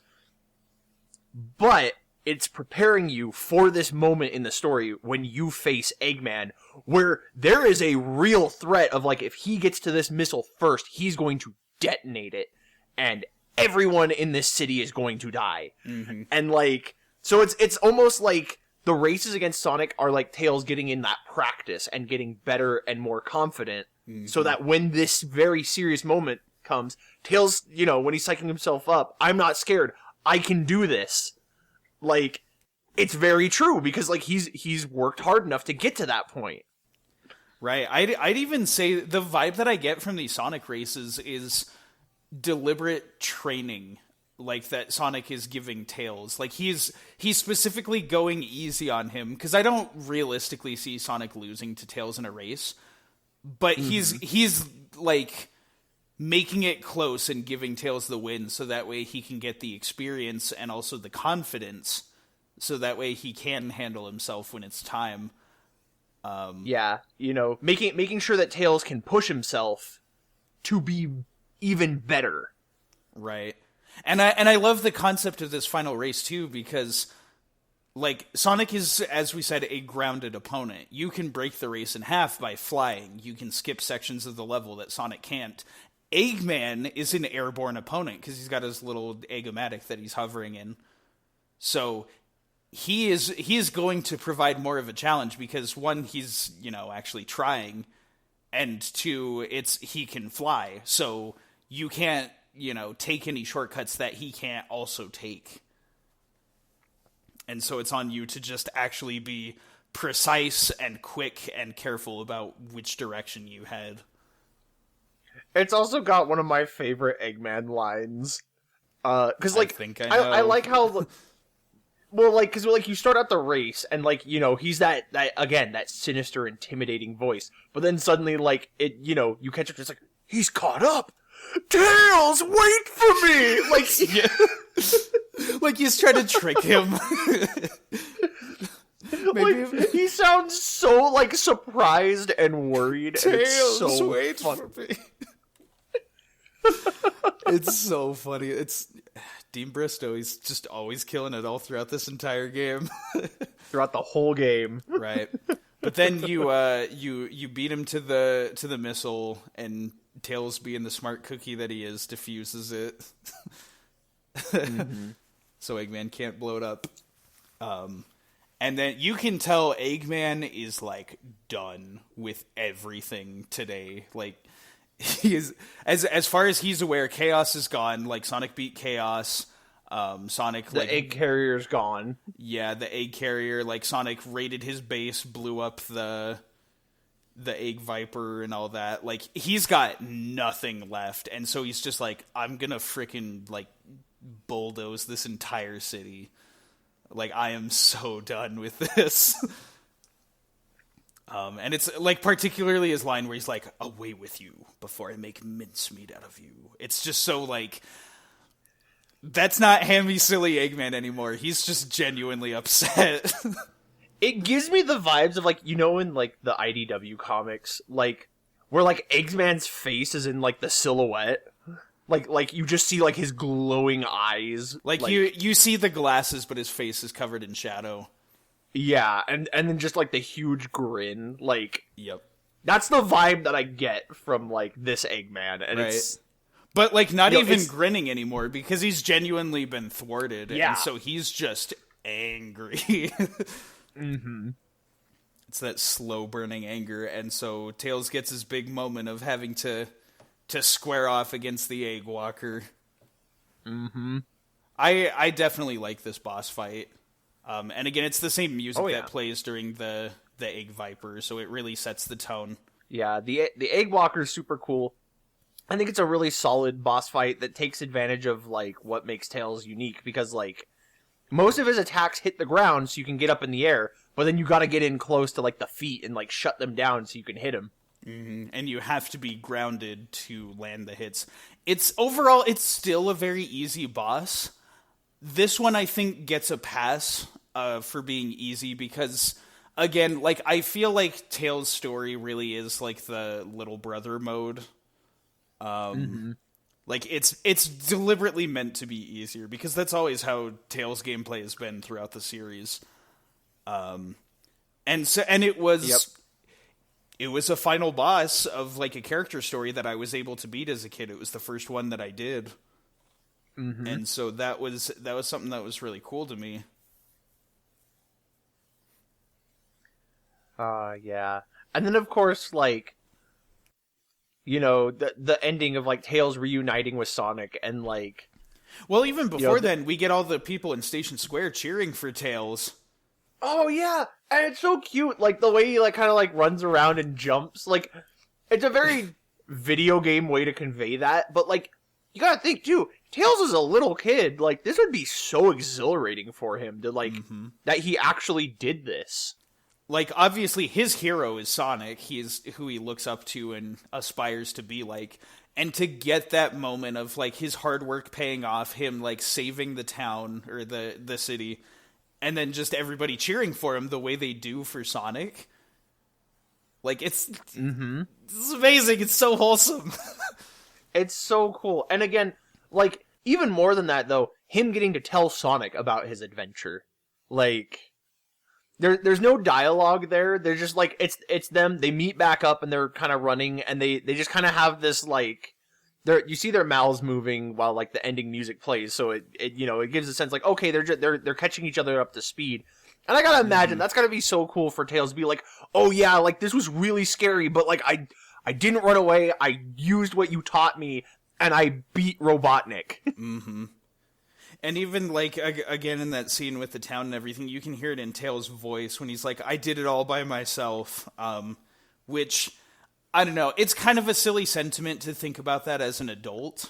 But, like, when you have those moments of accomplishment as a kid, that's a big freaking deal.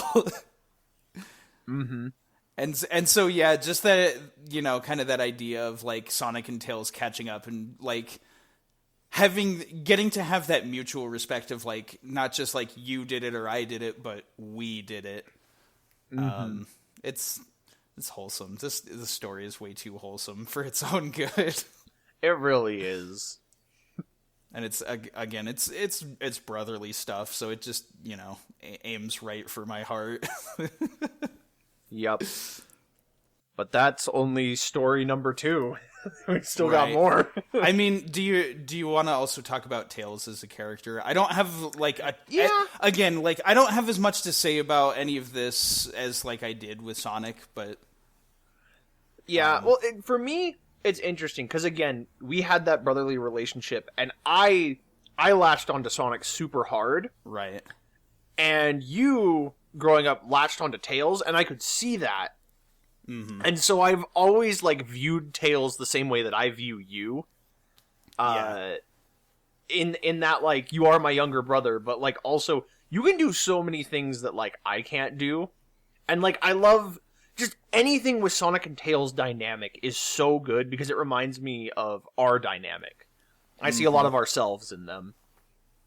Because in the same way as, like, our relationship growing up, it obviously started off, you're the older brother, and so you're more experienced, and I kind of still, had to find my way. But, now that I'm older and, like, we're both adults and everything, it's not just a matter of, like, oh, you're the older one and you're, like, better at everything. It's like we have different strengths, and we complement each other with those strengths. Mm-hmm. And that's kind of the same way with Sonic and Tails. Like, Tails has his moment where he needs to, like, finally, stand up for himself and do something for himself. But now you can see as the series has gone on the way that's paid off, like, Tails is not just the sidekick anymore. He has his things that he can do, and Sonic has his things that he can do. And it's quite literally in the lyrics of Tails' theme. Yeah. That's the one. A lot of people misinterpret I Want to Fly High as, like, Tails being like, oh, Sonic's my best friend and we do everything together. Really, the lyrics of the song are about Tails, like, not wanting to just stay stuck in Sonic's shadow, but find himself as a person, find out what he's good at. Mm-hmm. Which is so cool, because, like, Tails as a character has such fascinating growth. Mm-hmm. Not just in this, like, this game was, like, one of the big landmark moments for him, like, growing as a character. And then, we'll talk about, I guess, other games past this point, but... just to focus in on this one, I want to say, I think this is the best characterization of Tails in the entire series. Mm-hmm. I absolutely agree. And, like, it's a bold claim, because there are some other good games where Tails does a lot of cool stuff, but I think this one in particular, it's got the most solid arc, it's got the best, like, lessons that he learns that are expressed through both gameplay and cutscene. And it's like, you can literally see the growth in him throughout the game, and it's something that is just... He's the perfect sidekick. He's cute, and he's relatable, and he's got a well-written arc, and it's just really cool. I love him. He's a good character. Knock, knock, it's Knuckles. Knock, knock, it's Knuckles. Knock it off, Knuckles! Oh, we gotta talk about Knuckles now. Oh, man. This is kind of interesting. I think Knuckles is my least favorite playstyle out of everyone. But not to diminish how much I love it. Like, it's so weird. And I think part of it is that we retread a lot of the same ground with Knuckles that we do with a lot of the other characters. Mm-hmm. Especially if you've done Sonic and Tails story just before. Once again, it's that, alright, let's fight Chaos 4 again. Yeah. But I love what Knuckles' story does for his character. Yeah, I am in strong agreement on that. This is an interesting one because I guess I don't want to talk too much about the character until we actually get to like the end of it and talking about Knuckles' story. Yeah. But I guess to start, let's talk about his voice actor in this one, which it surprised me too. Like, Knuckles has actually gone through a fair number of changes because his voice actor in this one is Michael McGarren, looks like. Mm-hmm. I'm not sure how to pronounce that one, but he was only ever Knuckles in this game, wasn't he? I think so, because I think it was somebody else in Adventure 2. Right. And then he became like the mainstay Knuckles, except Ryan Drummond actually voiced him in Shuffle. And I really want to play Shuffle to see that. Yeah, I need to go back and look at that because I'm not too familiar with Ryan voicing Knuckles, but it is funny. I will say, like, as far as like favorite Knuckles actors goes, the one that still like always like perfectly hits it for me is Travis Willingham. And it's a shame that he's not Knuckles anymore. I know. It was kind of like Kate Higgins, how like some of the modern cast changed. I really liked Travis Willingham, but I also feel like he didn't get a lot of like great lines while he was voicing Knuckles. Part of the thing too with Travis is that he was mostly Knuckles during Sonic Boom. Right. And so I associate a lot of his performance with that incarnation of Knuckles. Right. Which is very different than video game Knuckles. It's so radically different. But I do like this performance for Knuckles. We both commented on it. Like, we're like, his voice sounds higher than like every voice that came afterwards. Yeah, every voice that came after, they did a very like deep, tough, manly sounding voice of some kind. But like this one, he just kind of sounds like a regular dude. And like I really like that. His delivery on a lot of lines are very like calm and introspective, and it brings an energy that you don't usually see in a Sonic cast. Yeah, well, especially in Knuckles of all characters, because with like later things and how they would write Knuckles, I feel like his character got very simplified to just the meathead that punches things, the dumb brute. Yeah, but like Knuckles was like this very dutiful, like introspective character, and gosh dang, he was so cool. Yeah. He's a very mature character, and not, like mature, like, rated R mature, but like very sensible and like thinking about things. And I know like his gullibility and like naivete is sort of an aspect of his character, but I do like how it's depicted here that it's not necessarily that he's like stupid, but it's that he's like very trusting of people and he's very sincere. There's a line in Sonic X that like always stuck with me, because it was like, I think it was in season 3, and Cosmo is like talking about Knuckles, and it's like, it's because you believe in the good in everyone. And I was like, oh, I really like that. Like, yeah, because so much of Knuckles is characterized by like his strength, but like, you can see that there is a softness to him as well. Right. They were really trying to discover like, who Knuckles was as a character, because like he was just kind of like a prankster in the Genesis games. Yep. But then like we find this hidden layer of like, oh, he's kind of like, he's got some things that he's responsible for. And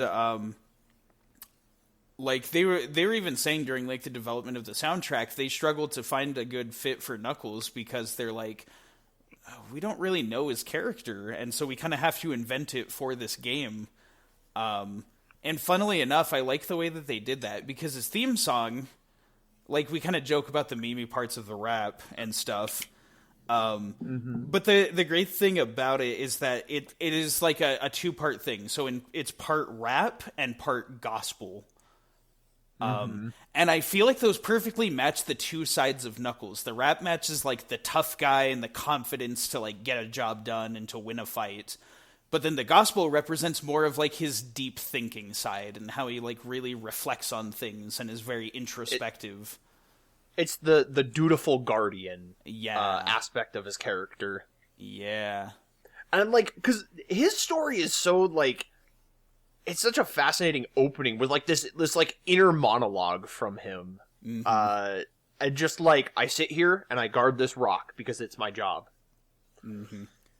Well, I guess, okay, so we didn't talk too much about the gameplay before we, like, go into the story. Yeah. I'm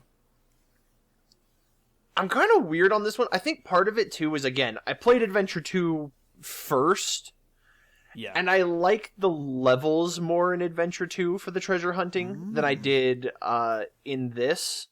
Not to say that I don't like them. I feel like they were more fun to explore in Adventure 2 because they were built with that in mind, whereas like a lot of Knuckles levels are ripped straight from Sonic's levels. But you you get to climb and dig and explore like in areas where Sonic can't get to. Now, that's a really interesting take because in my opinion, I prefer the SA1 level design. Interesting. Because I feel like since it's designed with Sonic's sort of platforminess in mind, there's less, like, hallways and corridors and, like, constraining environments. You can kind of just go anywhere. And I feel like that complements Knuckles' glide ability better. That is true. I will say, as far as, like, the treasure hunting stuff in Sonic Adventure 2, whenever we get to that, we can talk about it more. But, like, I enjoyed Rouge's stages specifically more. Because I felt like they were better designed around her move kit, whereas like Knuckles was like he has a lot of those like cramped levels where you're like going through That's labyrinths. very true. And I think I'm also like, because it's the same gameplay style that Rouge comes to mind as well. But one thing I do like more about Adventure 1 is that you can find any Emerald Shard in any order. You will pick up a reading for it instead of one at a time. Yeah. I really liked that because I was like, oh, this is like... Because it would suck in Adventure 2 when you'd like run past a spot where an Emerald Shard was because you don't have a reading for it. And then you're like, I've already checked here, but I'll check again. Oh, it was here, but I didn't get a reading. Whereas like with Knuckles, you know, you can fly through those levels. Like, just be like, oh, there's one over here, there's one over here, there's one over here, we're done. And that's the other thing, too. Like, you do say a lot of the levels are just, like, ripped from Sonic's levels, but I think they were developed enough with the mindset that multiple characters would be doing different things in those levels. I do agree. And it's like, I say that, and I'm like, it's a very minor thing. It's just one thing that, like, combined with retreading a lot of that same ground that you do with Sonic and Tails, puts this, like, lower on my list. Right. The other thing that I would say, just in general, like, playing as Knuckles, the movement feels really good. I like how the controls feel. Knuckles is very fast, even though it's still supposed to be explorative type gameplay. He's still really quick. His glide, you can get around very easily with it. The climbing is very quick and responsive. Yep. Which I would think it would be like that in all the games, but Sonic 06 had other plans in mind. Yeah. But at least as far as Knuckles handles in SA1, I really like it. Yeah. And I know that I said it as like a low point for like, oh, these levels are Sonic's, but like also you do get to explore those levels, whereas like with Sonic, you briefly like you zip past them. Right, you're trying to get to the end as Sonic, whereas you're searching for things as Knuckles. The specific one that comes to mind is Speed Highway. Yeah. Because there's that whole last segment in Sonic's area where like it's daytime and stuff, and you kind of just zip through it and then it's over. Yeah. But like Knuckles, that is his entire level right there. Mm-hmm. And I love like exploring that area. Right, because since you can climb, you get to climb on top of buildings. You get to find some of those obscure areas that you wouldn't normally think to go to as Sonic.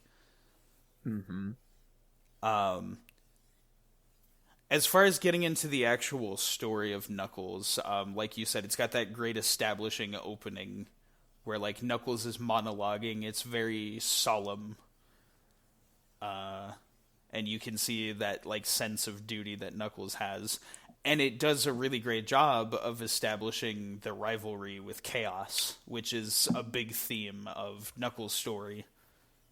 Mm-hmm.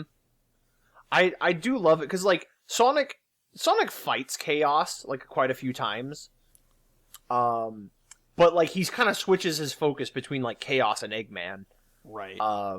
Whereas like Knuckles exclusively fights Chaos and nobody else. All of his boss fights are different forms of Chaos.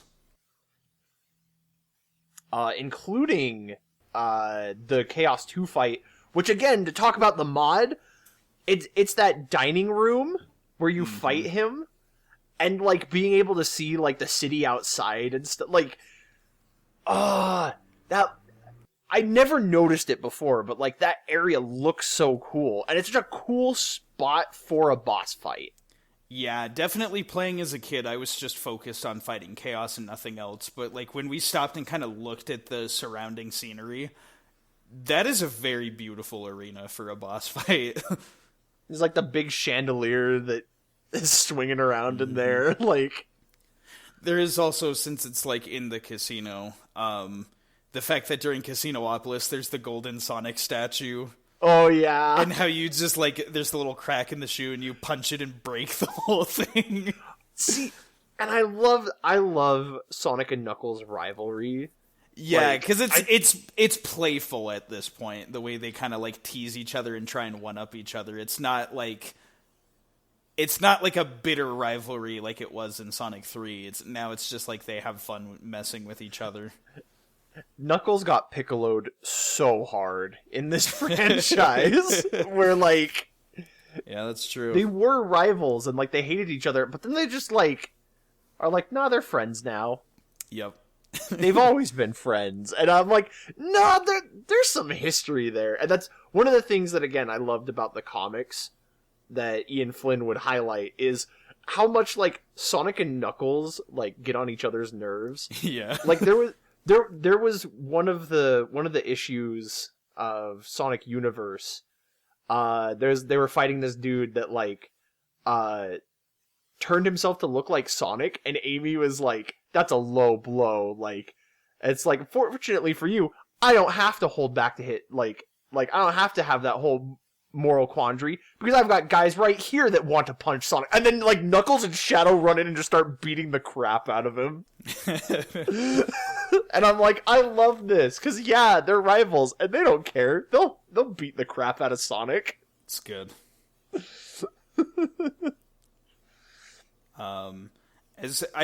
We're kind of just gonna like rush through this because again, like there still is some like retreading ground from Sonic's story.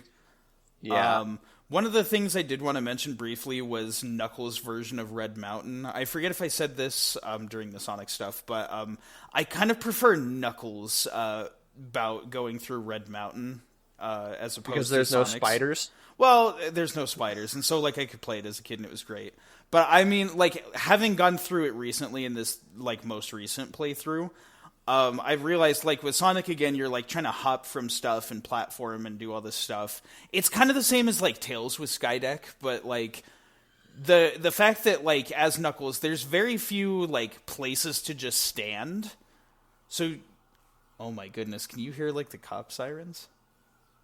No, I can't. You probably will in a second.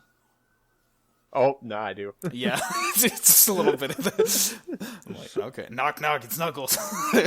Knock, knock, it's the police. FBI, open up! Oh no, our weapons are useless! No, officer, we grew these Chaos Emeralds ourselves. It's not. There's no implicit drug deals going on. Oh man. Anyway, that's a fun tangent. But yeah, so in Red Mountain as Knuckles, you have very few moments where you can just like stand. There's very few footholds, so there are all these like pillars of like very thin mountains, and you kind of like hop, like you climb onto one and then glide over to the next, and so you kind of have to connect from like rock to rock, to navigate around the area, and it's a lot of fun in my opinion. It's one of the levels that best exemplifies Knuckles' glide move. Yeah. And while I wouldn't say that like it's one of my favorite like levels to play as Knuckles. I love the idea of Knuckles in Skydeck like tilting the plane and like it almost gives this whole like, again, he's ignorant, like he doesn't know or care about Eggman's technology or whatever, so he's just gonna like walk in and be like, oh, this moves the ship so I can get to what I want, cool. Like, you'd think Eggman would have like a security system in place to like stop that from being a problem. I like to imagine Eggman just like sitting back in a chair with his feet up on a desk, just like relaxing, like, my machines are gonna destroy Sonic and Tails, they'll never make it to me. And Knuckles just like tilting the ship and him just like flying into a window, like spilling his drink all over himself. It's funny. I guess we kind of did skip over this, but just to talk about when you fight against Sonic in that same scene, much like Knuckles, Sonic has a voice clip of going, "Oh no!" So I love how both of them do that. A little "oh no." I also, again, it's so interesting because we see that same bit of like Knuckles got tricked. Yeah. Which is such an interesting part of his character, that like Knuckles being gullible, but like I still like it, and more modern things have like reinvented Knuckles and kind of like given more context. Most specifically, like the Sonic 2 movie in their portrayal of Knuckles is like he's not stupid, he's ignorant in like the way of like how things are. He's out of his element culturally. Yes. Which I think is a very good way to have done it. And like it's always fascinating to like see Knuckles I like when there is that defining bit of like when Knuckles is out of his element, he is kind of gullible and silly. But then, like, when he's in his element, like, man, he shines. I guess the other noteworthy thing is the Chaos 6 fight just being a little more difficult than Sonic's. Because, like, the floor is all busted up. Mm-hmm. So you have to be aware of your positioning. It's fascinating, too, like, the way Knuckles is like, oh, I gotta clean up after Sonic. Yeah.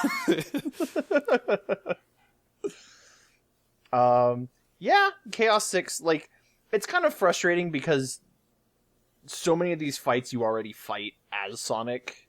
Right. Well, that's like we said, Sonic is the main event of the game. These are all kind of just extras.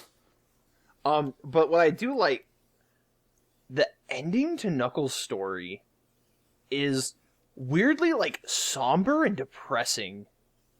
Yeah.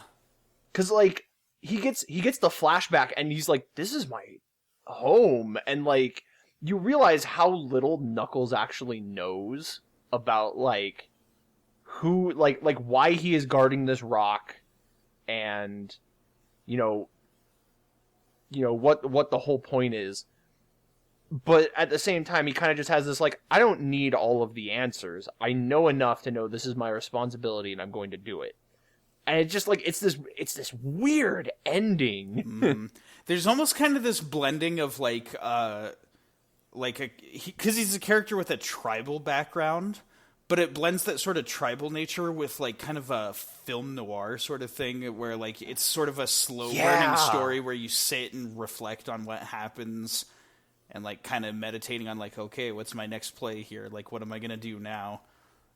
And it's such an interesting fusion. Like, Knuckles is such an interesting character.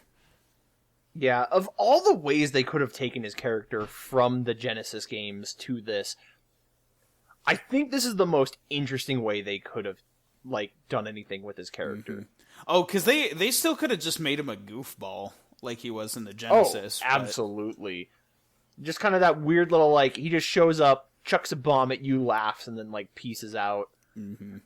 And it's interesting too because like we know that from Sonic 3 and Knuckles ending, like he kind of earns Sonic's respect at least enough to like work together, but like their rivalry never went anywhere.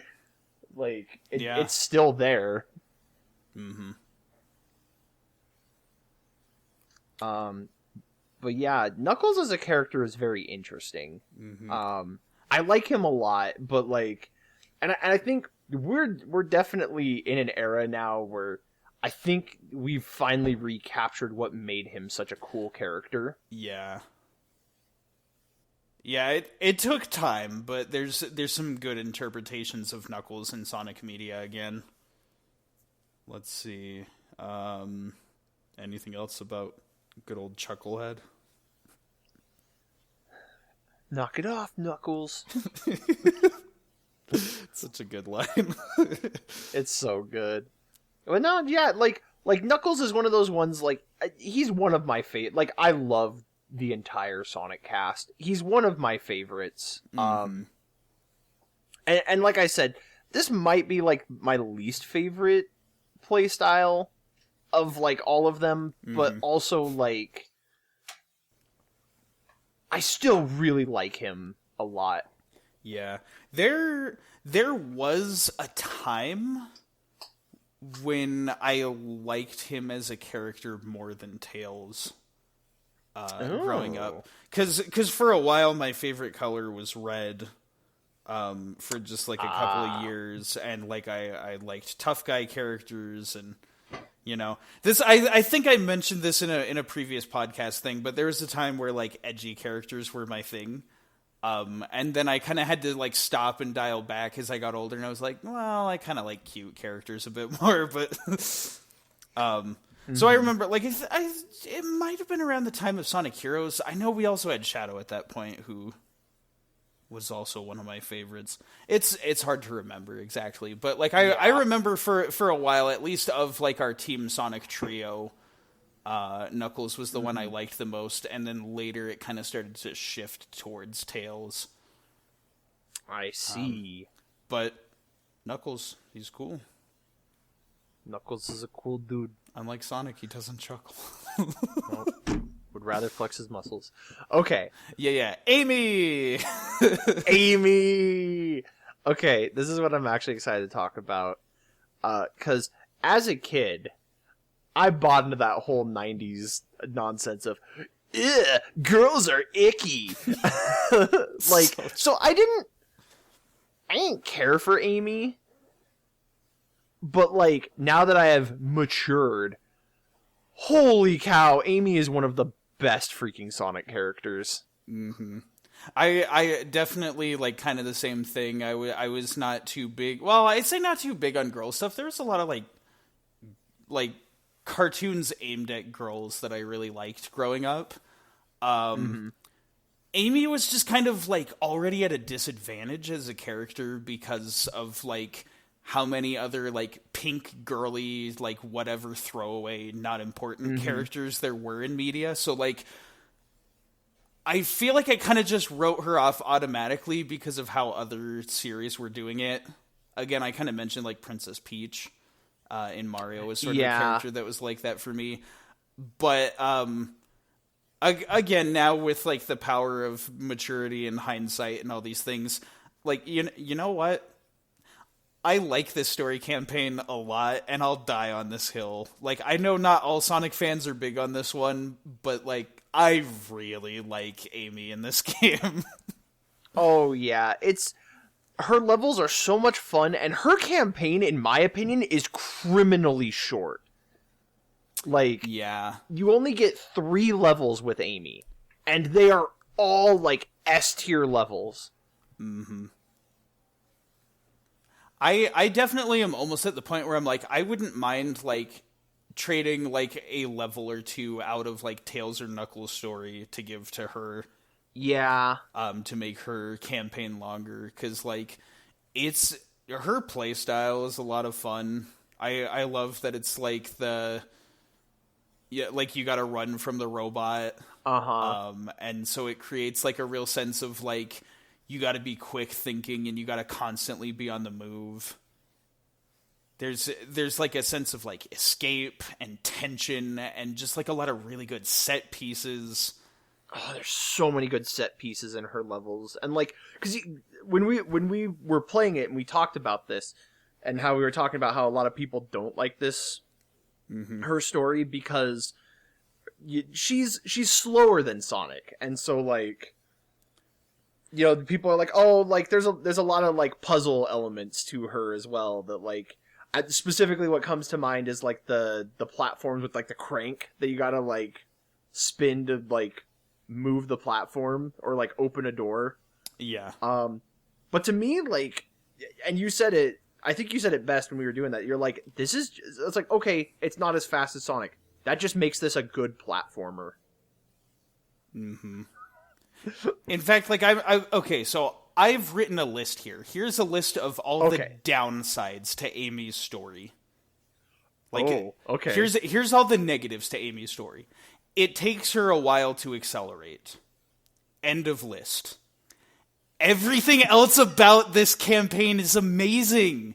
Like, again, everyone's like, oh, I don't want to puzzle solve in a Sonic game. I don't want to have to use my brain and have good improvisational skills. I just want to go fast. I'm like, bunga, gotta go fast. I don't freaking care for this take in the slightest. I'm like, it's Amy's campaign. Yes, she's a little slow. They could have stood to make her just a little bit faster. Because again, like even Knuckles is like pretty fast.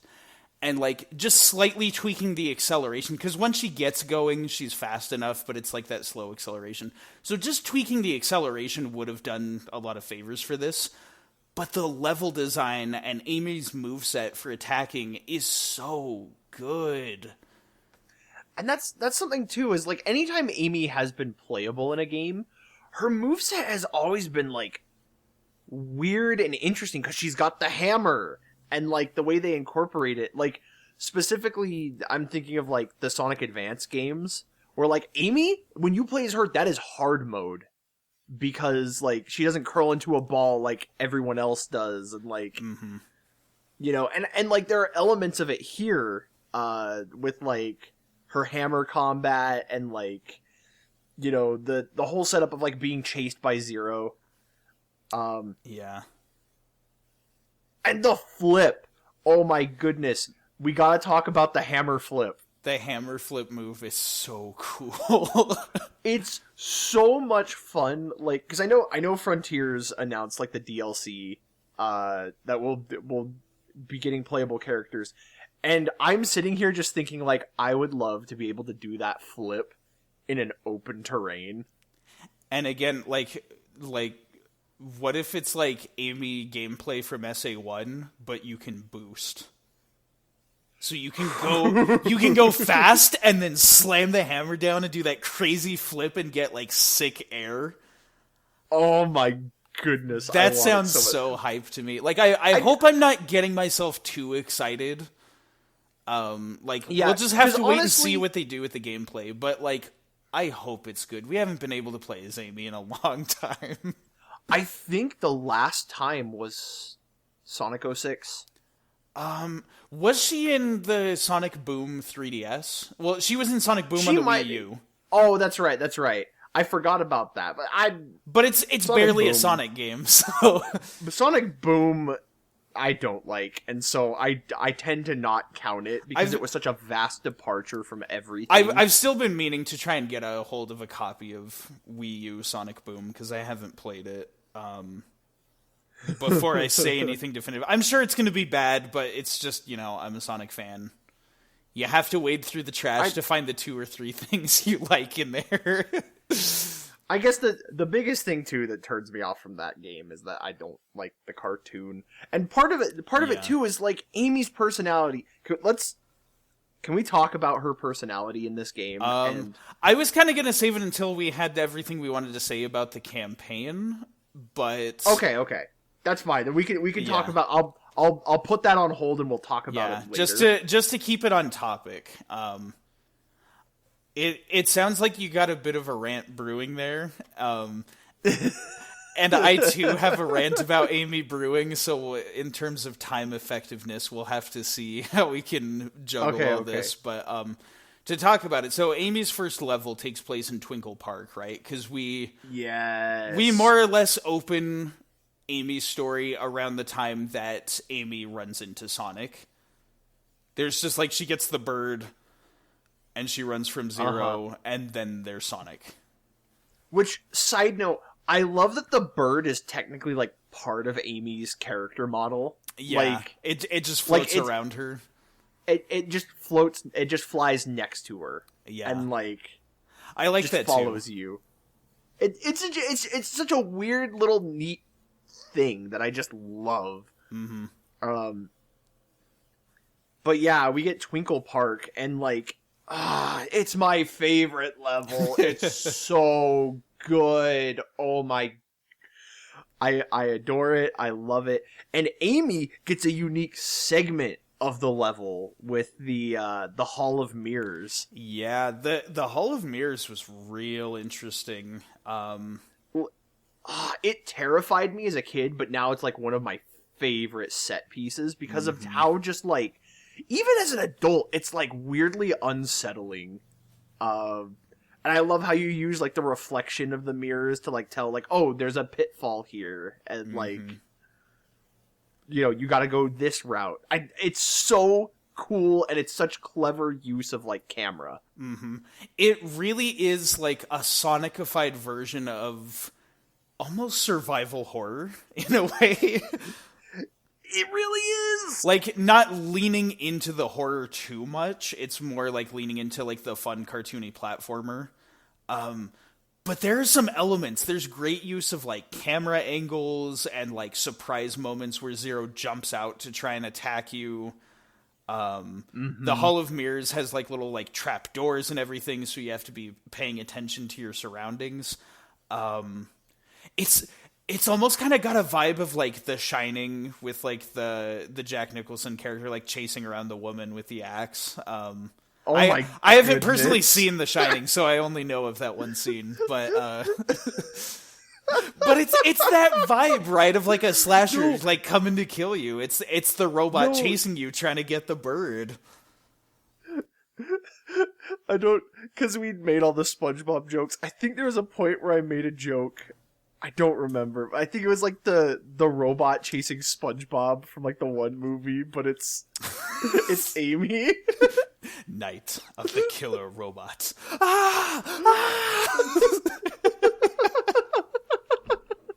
There's so many good parallels between SpongeBob and Sonic. I never would have thought we would have gone here when I pitched this game. But yeah. But man, it's funny. I love that level. And I also love how the way you escape is you grab the balloon. And it just slowly raises you up. Because the idea behind it is that Zero can't jump high enough to reach you. Mm-hmm. And I don't know what that makes, I just find that really funny. It is. as far as like kind of zipping through like the bullet points of like what happens in Amy's story. So you do end up getting caught by Zero because Sonic was busy go-karting. Woohoo!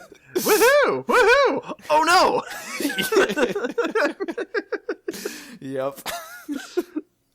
And so Amy gets taken to the egg carrier and imprisoned, and that is where we encounter Gamma. Oh man, this. When I think about Sonic Adventure and what I love about it, this scene is like one of my all-time favorites. Mm-hmm. I like, and that's the thing too. Is again, like I said, as a kid, I was like, "Oh, Amy's the girl." Ugh. But like now as an adult, like I look back and there's so many elements to Amy's personality. Again, we'll talk about it later, but they really shine. Like a lot of people cite this moment, along with hers in Sonic Adventure 2, as like these are defining like factors of Amy's personality. Mm-hmm. She starts off by acting cold to Gamma, but then opens up a conversation with him and starts to realize, like, oh, he doesn't completely know what's going on here. And she convinces him to release her. Uh-huh. And this completely changes the course of Gamma's character arc. We'll talk about it more when we get to him, but, like, this one moment of conversing with Amy completely changes his direction as a character, which is super cool. And it's so cool, like, how it's not just Amy, but it's a combination of her and the birdie. Are, like, what do it. Mm-hmm. And, like, I love their exchange, and just... Also, because I'm immature, just Gamma's like, give me the bird. Yes! and, you know, I got like, a bird for you. Womp. Middle finger. It was just like, nah, this is a kid's game. I can't do that. Like, every time... It's the Animaniacs. I would, but censors won't let us.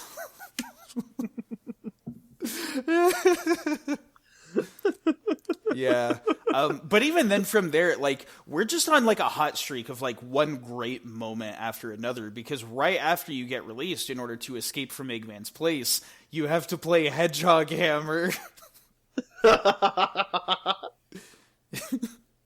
a little whack-a-mole game.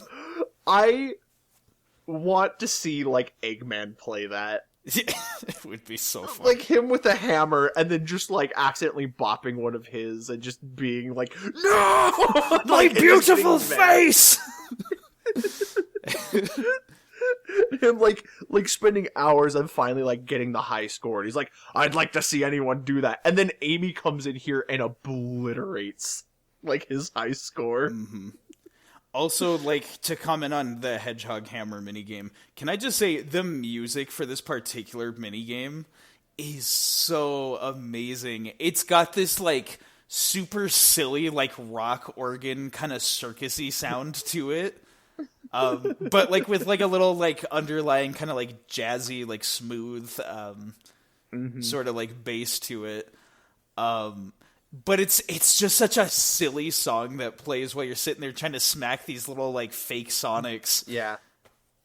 It is also where you get the warrior feather, which, while kind of useless in Amy's moveset, is, I think, my favorite upgrade in the entire game. At least visually, definitely. The feather on her headband looks super cool.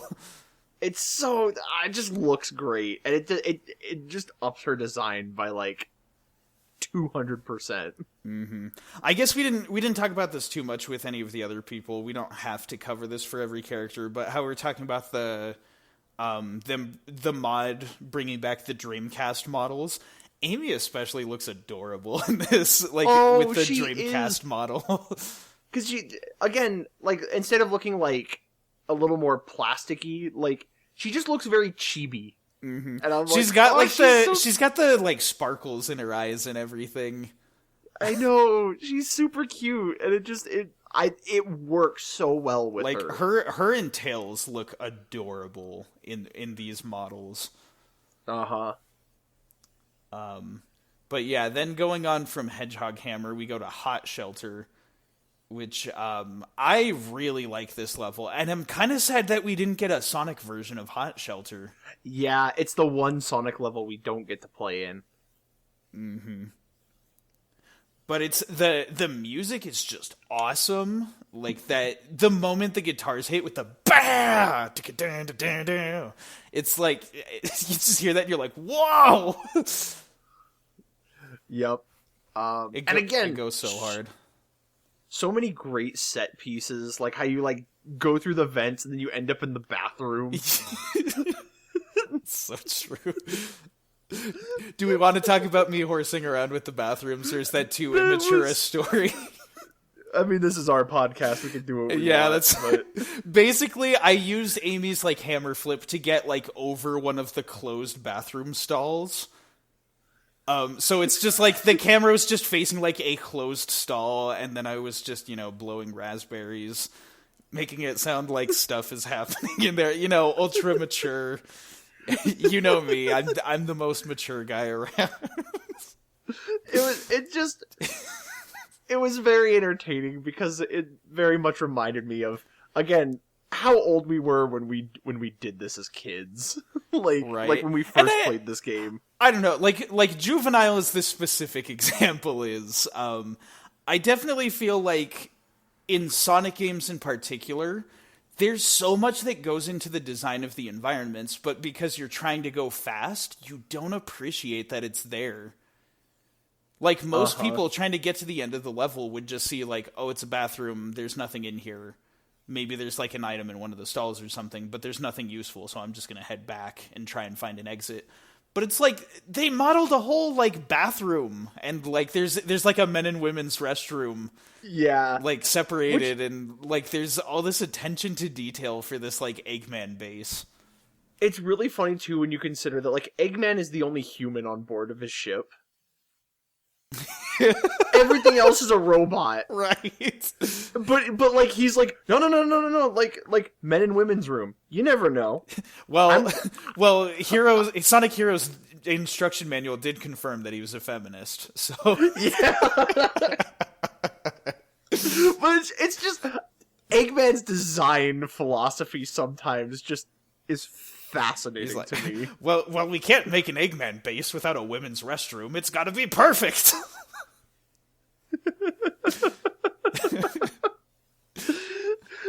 like that's the thing too about the egg carrier is just like how many rooms there are that like just you're like, what were you thinking when you designed this Eggman? Because like he's also got like a personal pool and just like his own throne at like the helm or whatever. Just silly little things. There's so many of these things that are not like functionally important, but they're just like little like environmental things that they put there just to be charming, and I really respect that. And I feel like you see the most of those in Amy's campaign because you are going slow enough that you can stop and appreciate it. It's also funny when you consider like some of Zero's hiding places and how he like jumps out at you. Like the room with the TV monitor. I was just about to bring that one up because you got to do the puzzle where you put the cubes in the little holes, and then like all the monitors change to show like pictures of Zero, and then he just busts through the screen. It was so like that scared the heck out of me as a kid, but it's such an amazing setup.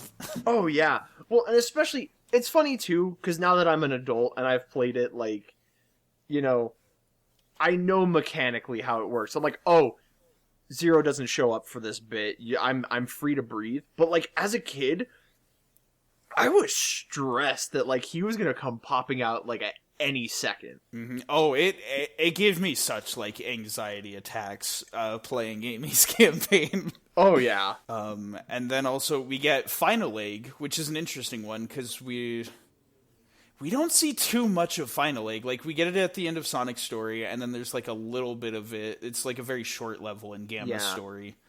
So the fact that Amy gets it, too. Or do you have something else? I did have one other thing that I wanted to say, because we do get the reveal about, like, the bird had the Chaos Emerald. That's right, yeah. Like we get that, but also, you know, we have the whole resolution of that, what happens on the egg carrier. Amy says goodbye to Tails, and then she takes the birdie, and that's when she discovers the locket that the emerald was in. That's right, yeah. And like, this gives Amy renewed, like, reason to stay relevant to all of this, of like, oh, this is your family, like, we should go, like, I'll help you find them. Mm-hmm. And I just really like that bit, because, you know, for the most part, Amy was there, she's, like, loosely tied to the events because she just happened to stumble upon the bird, and then, you know, Eggman wants it, so she gets wrapped up in it. Mm-hmm. But then she stays involved because she chooses, like, I want to help this bird find its family. Mm-hmm. It's pretty cool because you get the sense not just that, like, Amy likes Sonic because she's attracted to him or that he saved her, but, like, they share a lot of the same ideals because she is the kind of person that's just willing to help someone in need purely because it's the right thing to do. So I do like that they're kind of emotionally equal in that way. Uh-huh. Like, she is as much of a hero as Sonic is. Mm-hmm. And, like, it's so funny, too, how, like, she's so out of her depth here. Like, because she's, like you stumble upon, like, the Eggman base, and she's like, wanna go check that out? like, sure, like, let's go in. And then, of course, like, Zero shows up, and it's, like, terrifying. It's so true. Oh, man. I love it, though. And then, like, at the end of the level, it was just, like, running out. It was like, okay, that was scary. Let's not be here. Sonic Adventure, strangely enough, for as, like, hokey and cartoony as it gets, it has some of these very, like, real human moments to it. Like, yeah, that's how I would have reacted to that. It's so funny. Mm-hmm. But then, for our final encounter, who else could it be? But good old Zero, who's been hounding us since this adventure started. Mm-hmm. This is such fantastic setup for a boss fight, can I just say? Because, like, you're there, you got the bird. Isn't it, like, the birds actually do reunite, right? Yeah, you reunite the bird with its family, and, like, Amy's like, oh, that's, and it's, like, it's such a sweet moment, and then just how fast it happens. Just, like, the music just cuts, and you hear the sound effect of, like, his fist, like, extending. Yep. Which is, and that's the fascinating aspect of it, is, like, Chaos already got the emerald. There is no reason for Zero to be chasing them. I guess because, like, Amy wandered into its territory, and so it's just following its protocol of, like, no, I'm supposed to finish you off. Like, you are an intruder. It could also be that Eggman built Zero quickly, and so his only directive was to catch the bird. Like, he never, like, possible. Changed directives for it or anything, so the only thing that it knows is to catch it. My brain went to the Rick and Morty, like, what is my purpose? You pass me the butter. Oh my gosh. I was like, what is my purpose? You bring me the bird. Give me the bird. It's also, I also kind of just get the sense that, like, Zero is, like, kind of dumber than most of Eggman's, like, robots, like Gamma and stuff, like... He's like a lower-end model. He's a bit clunkier. Uh-huh. But, like, that moment of just, like, you know, the birds are reunited is such a beautiful moment, and then he just, like, screw you and your happy ending. The music cuts out, you hear the bird, like, screech. Amy's gasp, which, can I also say, like, her voice actress... We didn't talk about her actress! No, we didn't, and... This is my favorite. This is my favorite voice for Amy because it was all through the adventure games and Heroes. Yeah. And Heroes. I kind of lump Heroes in with the adventure games just because Heroes we played and them all Heroes, same. the advanced games and Battle all had this voice cast as well. The Adventure era. Right. But it's Jennifer, this is a hard last name, just looking at it. But it's Jennifer, like, Dewillard? But yeah, Jenny. But yeah, she is so good as Amy. Amy's had pretty, like, consistently good voices as well, like, all across the board. But this particular one, like, she is the best. I love her performance. The 4Kids cast, who was it? Was it Lisa Ortiz? Yeah, Lisa Ortiz was Amy. Like, I liked her a lot too. I think she did a good job, but like Jennifer, she freaking killed it and pumped so much personality into Amy. Mm-hmm. And I freaking love it. Mm-hmm. I think even with, like, the wonky voice direction of the game in general, she's one of the ones that gives, like, one of the best performances. Oh, no question. Her performance is such a knockout. And really, like, because again, for a lot of these characters, this is the first time they ever spoke. Mm-hmm. And so, like, they very much helped define, like, who these characters were. Right. And I think she did a phenomenal job. Mm-hmm. But I was going to say specifically, it's her, like, gasp when the bird gets hit. Mm-hmm.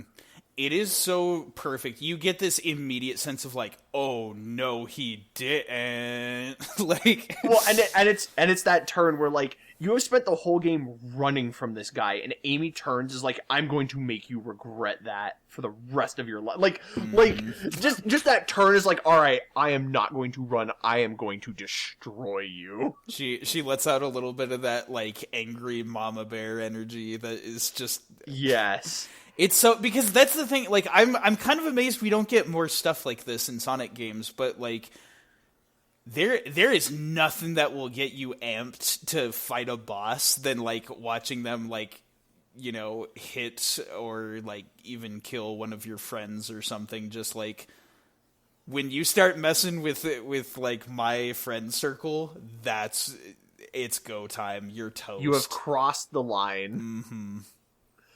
Oh, man. I love, like, that we go into this fight with this vibe. With this motivation of, like, all right, I have a reason to beat you now. Mm-hmm. And then the actual Zero boss fight, it's another one that's not too hard. He only takes 3 hits, but it's really creative. I like it. I think one of my favorite things about it is the fact that, like, it is the same Zero that has been chasing us. Like, he has all of the exact same moves. He has a couple new ones. But, like, what changes is the environment, is what allows this fight to actually happen. Because you got the electric barrier surrounding you while you're fighting him. Yeah, you're, like, trapped in this arena with, like, the electric barriers. And, like, he's able to capitalize on it by doing, like, how his arms extend and he does, like, the spin thing. That, like, electrify. But then you're able to deal damage to him because now instead of just knocking him over, you can knock him into the barrier, which opens him up and reveals, like, his self-destruct switch. Mm-hmm. The little smack me button. Which I like that because, again, it shows that it's almost the same as, like, the Egg Viper, how, like, the fight is evolving, but rather than being one boss fight where it evolves, this is, like, the whole course of this story. The boss fight has been evolving. Yeah. Which is kind of interesting, too, when you could also consider, like, Chaos. Yeah. How, like, he's evolving and getting stronger and changing his tactics. Man, there's so much good theming in this game. It's so good! Yeah, but for real, just finally getting to, like, not just for, like, what he did to the birdie in that moment, but, like, all the stress and trouble Zero had been giving you that whole campaign, just, like, finally letting it all out and just smacking him into the barrier, shocking him, and then just giving him a good old whack on the head. Like, it's so satisfying. Well, not only that, it's so satisfying when you beat him and he explodes and there is nothing. Like, Zero is unsalvageable at that point. Like, he is never coming back because you obliterated him. Yep. And I just, I love it. I love it. Mm-hmm. And then we get to go back to our touching reunion. The bird's okay, and there's that bit how, like, flies away, and then it falls. it falls and the music cuts out. Before, like, it gets back up. And I know it's supposed to be shocking and surprising, but that is so funny. The comedic timing on it is too perfect. Uh-huh. But then it's like, okay, the bird's okay, and then you do get your wholesome ending. Yeah, and, like, I love, too, what this did for Amy as a character, because before, Amy was just kind of that girl that chased after Sonic. A little bit, yeah. A little bit. Like she was just a fangirl. But, like, much like Tails, this little adventure, this Sonic adventure, ha ha ha ha, see what I did there? Like, kind of left her with this new perspective of, like, now I'm gonna grow up, and I'm gonna make Sonic respect me, you know? And it's really interesting, too. I guess it kind of goes into, like, a little bit of what I wanted to say about her character. But, like, yeah, Sonic, her relationship with Sonic is so interesting. In that, like, a lot of people kind of write her off as the crazy stalker character. Yeah. And Sonic Battle didn't help with that. No, Sonic Battle did Amy dirty. I love it, but I also hate it. It's really weird. It was kind of like, I remember seeing that as a kid, and as a kid not understanding the themes it was trying to convey, and just thinking, wow, Amy's strong. That's cool. And then going back as an adult and being like, that is mega unhealthy. Like, that is so not cool. Yeah. But, like, people would kind of, like, just sum up their relationship as, like, oh, Amy's got a crush on Sonic, and Sonic's all, ew, girls are icky. I don't want to be around you. And then that was kind of just it. But, like, you think about it, because, again, we talked about this, how, like, these characters are anime age. Yeah. And I think Sega recently removed the official ages of the characters. Good. Because the franchise has been around for like 30 years. Anytime people have tried to consider the ages of Sonic characters, it has been to the series' detriment. They should not have proper ages. I am firm on that. A little bit of a tangent, but one of my favorite things from the Archie comics was Ian Flynn's first issue. It was Sonic's birthday, and because of, like, time warping shenanigans, like, there's this joke right at the beginning where they're like, wait, so how old are you? Like, because you were gone, you time warped and missed a year, but, like, minus this, and then Sonic just looks at Tails, he's like, why don't we just call me a teen and leave it at that? And, like, I love that so much. Like, I think it's great. But, you know, at the time of this, they did have canon ages. And Sonic was, like, 15, which, you know, Sonic's still a kid. Yeah. He's a teen. And a thing about Sonic's character is that you'll notice he internalizes all of his emotions. He doesn't express himself super well. Mm-hmm. And so, like, here's this girl, you know, like, hey, you're gonna marry me. And Sonic's like, I don't know how to deal with that, so I just won't. So true. But then it's really interesting. I follow this blog that, like, has been analyzing and dissecting every entry in the franchise and their relationship, and it's been a fascinating read. Wow. But what's really interesting too is that Amy, you know, at this moment, all of a sudden she grows up and she steps up. Like, before, she was just kind of this person just following Sonic, much like Tails. But then all of a sudden she goes off on her own and she becomes, like, a strong, independent woman. Like, right. Like, she becomes an absolute force that can hold her own and keep pace with Sonic. And now Sonic is, like, in this weird position where he's like,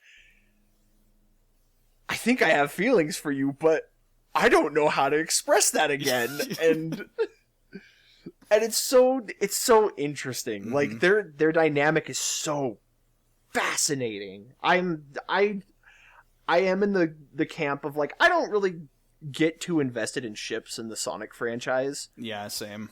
But like Sonic and Amy are kind of like built with each other in mind, and so like, and it's very much like at the forefront.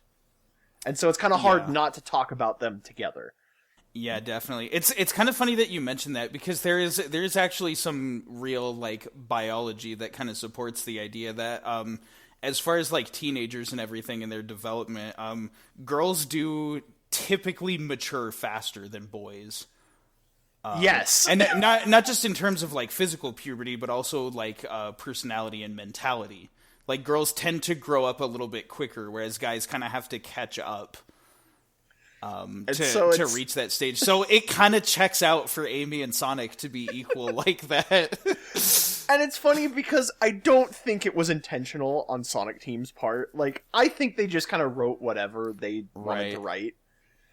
But it weirdly lines up that way, and it's fascinating to like look at it. Well, and the other thing, a lot of people misconstrue Sonic's behavior as like, ew, I don't like Amy, I don't want anything to do with her, girls are icky. But like, you can see from the dialogue in Adventure, that's not the case. Sonic is caught off guard by Amy's sudden appearance, and this random like, you're going to help me protect this bird. Sonic is so surprised by that, but he also doesn't turn her down. And, like, when she gets captured, like, Sonic goes to her rescue. Mm-hmm. Like, that's the thing. You get that moment where he's like, man, she's such a pain. But again, he could just leave her. Like, he could go go-karting. That's only canon to our playthrough. But but I mean, he actually does make the effort to try and save her.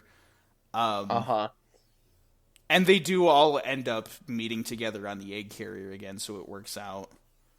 Mm-hmm. But I gotta get into what I want to say now, and I'm gonna try not to take too much time. But like here's my feelings about Amy as a character.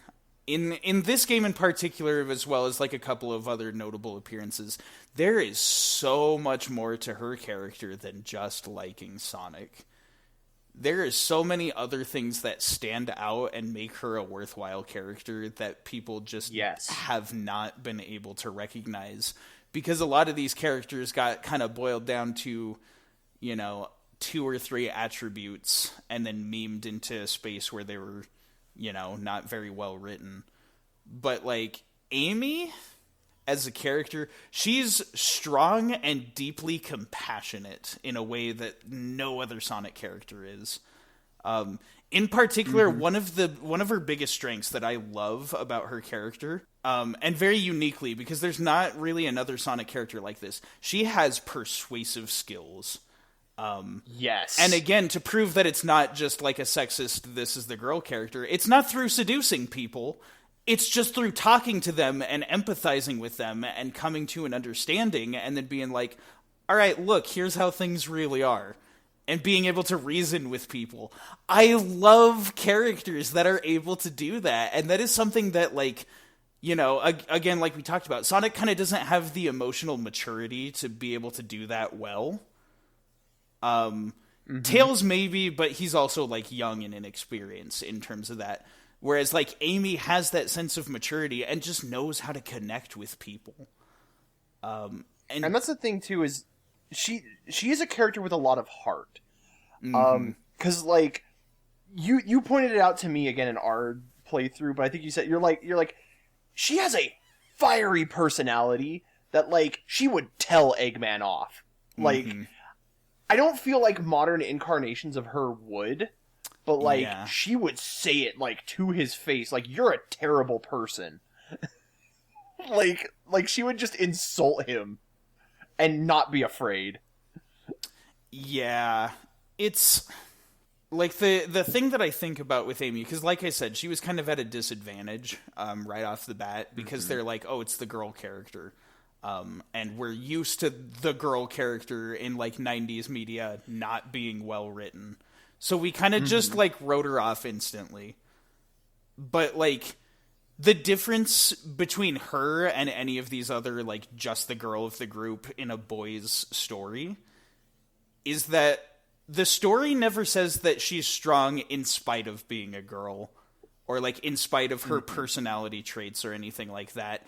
It's because of the way she is that she's strong. She has, in much the same way as Sonic, I like that she's kind of an equal to Sonic. She is fiercely defiant, and has a very intense sense of right and wrong. The first time we met her, she was captured by Metal Sonic, and it was just kind of like, okay, she's kind of just like a trophy for the player in a way. But that's because that's just like where her story started. The direction they took her as a character is amazing because, again, Amy's arc in Adventure opens with her wanting Sonic's help because she remembers that he, you know, came in clutch and saved her from Metal Sonic and all of that. But she doesn't depend on Sonic. She gets her own way out of the egg carrier. She convinces Gamma to switch sides. Like, she is the one that takes the lead in helping Birdie. And, like, all of this comes down to, like, she is a character with a ton of agency and makes hard decisions. And, like, I don't know, man. It's, they didn't have to choose between making her girly and making her cool because they just recognized that you can be both. Any person can do both of those things. Like, your personality and your interests don't affect your character. Those are two separate camps in the brain. And it's kind of, like you said, later games sort of push her away from a lot of those best traits. I feel like later games were like, all right, we gotta separate her from her, like, you know, simplifying her to just her crush on Sonic. Right, because for a while it was just the obsession with Sonic. In quite a few of those games. And so they're like, we have to give her a separate identity from that. And the problem was, so they stripped that away from her, but they didn't put anything in place of it. Mm-hmm. And more importantly, like, when they made Amy just obsessed with Sonic and nothing else, they took away her best traits from the adventure games, and they didn't put those back when they were trying to return her to normal. They just kind of left her there. And so it... go ahead. Yeah, I was just going to say, like, they kind of just reduced her to just being the girl character. Right. And they're like, oh, she's got personality, she has a hammer. Because the whole point of what they were going for was, well, we don't want her to just be the token female love interest for the main character.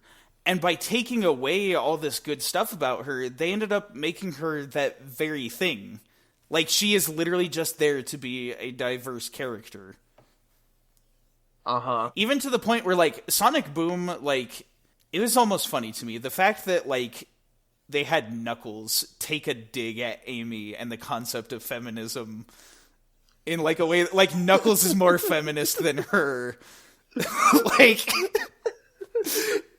It was meant to just be a joke, but, like, I saw that and I was like, that hits so hard, because it's so, like...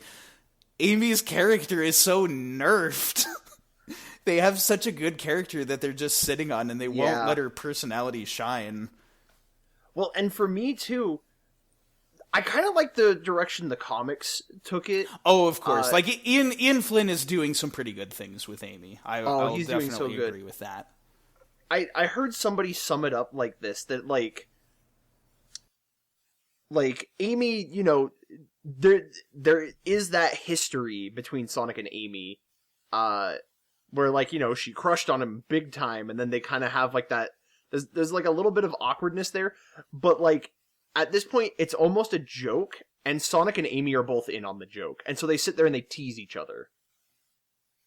And, like, I just love it. It's so fun. It's such a fun relationship. Mm-hmm. And going from them just kind of being awkward around each other to having more of that, like, banter and that sort of teasing dynamic, it makes the relationship feel more real. Oh yeah, like it feels like something that a real person would say to each other. I think more than anything, like that decision to nerf Amy's personality, like it wasn't just Amy, it was a lot of the Sonic characters. Oh, definitely. They very much got like compressed down to just this core like shell of what they were. Mm-hmm. But like the characters in this franchise are so nuanced and like they almost subvert the tropes that they are built around. Mm-hmm. There was one, like, I should have looked this up. I should have remembered who it was. There was somebody that did a video essay on Amy's character in Sonic Adventure and talking about like why she's not just the girl of the group and why she was actually like to them personally like a very inspiring role model of a character. If I can, I'll go looking for it again and put it like in the description or something. But it was very solid, and that was definitely like seeing that I was like, oh yeah, like this this is a really well written character. Like the one that stands out the most to me is like Sonic. You know, he's the fast character. Most stereotypes of a fast character, they're jittery and impatient and like, you know, they're kind of quick on the trigger. Sonic is like so laid back and chill and doesn't have a care in the world. Mm-hmm. You know, and he subverts that stereotype. You know, like we said with Knuckles, he's the strong character, so usually, he's the big dumb meathead that just hits things. But like he's this weirdly like introspective and wise character in regards to like things that he understands. Mm-hmm. And, you know, the same deal with Amy, like, you know, she is, like, the girl character, but she has so many, like, traits and qualities to her that make her stand out. Mm-hmm. I feel, and here's some, like, writing advice for people that are, you know, like, character writers of any sort. A lot of people are on the hunt for that, like, silver bullet, like, how do I write a good female character? And, like, so many people ask that, and definitely a lot of, like, ignorant executives that are in charge of companies, and lording over artists in ways they don't deserve to are always like, how can you make an appealing and good female character that's massively marketable? Do you guys want to know what the silver bullet, like, fix-all answer is to that? Just make a good character. The female stuff is secondary. It doesn't matter. Just write a good character and then, she's a girl. That is how you write a good female character. Just write a good freaking character. Just a good nuanced character that has like things about them that are like, this is interesting about them. Mm-hmm. Or like, this is worth exploring because they have this sort of like background or mentality. Right. And I think these days a lot of people are scared to write overly girly characters because we almost kind of hard correct into like these characters were so bad for so many years that like, no, we have to show that girls are strong and cool, and so we have to make them like ruthless and aggressive. It's like, you can still be feminine and cool. Like, it's not that big a problem. Honestly, I think Amy Rose is the prime example of that. It is. I think we're starting to talk ourselves in circles. Right, we've made Amy our point Rose now. Is a feminine, girly character who is so freaking cool.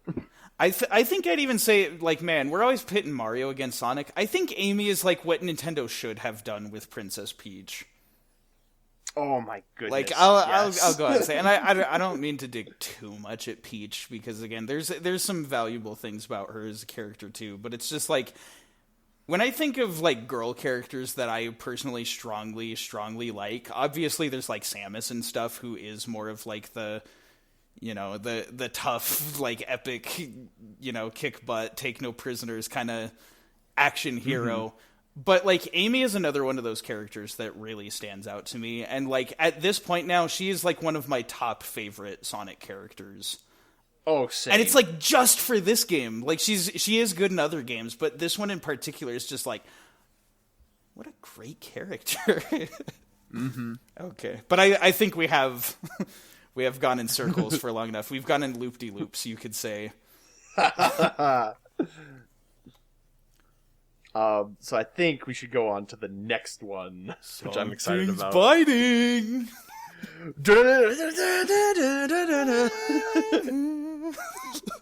That song is so good. There is no reason that the freaking fishing game music should go that hard, but it goes so hard. Oh my goodness. Big the Cat. Actually remembering the order of how we do things this time. First, let's talk about his voice actor, good old John St. John. How do you feel about his performance as Big the Cat? So, here's the thing. It's nothing against his... I think his performance is phenomenal. He's a great actor, for sure. It's an unfortunate localization thing. Yes. So, in the Japanese version, Big has, like, this character quirk of he speaks very slowly. Right. Because it's to convey that he's very relaxed. Yeah, he's very laid back, and he just does things at his own pace. He doesn't think about, anything else. Which, unfortunately, when a character speaks slowly in English media, doesn't translate that way. It kind of more comes across as stupid. It's so unfortunate that, like, Big kind of gets, again, his character compressed down to this shell of what he is, because he's a surprisingly interesting character. Mm-hmm. And it's sad too, because in terms of like Sonic characters getting nerfed and everything, this was Big's first appearance and he got this treatment. Like there is a degree of kind of like people poking fun at like, haha, he's stupid. Yeah, and, like, there's still elements of him not being, like, a super genius. Right. Because, like, we see with him and the plane, like, he doesn't know how it works, and, like, he kind of has a one-track mind. Right. Like, there's still elements of it, but, like, the way that it was localized, like, really, like, disservices his intelligence. And it kind of makes me sad, but also... it's kind of funny. Right. It's still, he's a very goofy character, and John St. John's performance, he does a very funny voice that is... oh, yeah. It's just a lot of fun to, like, joke around about, but it's like, I do feel it's important to not get too mean-spirited about making fun of Big, because there is a degree of, like, oh, are we going to start doing jokes about, mentally handicapped people and get ableist about it? And, like, that's not what's inherently funny about the character. It's more just, like, if you strip it down to, like, oh, it's a cartoon character and he's got a silly voice. Like, yeah. That's kind of more about what's funny about it to me with John St. John's performance. Mm-hmm. And like, to his credit, the 2 or 3, like, actually, like, pretty sincere lines of dialogue that Big has in his story, like, he does a good job, still, like, in a silly character voice trying to convey the right emotion. It's hard to do that. Uh-huh. And that's the thing, is, like, I don't hate his performance. I don't even hate the voice, because, like, I love doing that. We were imitating the voice and doing impressions of it the whole playthrough. This was our new jet stream, Sam. We were doing the Big the Cat voice the whole time we were playing this story section. What was really funny, though, I don't remember how we got on this topic, was that we're like, what if Big is actually, like, a super genius? But, like, nobody took him seriously enough to, like, actually figure that out. And so then we're like, Big just starts, like, reciting math equations of, like, according to the Kutta-Joukowski lift theorem, you can actually find the inverse kinetic, and just starts going off. He's like fishing and he's got like a seashell lure and he's like, quite the parallel to the Fibonacci sequence. Like, or even, no, what was the one? We were doing like doing like Sonic game reviews, like him being like stuff like, Well, the concept of momentum as a reward for skilled gameplay is flawed at its base level. Because in order to have satisfying platforming experience, it has to be readable. And if you're moving at too fast of a speed, and it's just like, oh my goodness, big. It is so funny to think of Big the Cat doing game reviews and getting like really in depth on game mechanics. No, and then that just reminded me because then we were like, Big has his own YouTube channel that he's just like, remember to like, comment, and subscribe. Ring that bell, Froggy and I will see you later. And just like, and then I think that got us on a tangent of like fishing tutorial videos.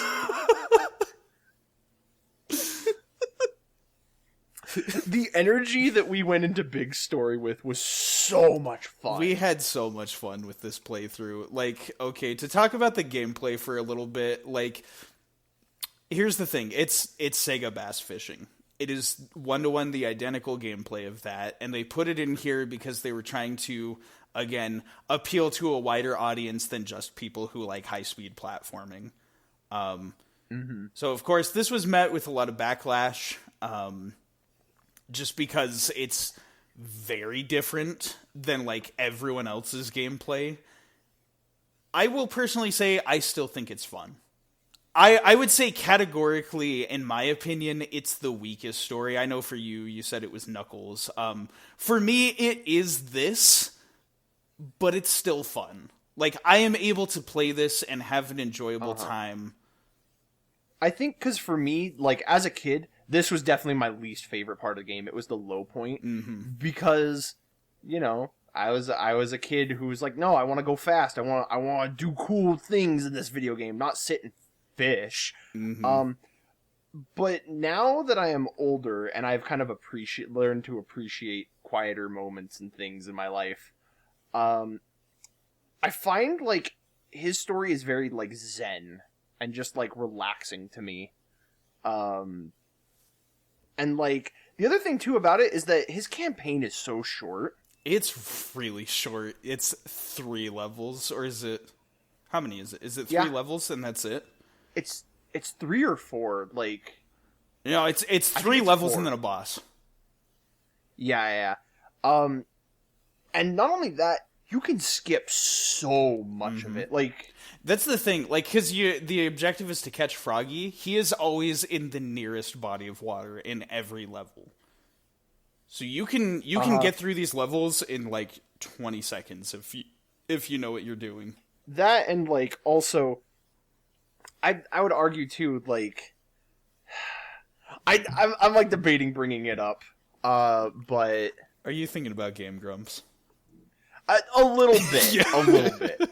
I was gonna bring it up if you weren't, but... Okay, because, like, it's specifically Aaron's claim, and it's frustrating because he can reach a wider audience than we can right now. Oh, of course, yeah.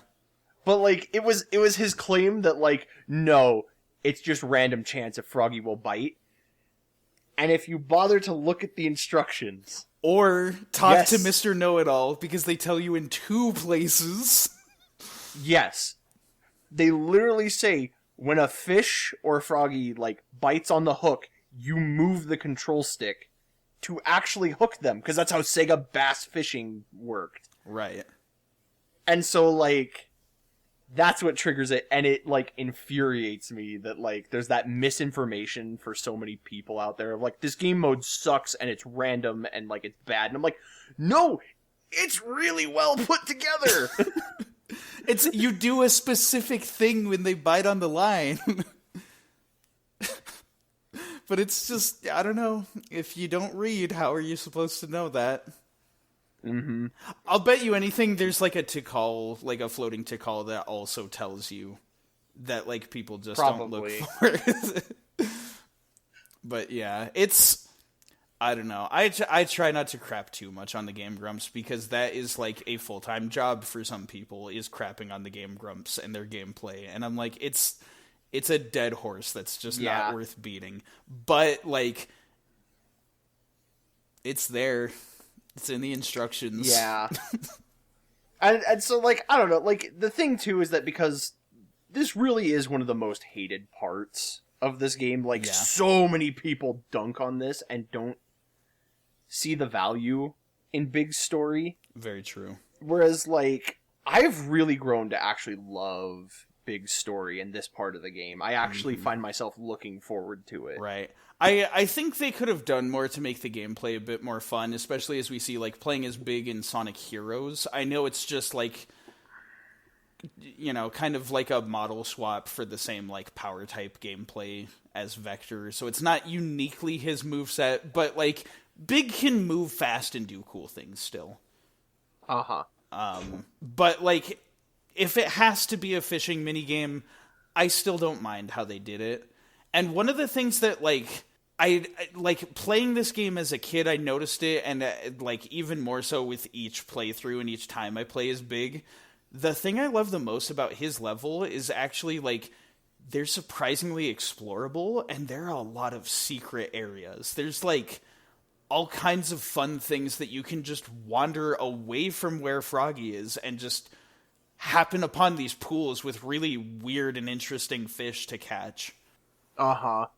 There's so many unique areas that, like, there's one in particular. I don't know if we want to get into that, but right. like, I mean, do you have much to say about, like, Twinkle Park and Ice Cap and just Twinkle Park? I just want to highlight the moment where, like, the door closes on his tail. Oh, yeah. It's so funny because, like, you can tell what happened there was Big's model is so large and his tail sticks out and it clips through the door when it closes. Mm-hmm.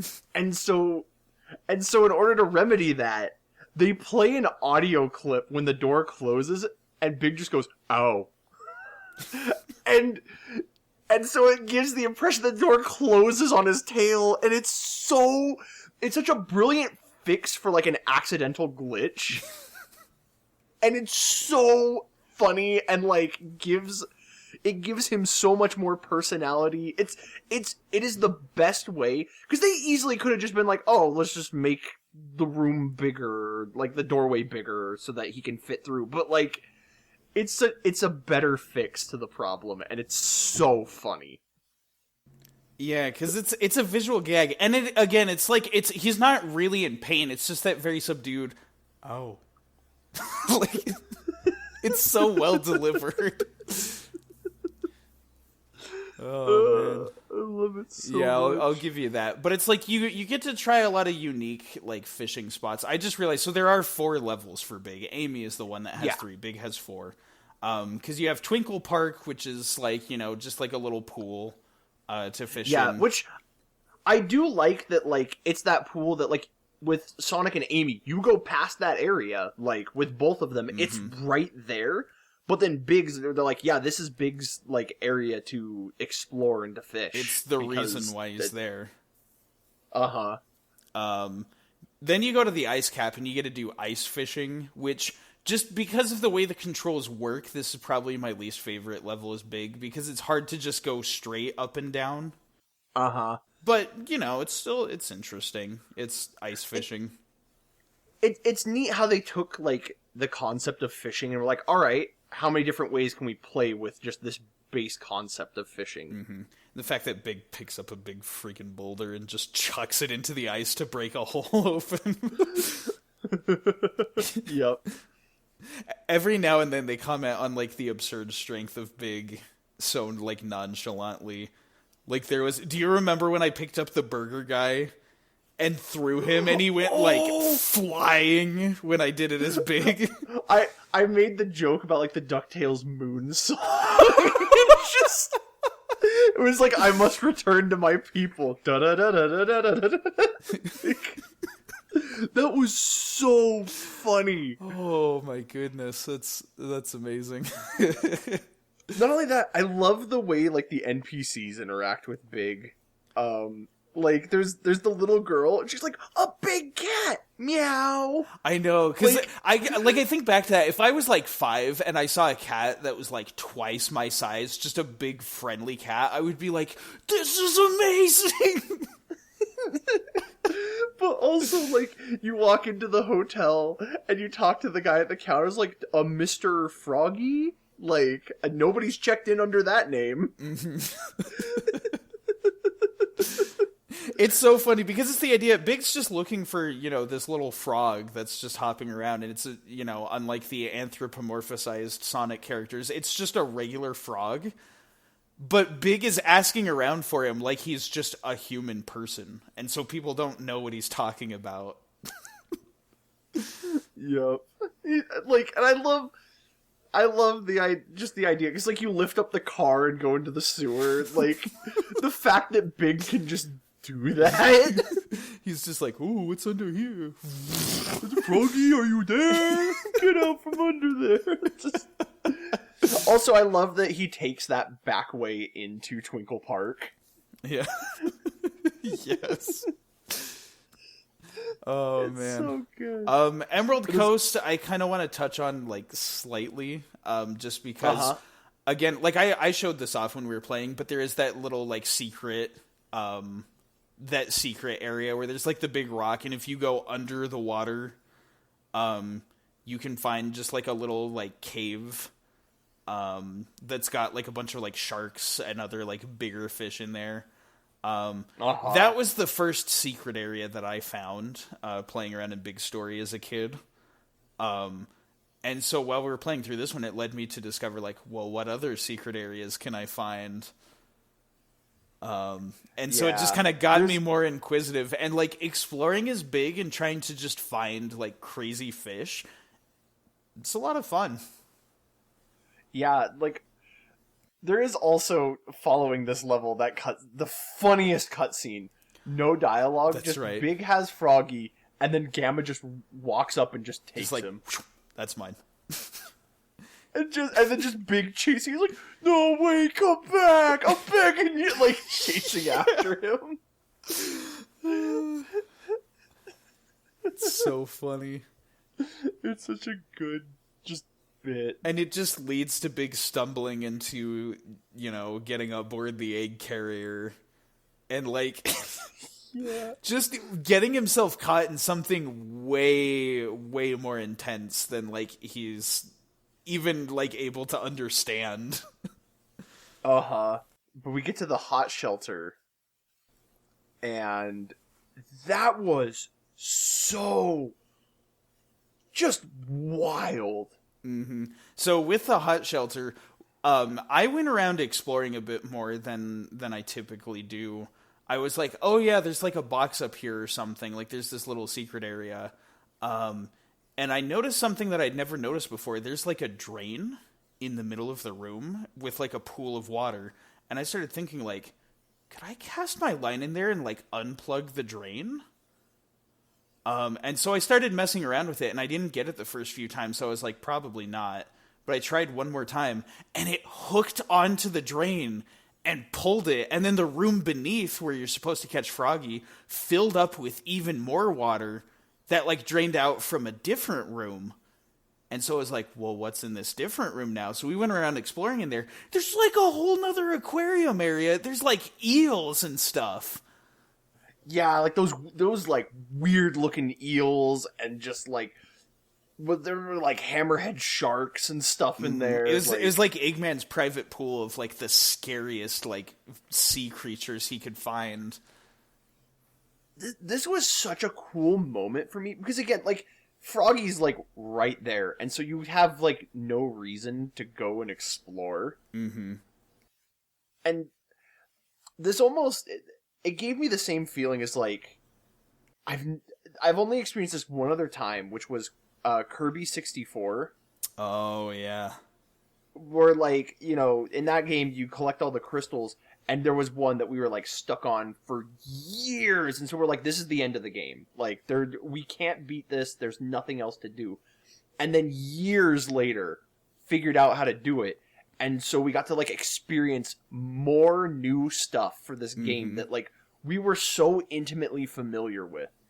And like this is that exact same feeling. I never thought I would experience it ever again. Right. Well, and I never thought we'd experience it with Big the Cat playing through this. Of all characters, like big. It was so cool because like the level just kind of kept going. Like we're like, well, what's over here? And then we just kept going. We're like, we gotta see what else is here. There's so much here. Because I was wondering if there's like a hidden power up or something in there. Like there was so much more to that level than just that first room that they start you in. It was like I did not expect to have Big the Cat's campaign blow my mind, but like here we are. Yeah, and like seriously, those like eels that they had with the more like the kind of crown on their head and like the really like long face tendrils and stuff, like those things look so cool. Oh yeah, like we caught a couple of them, right? Oh man. Oh man. So that was fun. But then we after finishing up Hot Shelter, we get a quick little cutscene that... Yeah, I actually screen capped it. I'm gonna put it in the Discord call so I can look at it. Right, but there it is. This cutscene is, I think, the whole point of Big's story. I want to read like his actual dialogue here, word for word, because he says. He's like sitting there holding Froggy. Well, first, before this, I forgot, we also get the TIKAL vision. Oh, that's right. Big sees TIKAL and just has no clue what's going on. And it's so funny that this guy that has no idea just what is going on gets some of the most vital information. Like, he is the one that is informed like about like the servers or the 7 chaos. But there are 7 Chaos Emeralds, and he this is the one that gives him all of this, and I'm like, and it just falls on deaf ears because it just doesn't matter to him. That's so funny. But yeah, getting back to what I was saying, this cutscene, he exits and he's in the egg carrier, and he says, "If something happens now, there's no point to my rescuing you. I don't know who would bother to save us both." And that, to me, is like the entire point of Big's character. Big the Cat is a fish out of water. He has no stock or like anything in all of this mess that is going on. And he gets like the least character intersection points in the story. Like, the only thing that really ties him is, like, Froggy accidentally drinks this weird water that ends up being Chaos's tail, and then eats a Chaos Emerald. And so that puts Eggman's eyes on this frog. Mm-hmm. Otherwise, like, Big has no stock in anything that is happening. He just wants to save his best friend. And Froggy is quite literally the only friend that he has. Mm-hmm. He's sitting there like saying, like, there's no point if, I get in trouble here. I gotta get you out of here because nobody's gonna come rescue me. I'm all you have and you're all I have. So we gotta be careful and get out of here. Which, like, it breaks my heart. It's because, like... It is such a heart-wrenching line that just catches you out of nowhere. Because you're just like, haha, Big, he's silly. He's got his little frog friend going on a silly adventure. And it's kind of like, yeah, they really don't have anybody else. And so if they both are, if they both get in danger there's just, like, no one there to help them. And, of course, things don't go well for them. Right. Because they end up finding Eggman and Chaos. And of course, that's the other fascinating part about it, is like the whole reason Froggy ran away is that like Chaos's tail, when he ingested it, it was like affecting his mind and trying to return back to complete chaos. Right. And so like, Froggy coughs up the emerald and jumps in, and like the tail goes back to Chaos. Mm-hmm. And Big starts like it genuinely breaks my heart because Big is there freaking out because his best friend just jumped into this giant like water monster, and he's like, "How am I gonna help him?" And then who shows up? Freaking Sonic the Hedgehog, and Sonic like just barely meets this guy, has no idea what's going on, but he's like, "That's your friend in there? I'll help." Which like. Sonic does come to save them, Big makes Sonic a better character. Like, this interaction. Because it highlights how Sonic is such a selfless individual. He goes out of his way to help people. You know, and even further in the franchise after this bit, you know, we see that now Big has friends. You know, all of Team Rose, he's such good friends with them. He's good friends with Sonic. And, like...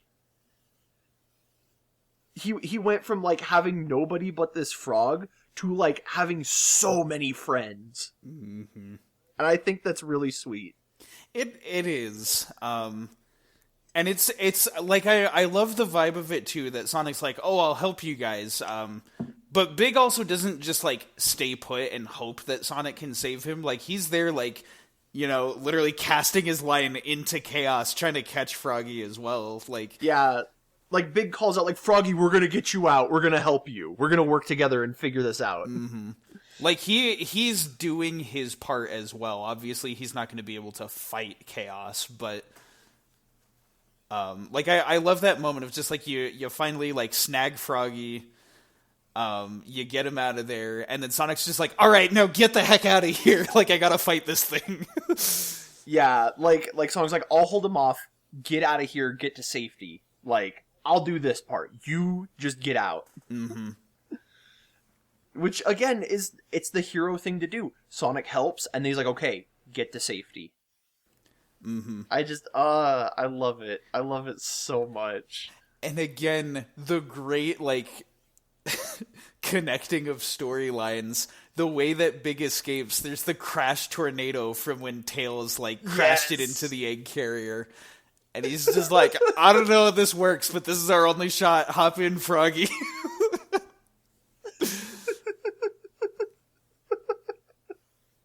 It's so funny. I love...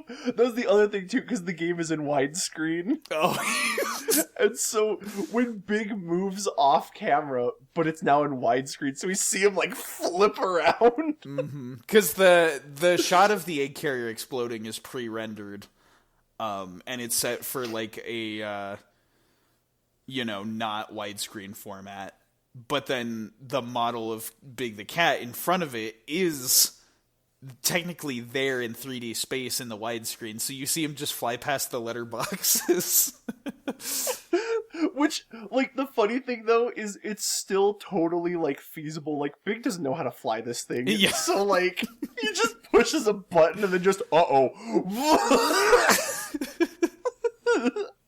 okay, we're good. Just crash land it. We're fine. And I do love that. We'll get into it more later. But the fact that, like, you find the tornado totaled by Big's house. It's so funny. It's really goofy. So I guess just some closing remarks about Big as a character. We've talked about him quite a bit. But the last thing I just want to say, like, Big is a very misunderstood character. Very much. And like we talked about how, like, some things like the portrayal and his voice acting and in the English translation script and all that, like, you know, like, there are some reasons for people to just kind of think, oh, like, he's a stupid character. Like, those kinds of things did factor into that. And, like, even though that's not necessarily the point of Big's character, like, I still think, like, pointing and laughing at people for them having a lack of awareness or a lack of intelligence is like, kind of low, and it's not something that I enjoy very much. Like, that, I don't know. I don't know who I'm calling out here, because you probably wouldn't listen to this anyways, but, like, it doesn't make you cool to make fun of people for their intelligence. No. Like, it really doesn't. But, like, that is not what they were going for with Big's character. The point of him is, like, he's simple. And simple doesn't mean stupid. It just means simple. He is an ordinary guy that is surrounded by superheroes and supervillains in this crazy world. And like I wanted to, like, as a kid, I wanted to play games that are like cool and characters are really actiony and fast. So it was kind of hard to understand what Big was about. But like as an adult now, I get it. It's about like taking a break away from, you know, like the chaotic, the fast pace, the get everything done, and just like take it easy. Just go fishing for a little bit, relax. And of course, like, the aspect of his friendship with Froggy is another thing that is kind of misinterpreted too, because people interpret it as like, oh, Froggy doesn't like Big and he's trying to get away from him. It's like, no, it was chaos that was affecting him. And then you see the two of them at the end back together, like palling around and having fun. And like later games also would kind of play up the stupidity more on Big, like a bit more than they should. But I really do appreciate that more recent Sonic media is a lot more respectful to Big as a character. It's not like point and laugh, look at this funny, stupid character. It's more like, oh, he's a chill dude. Like, he's not going to do much to help us, but like, we all love him. He's a cool guy. Uh-huh. I think also just like Big has grown on me so much, like, since I was a kid. Yeah. And, like, one of my favorite things about him is this, like, almost supernatural ability for him to just wander into places that he should not be. Yeah. Like, he... You know, it's funny, I guess because he fishes, he is a fish out of water. Like, because, you know, this whole adventure, he had no part or place in this adventure. In Sonic Adventure 2, like, he's just there in the background. In, like, you know, Sonic and the Secret Rings, he has this whole crazy journey into, like, this book about the Arabian Nights that, like, Sonic magically gets put in, and Big is just there.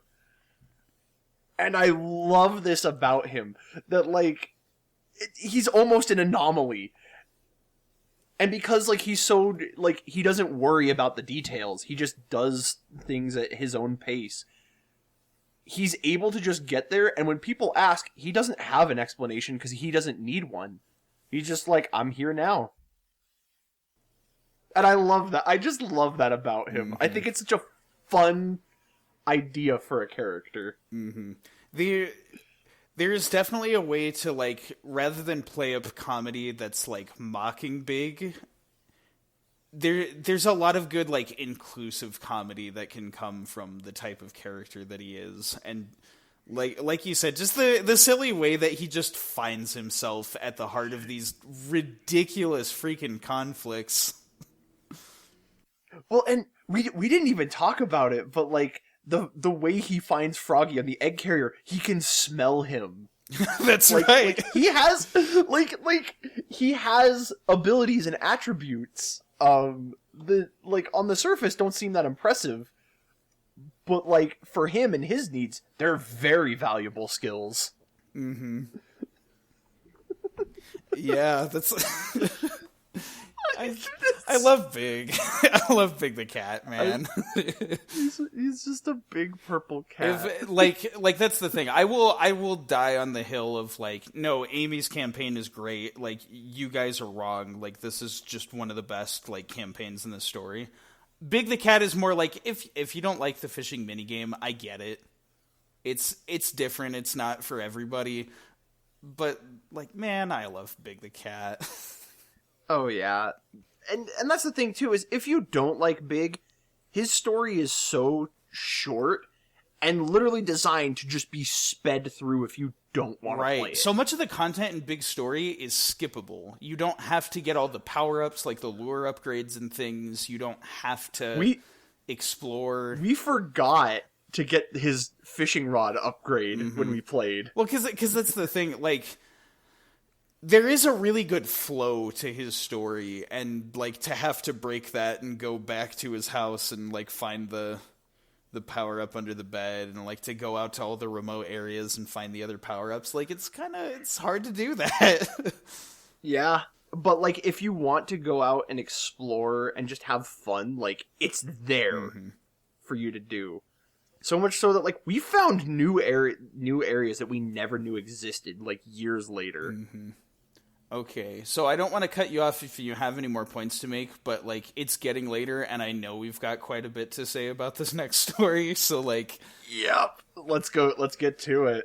Yeah, I get there's a Tradin Fave favorite little mini game every time we say we need to go faster, and then don't go faster, take a shot. Like, we're not gonna make it. Let's speed up. But make sure it's a shot of chocolate milk, because this is a family friendly show. Okay, Gamma. Oh, Gamma. Let's talk about Gamma. Oh man. The funny thing for me, right before we go into the voice actor, was the tone shift from like, because we played these two back to back. Right, we played Big Story. We played Big Gamma and the final story in one sitting. Yeah, but like Big Story, we were laughing and joking and having a great time. And then Gamma's story, we went into this like super analytical like mode where we were like just like scrutinizing every little detail in the story. I mean, it's appropriate for the characters, but yes, it's just really funny that that's what we did. Mm-hmm. I definitely like the tone shift was extremely noticeable. And it happened fast. It was like very early on within the playthrough. But so this one, I don't know why for a while I thought John St. John was also the voice of Gamma. That is not true. Gamma's voiced by Steve Brody. Which I'm glad I corrected that later, because I would have given all this praise to the wrong voice actor.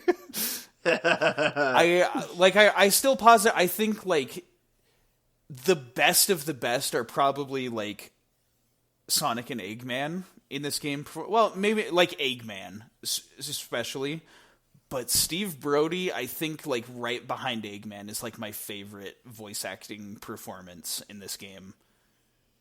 Oh yeah, because he does such a good job as Gamma. Well, especially the voice effect that they put on Gamma's voice is like, it's really good and it sounds really cool, but like he knows how to convey like the right emotions with this very robotic character. And it's such a good sense of not breaking the robotic monotone voice, but still like being believable in like, and I think that has to do more with the writing, but like Steve Brody's delivery on all the lines are like robotic yet invested. And it's super cool. And he's just got that real like smooth, deep voice that I love. It's so good. It's just very fantastic performance. As far as gameplay, though, this is an interesting one that I want to hear. What do you think about Gamma's gameplay? I love it. Like, because again, this is just the mech stages from Sonic Adventure 2. But like around this very new character that's an Eggman robot. And just like, it's fun. I'll admit, the time limit is not my favorite thing, because I'd rather just be able to just play the level how I want to play the level. Okay. But I think it's an interesting mechanic, and I really like the way, like, I don't play Gamma the same way that, like, I'd play Sonic, or Tails, or Amy, or Big, or Knuckles. Like, that time limit is such, like, a different beast. And, like, they're pretty generous. Generous. Right. With their time limit, and, like, how you can rack up time. With really, like, the last level is, like, the only one that I ever, like, kind of struggle with. But it's a very interesting thing having that clock ticking down. Because it's, for us having played SA2 first, it's generally the same with like the lock-on run and gun sort of gameplay. I will say I like the time limit for a very specific reason.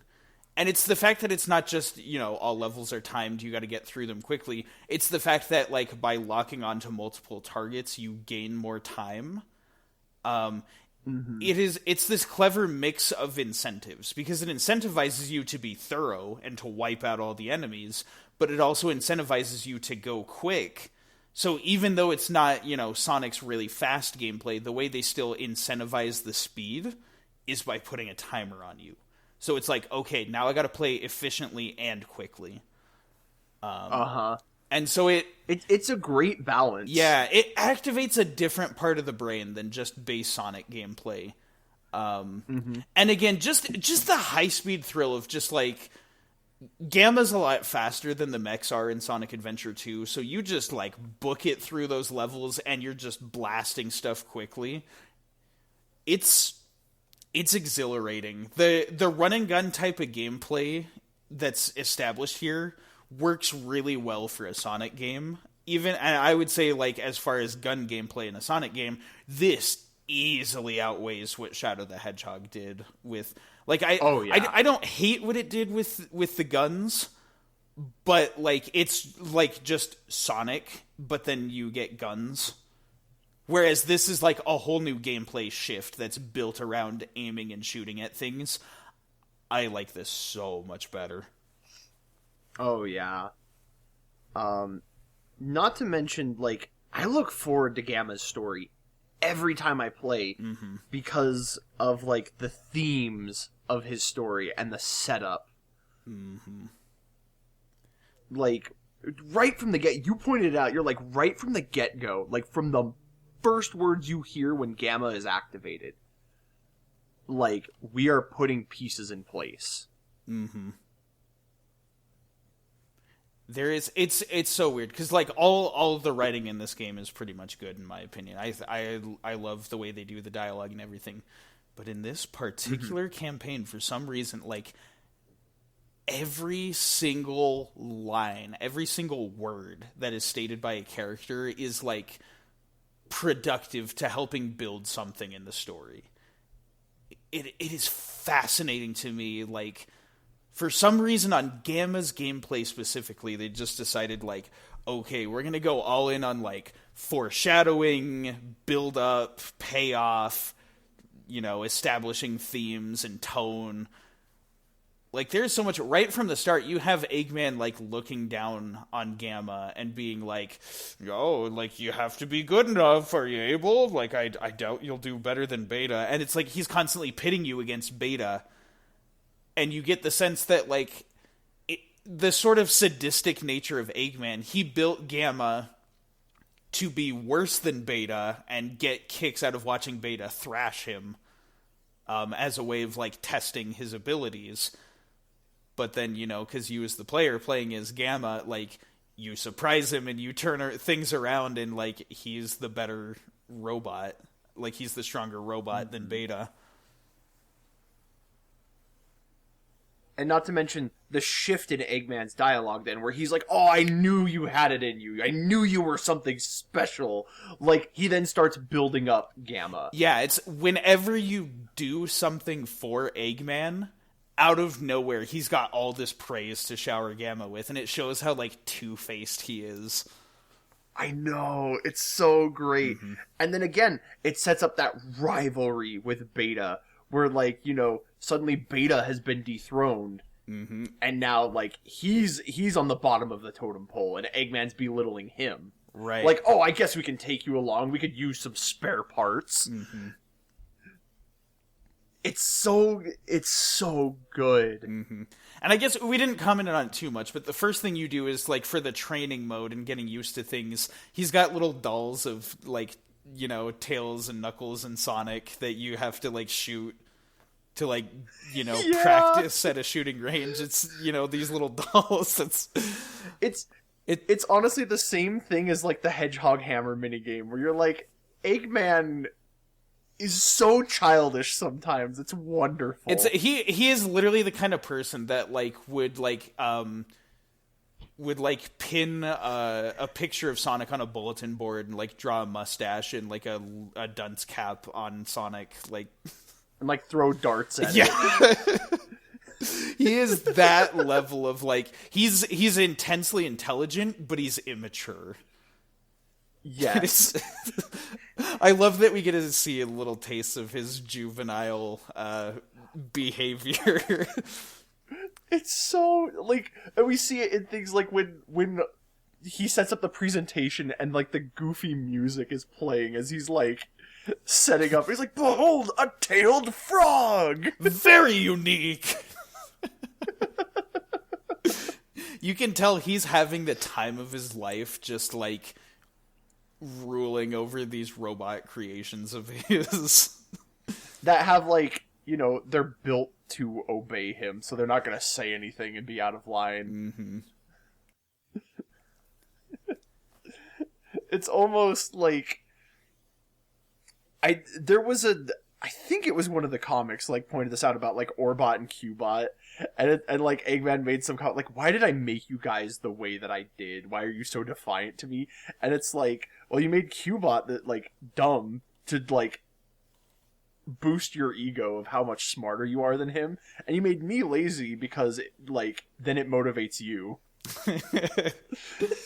It's true. like and so it's just funny like how intentional Eggman is with a lot of the things that he does. It's so true. As far as gameplay stuff, we move on to Emerald Coast, and this is Gamma's perspective of how we swipe Froggy out of Big the Cat's hands. We don't even see Big. Just frog capture complete. Yep. Is this where he gets the teleported to the TIKAL memories? I don't remember. I thought that was after Red Mountain, but I could be wrong. No, because this is part of like what sets him on his path, I think. Yeah. Because like you bring back Froggy as like part of your final like test being trained. And so Eggman's like, okay, all the rest of these robots done messed up. We're just gonna friggin' ship them all out into the world. Yeah. Well, because Eggman was pissed at him because, it's like, dummies, you're all failures! Like, you know, how did you not understand my instructions? And then, once again, Gamma succeeds, and Eggman, all of a sudden, that tonal shift. I knew you were special. I knew you were the one that could do this right. All of these others are failures. I'm getting rid of them. Yep. And it's that one, like, the one next to Gamma, like, stops and turns and looks at him before getting teleported away. Yep. Like, they really lay it on thick with the emotions in this campaign, and that's something that I kind of like. Well, and it's so great, though, because, like, I'm a sucker for the trope of, like, the robot learns what love is. I adore that trope. And, like, it's such a prevalent thing of, like, Gamma's emotions are, like, the core of this whole story. Yep. But yeah, I guess the real final piece of it is Sonic is aboard the egg carrier, and Eggman has become very satisfied with Gamma's work, so he's like, all right. Time to put it all to work. Yeah, well, first he tells it, like, okay, go retrieve this bird for me. And then that's right. Gamma makes a mistake. He makes his first mistake, but it's not really. He goes into the room where they are reconstructing Beta. That's right. And, that scene is so, like, unsettling. The music like, during the cutscene is like really like tense, and just seeing like they're rebuilding Beta, and just Gamma trying to like make sense of what he just walked in on, and then he finally just like stops and walks out. It almost like, do you know what vibe it gives me? Is like, do you remember in Star Wars and Return of the Jedi? When, like, C-3PO and R2-D2 get, like, sold to Jabba, and they're torturing the robots. Oh, yeah.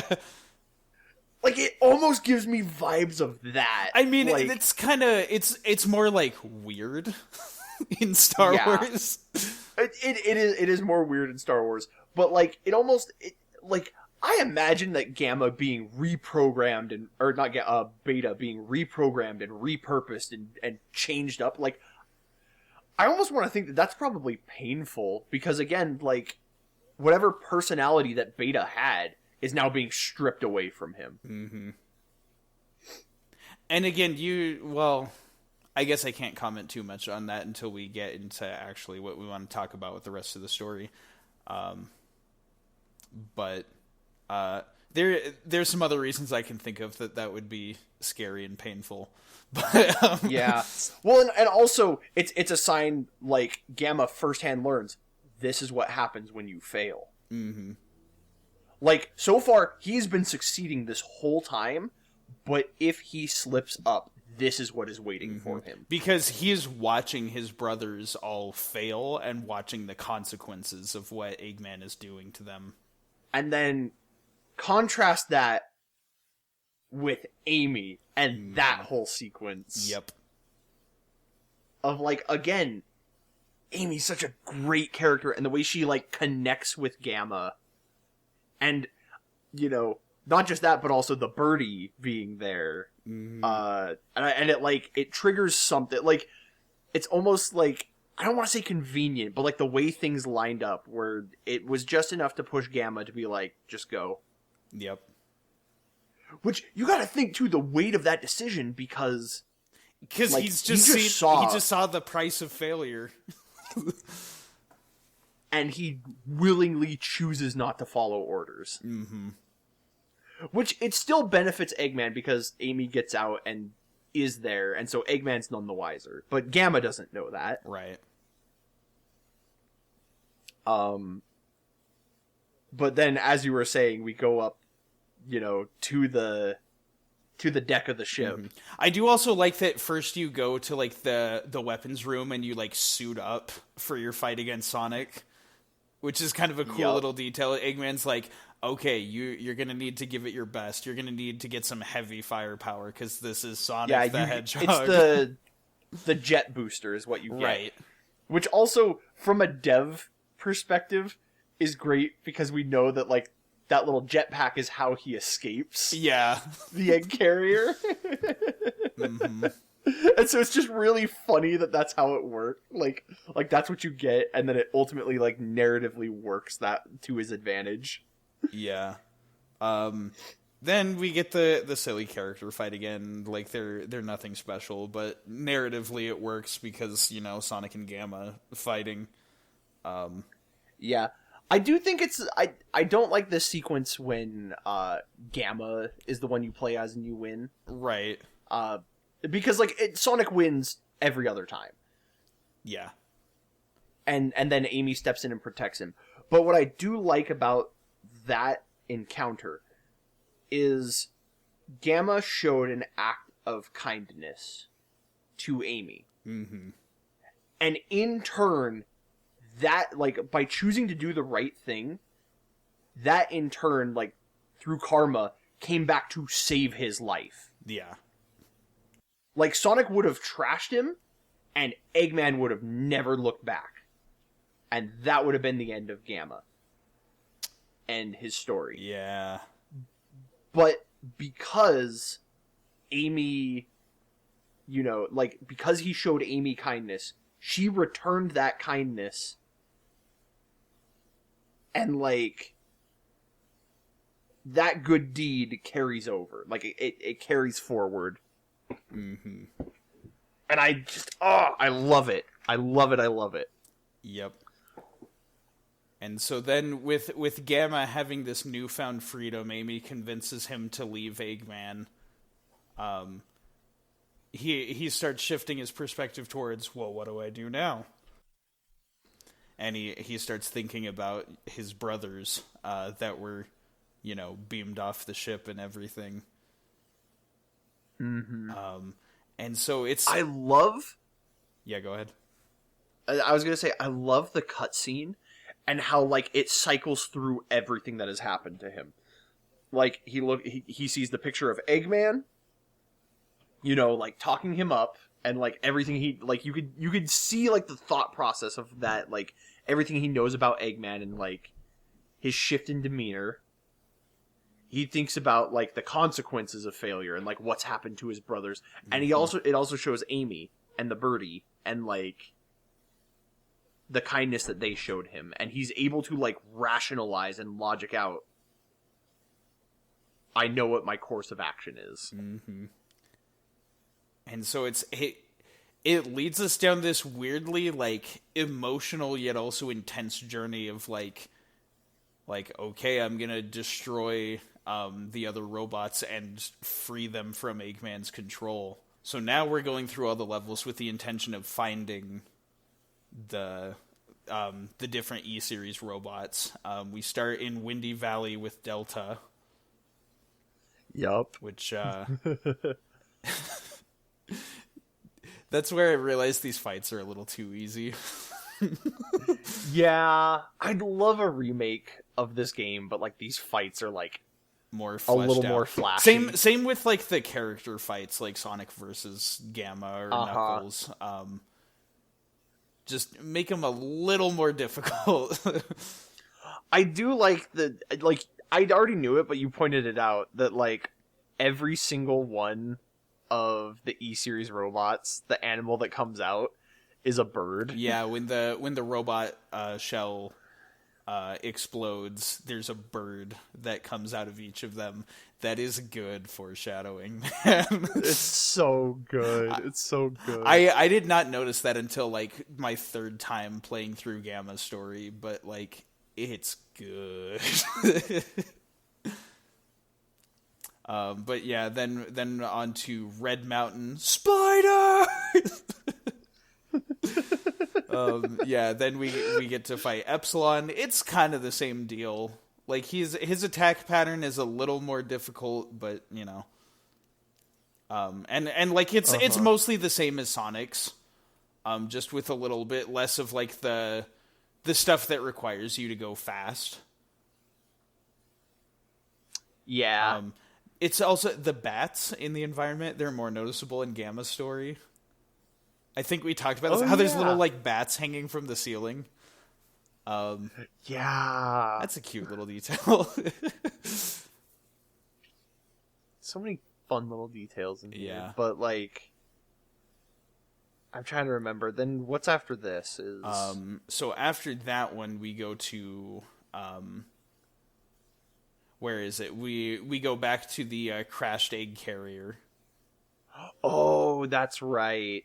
To go looking for more, and that's where we go to the hot shelter, which right. This level is like Gamma's best one.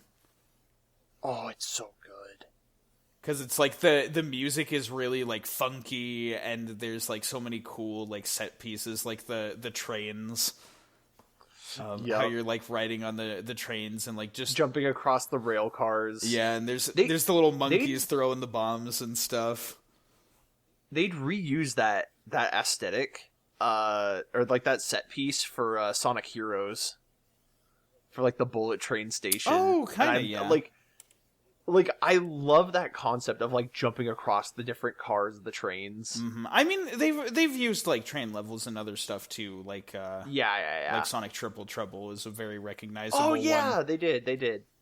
I was gonna say also the fight against Zeta. Yes, he's made of Dreamcasts.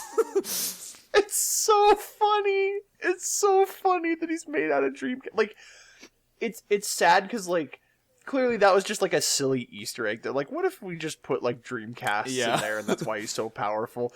But like now with the hindsight of like the Dreamcast kind of failing as a console, it just like oh, you didn't have to say that to me, man. I just thought it was a funny Easter egg. Now I'm sad.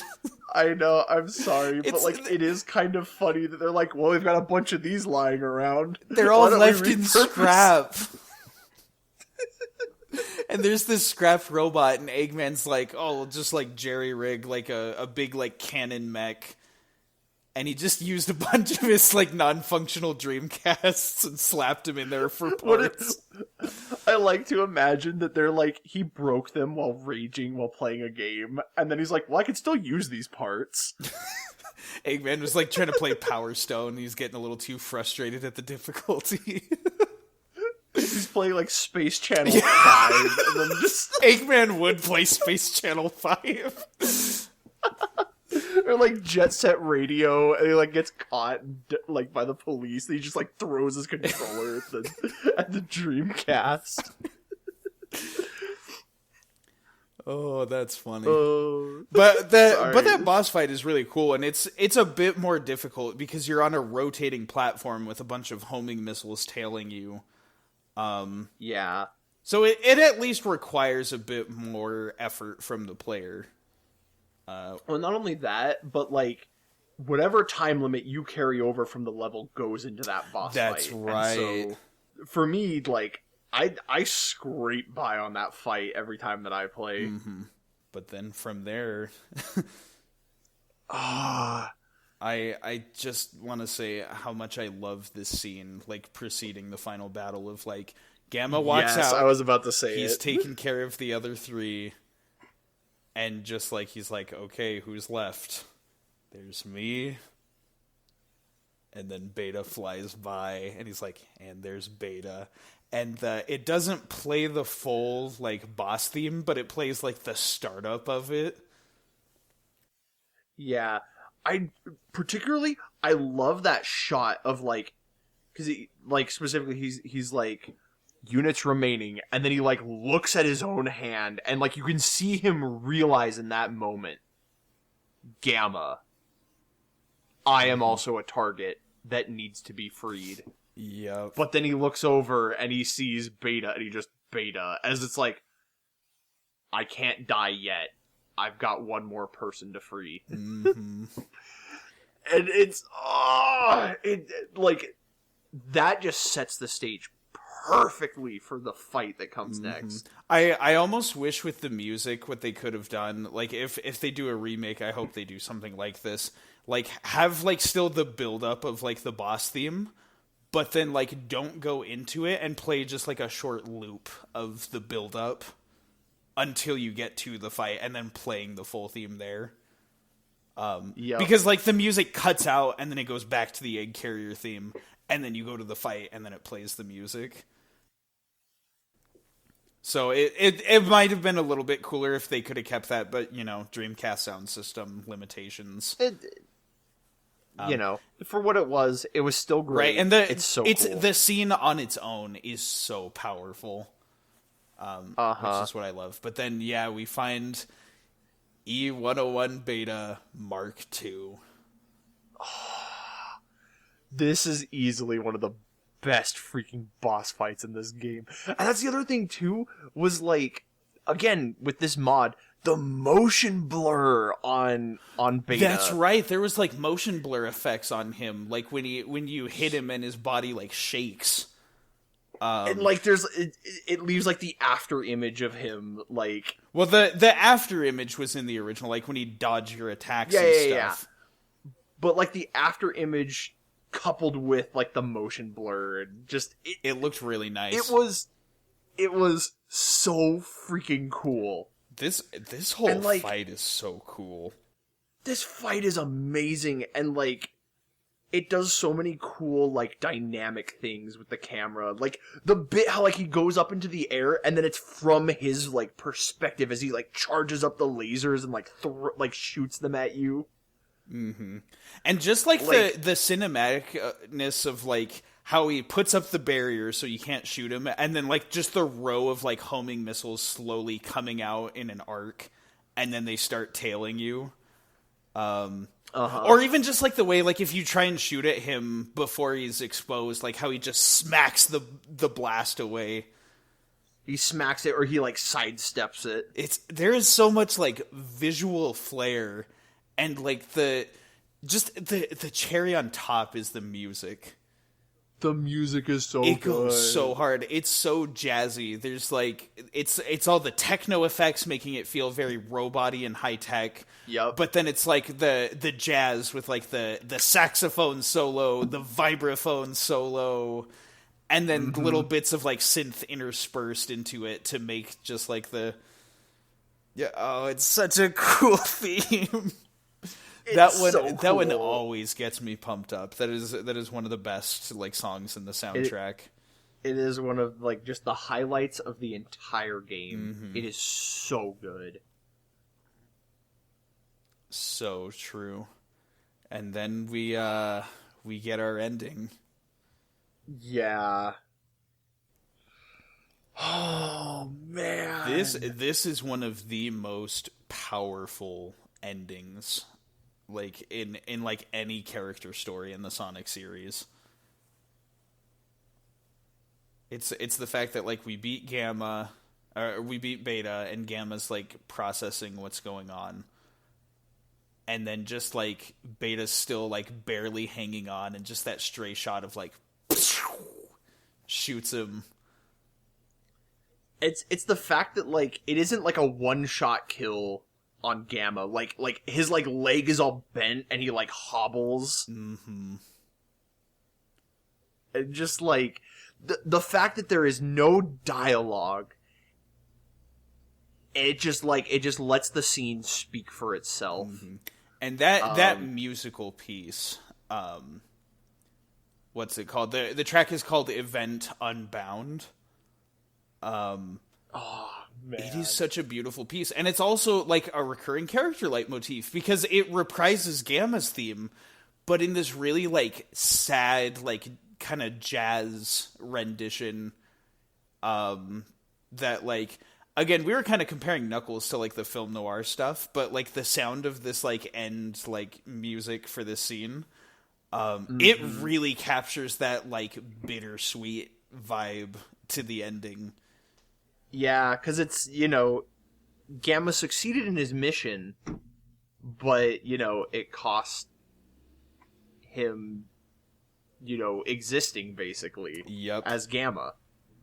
The character genuinely dies, and it's so tragic. Not to mention, for me as a kid, the first time I did this, I actually finished Gamma's story first, before I did Amy's story. Oh, that's right, and so, And so, the thing with the birds was that's really interesting. Okay, so these birds, whatever. And then going and doing Amy's story and realizing that, these are the other two birds, these are the parents. This is the family you're trying to reunite. Of the little birdie. And that's why the birds are there. In on the egg carrier when you go there as Amy, is this fight just barely wrapped up, and Amy got there just after the aftermath. Yeah, and it's the fact that they never just outright have, because there's no other characters there to watch this. You are never explicitly told, "Oh, Gamma was the bird all along." They let you piece it together with that ending, and you barely even see the birds because it's fading to black. And then another bird flies in frame. Yep. And then you get that reveal in the end card. At the little card at the end of the credits, it shows the birds together instead of Gamma. And so it's it's so good. It's I freaking love it. It's so good. I can't praise this ending enough. It gives me chills. It got me so emotional as a kid, because of just the way it's played out. With again, no dialogue. A picture is worth 1,000 words, and this capitalizes on it. And I just, it's so brilliant. It's so brilliant. I love it. I guess to kind of sum up my thoughts about Gamma, he's such an emotional, thoughtful, and well-designed character. There's so much about his story that has, setup and payoff. And his character arc is so unlike any of the others, because you start by playing as a bad guy and you see like the subtle theming and the gradual shifts in like his understanding of the world and how he changes. And like more than anything else, like the thing that I remember growing up, like because of my experience playing first Sonic Adventure 2 and then playing this, when I played Sonic games as a kid, I used to be afraid that characters could die in Sonic games. And it happened surprisingly often. Yeah. And it's like, after a certain point, like, it stopped happening. We don't get that as much these days. Mm-hmm. And it's kind of sad, because every time that they've done it in a Sonic game, it's had a great, like, emotional gut punch to it. Mm-hmm. I guess for fear of spoiling Sonic Battle for those who cares, there's also like a significant character death in Sonic Battle. Yeah. And it was in that same era where like characters were allowed to die. And it was like shocking and upsetting, and it got such a reaction out of me. But like at the end of the day, that's why Gamma's story is so powerful. It's like it's such an incredible short story that just stands on its own perfectly as masterful storytelling, but then coincidentally, it gets to be lumped in with all these other really great stories in this really amazing game, which is super cool. I think, and that's another thing too, because like I think I told you about this, but in the comics, the Archie Comics adaptation of Sonic Adventure was absolutely abysmal. Yeah. And I hated it because, and like, to their credit, they kind of had been doing their own thing, and then suddenly Sega was like, hey, we're like establishing like new lore. We want you to promote our game, because that's the whole point of these comics. So like, they had to rework so many things, and they did such a sloppy job of it that it was like miserable. But the one thing they did, because they rushed through so much, they failed to kill off Gamma. He does not die in the Archie version. He just kind of stops existing. And so later when Ian is there, he freaking does this masterful thing where like he takes Gamma's story and he does kill off Gamma, but it ties into Omega. And like Omega sort of takes up that torch of like, I am now free from Eggman's programming. And it was such a fascinating idea of like this amazing send off to this character that like, it's such a shame too that like characters like Gamma can't ever come back. Right. Like, one, because like, you know, they died, but two, if we were to bring them back, it kind of ruins the whole point of their story. That sounds like something we'll talk about in Sonic Adventure 2. Yeah, but just, I love Gamma's story. It's real good. You know what else is real good? What's real good? The CHAO Garden. Laying the wax and spinning the sound. It's the CHAO Garden, ladies and gentlemen! So, because I started with Sonic Adventure 2, it's just an infinitely better CHAO Garden. Yeah, SA2 is way better in terms of its CHAO Garden than this game's. However, I do like that this was its debut, in the sense that the way the CHAO are tied to the story. Yeah. Of like chaos and all of that. And like, it's fascinating too how like they were like, I can see the inspiration drawn from the A-Life system in Knights. Mm-hmm. And I don't know, like, it's neat. Yeah, I think what they did with the CHAO, it's a good start. Yeah, for people who started with this, I bet it was a blast. But like, Sonic Adventure 2 had everything that this game had and more. Very true. And like I really appreciate how Adventure 2's just kind of like it's kind of like a quick break. Whereas like in this game, you got to go out of your way to do the Chow stuff. Mm-hmm.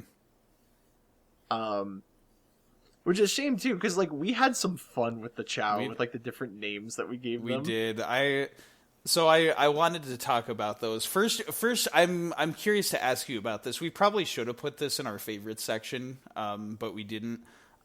What is your favorite of like the Chow hubs? Favorite of the Chow hubs? Because for me it was like the Eggman's private island. Yes. So what's funny is before our playthrough I used to say that until we had the issue of every single Chow went into the water. Yeah, I'll give you that. That's kind of... And, like, that was kind of frustrating to try and, like, fish them out. It's true. I think it's actually the hotel. Yeah, the hotel is a nice one, too. It's just a very simple square room with, like, everything you need. With not a lot of water right in easy-to-access areas. Yeah, I'll give you that. Like I like the island for the aesthetic, but you're probably right about convenience-wise the hotel being right there. I do, however, like how you have to have the password to get into the Eggman one, which makes it really special. Yeah. But yeah, the names that we gave our Chow. Right. So, ladies and gentlemen, allow me to tell you, because we wanted to at least do a little bit of Chow Garden during this playthrough, just so we'd have something to comment on with it. But you know that thing how I like giving Chow stupid names? I think also you named one of them, but it was... So we had Scrimby... Blunko? And then when we started playing as Knuckles, I named one Hunted Pea. After the rapper. It was Hunted Pea and Dread Fox. And that was the one that you named, because we were still playing as Knuckles, so you're like, we gotta name the other one Dread Fox. It's the idea that Knuckles names his Chow after various rap artists. It's the ones that do his theme songs. I know, it was so funny. And then the real kicker, when we were playing as Amy, I made sure to get the black egg that was in the other like jail cell next to her. Yeah, because that was the one that, again, it had a different texture. Yeah, I think because of like the the like Dreamcast models and everything, it had a different texture, because in the GameCube one, it's just a plain black egg. In the better SADX, I'm not sure if it's on the Steam version as well, but at least on when we played better SADX, it had like spots on it and stuff, which was interesting. But anyway, we hatched that Chow, and I named it Greg.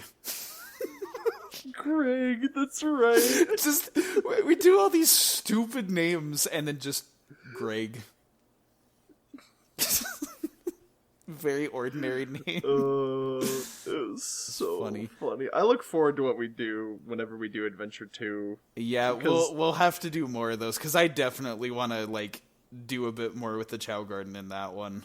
Oh yeah. Let me think. Apparently, so like I just had pulled this name, like it just came to me, and that's why I did it. But apparently, Blunko is from an Oni Plays bit. Oh my goodness! Because they were like telling they were playing the Polar Express game. It was like a Christmas special, and so they were like, let's make up a Christmas story. It was about a cat named Blunko, and how he learns the true meaning of Christmas or whatever. Oh my goodness. Yeah. Oni Plays continues to infest my sense of humor. Yeah, but horsing around with the Chows was a lot of fun, just kind of like stopping and checking in on them. We didn't do much in terms of like races and things, just because like we're going to get to it in SA2 whenever we talk about that game. But like, I don't know, again, for a start, it's a really good system. We just were spoiled with Sonic Adventure 2's CHAO Garden.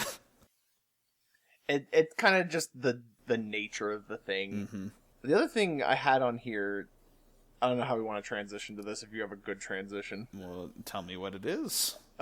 Is the DLC. Right. Because this wasn't something that like we necessarily did. We just kind of like, looked it up after the playthrough. Yeah, so funnily enough, the Dreamcast was able to have like internet connectivity and like on like certain online functions, and like you could get like DLC for memory cards and then like stick them in to your Dreamcast and get downloadable content. And they did cool stuff, dude. They did some pretty fun stuff. So they did holiday things for like what was it? They did like a Christmas thing. And they did these for multiple years that the game was out as well. But they had little like Christmas trees where like if you touch them they play Christmas music. Uh-huh. And then one of them being the Dreams, the Christmas version. Right, cuz they also did that for Nights. They had like Nights Christmas.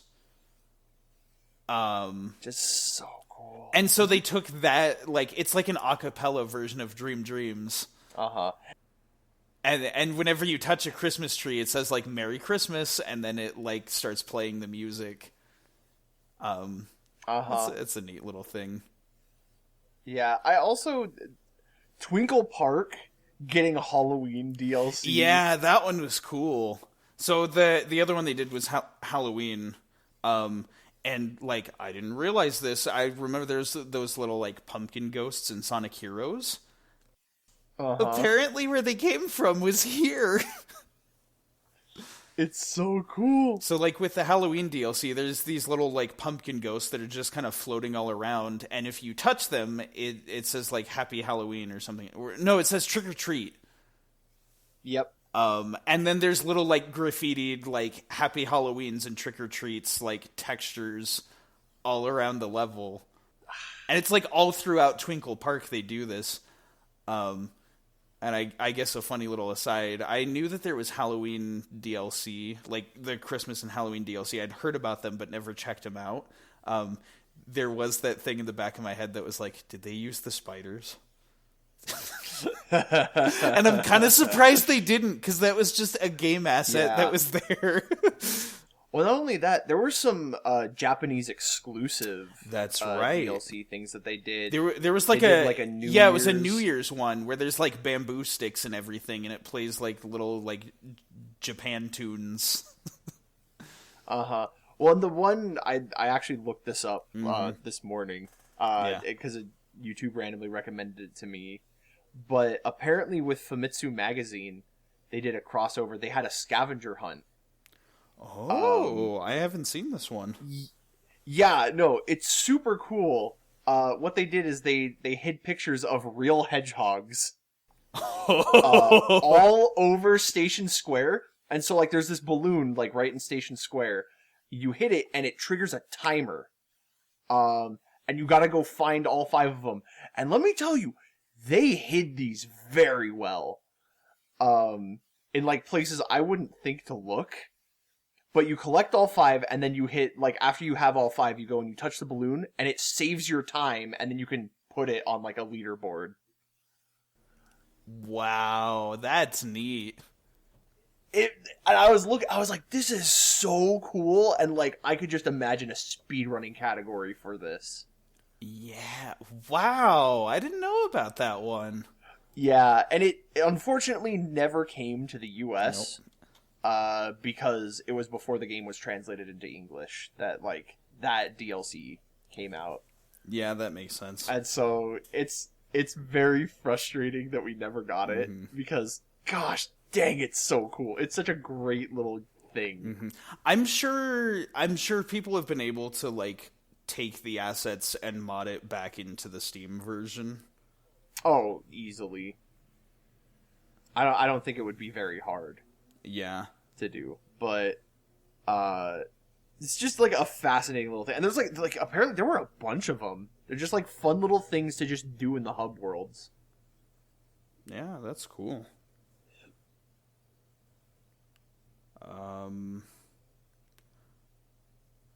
I think that covers most of it. I don't really have much of a comment on, like, there's unlockable Game Gear games.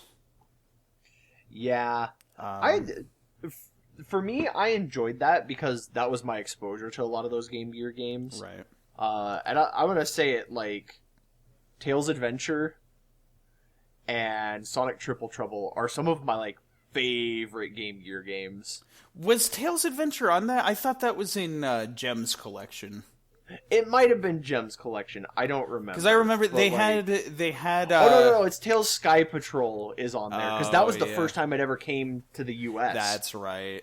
They had Tails Sky Patrol, which was a funny little game. They had Sonic Drift. Yeah.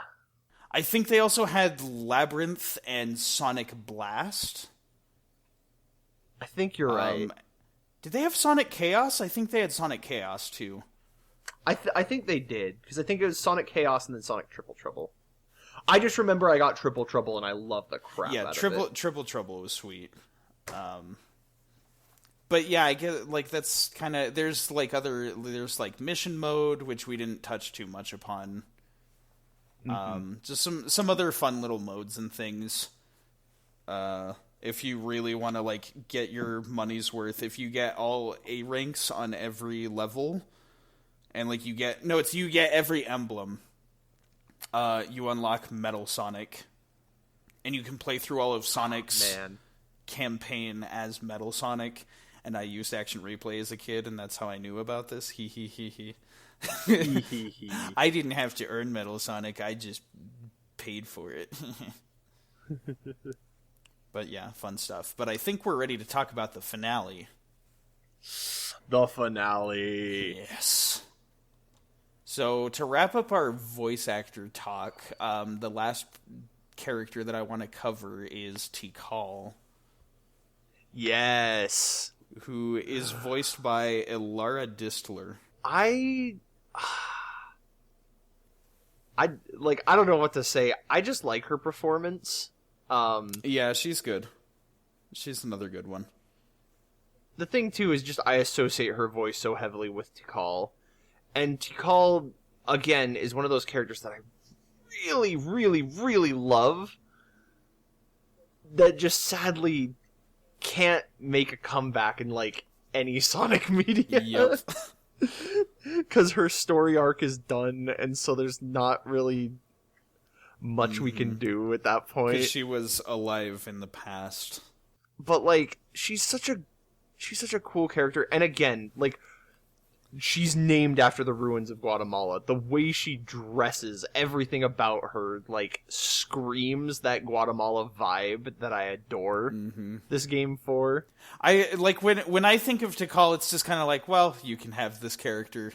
Like, I love TIKAL. I think she's a great addition to the cast, and I love what they do with her. But it's just like, I haven't been to Guatemala. There's no way I'll love this character as much as you.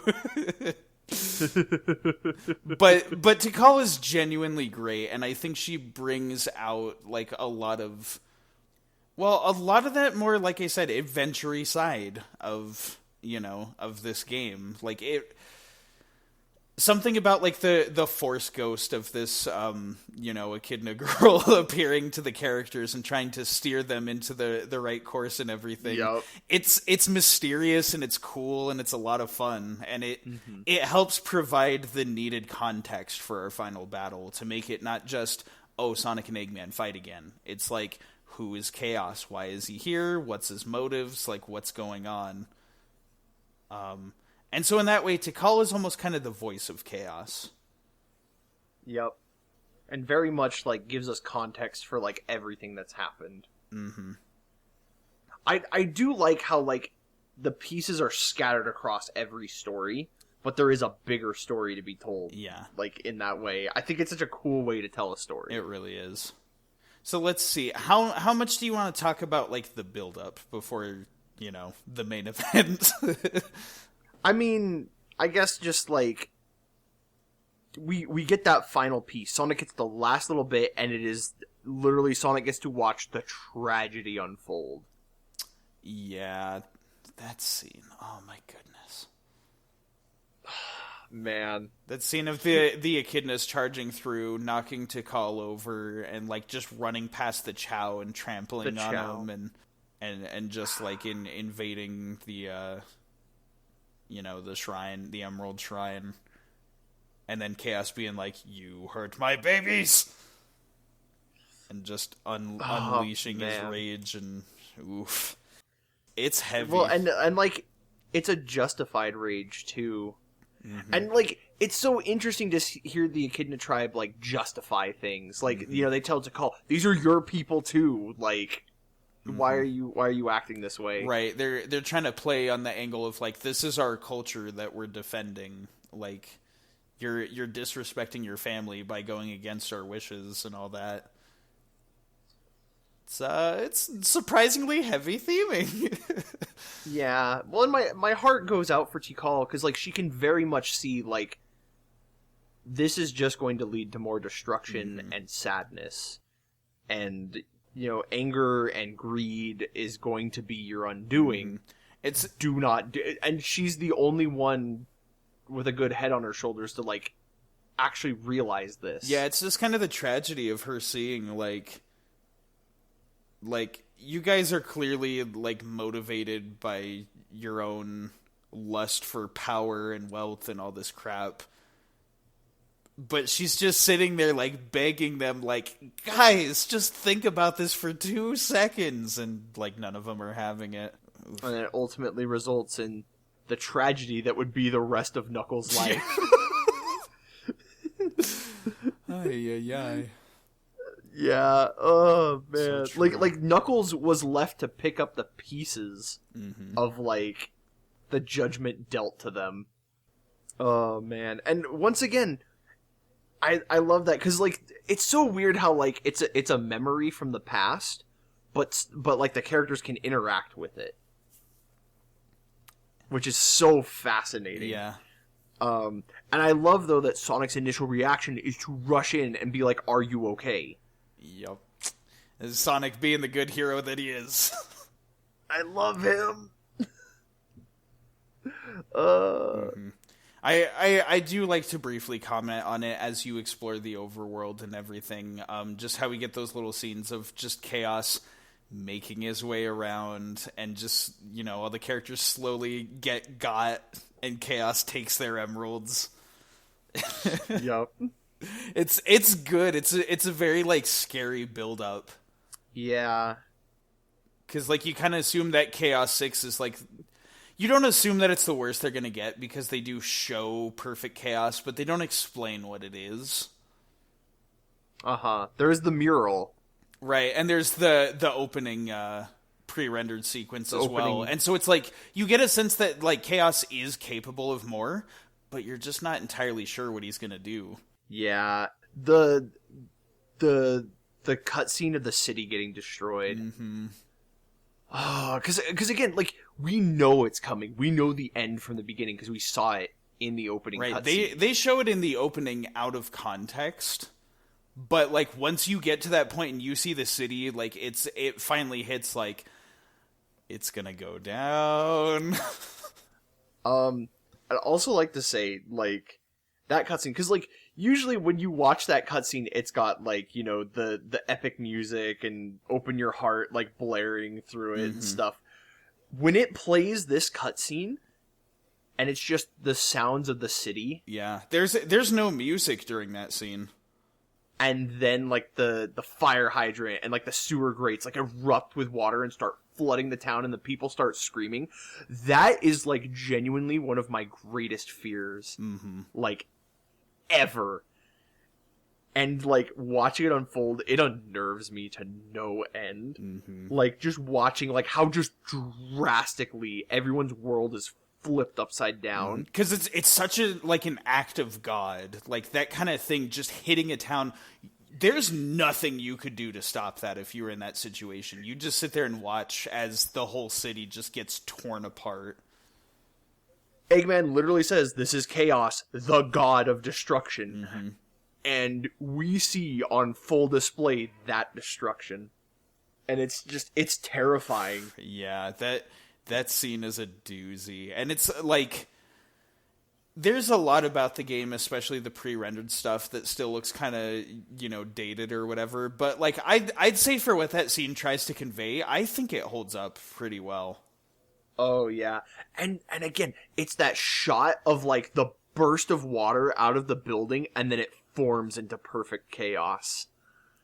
It is so terrifying. And the roar. Chaos's roar is so like iconic.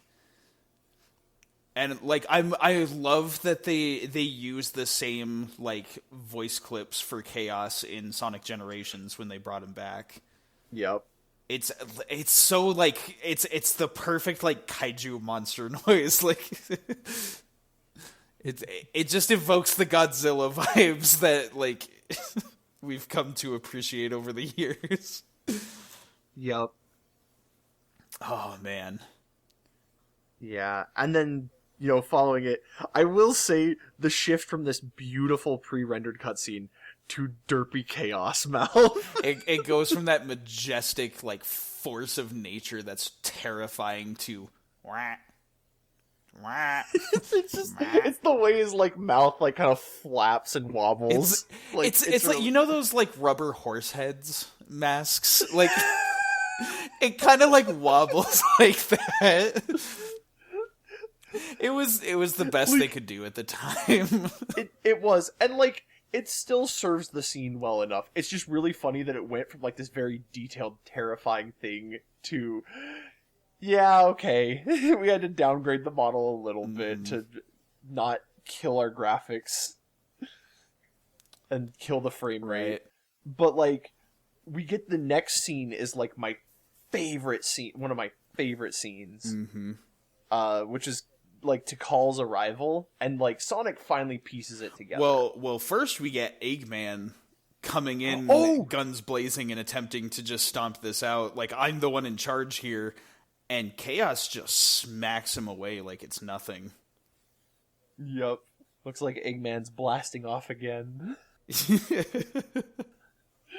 Like, it's so cartoony and silly, but like, but it's really good. It really sells the idea, like, okay, this is not just a standard Eggman final boss anymore. We now have like a serious threat. And it's fascinating too, because like you realize that like Eggman was messing with powers beyond his control that he very much believed he could control. Yep.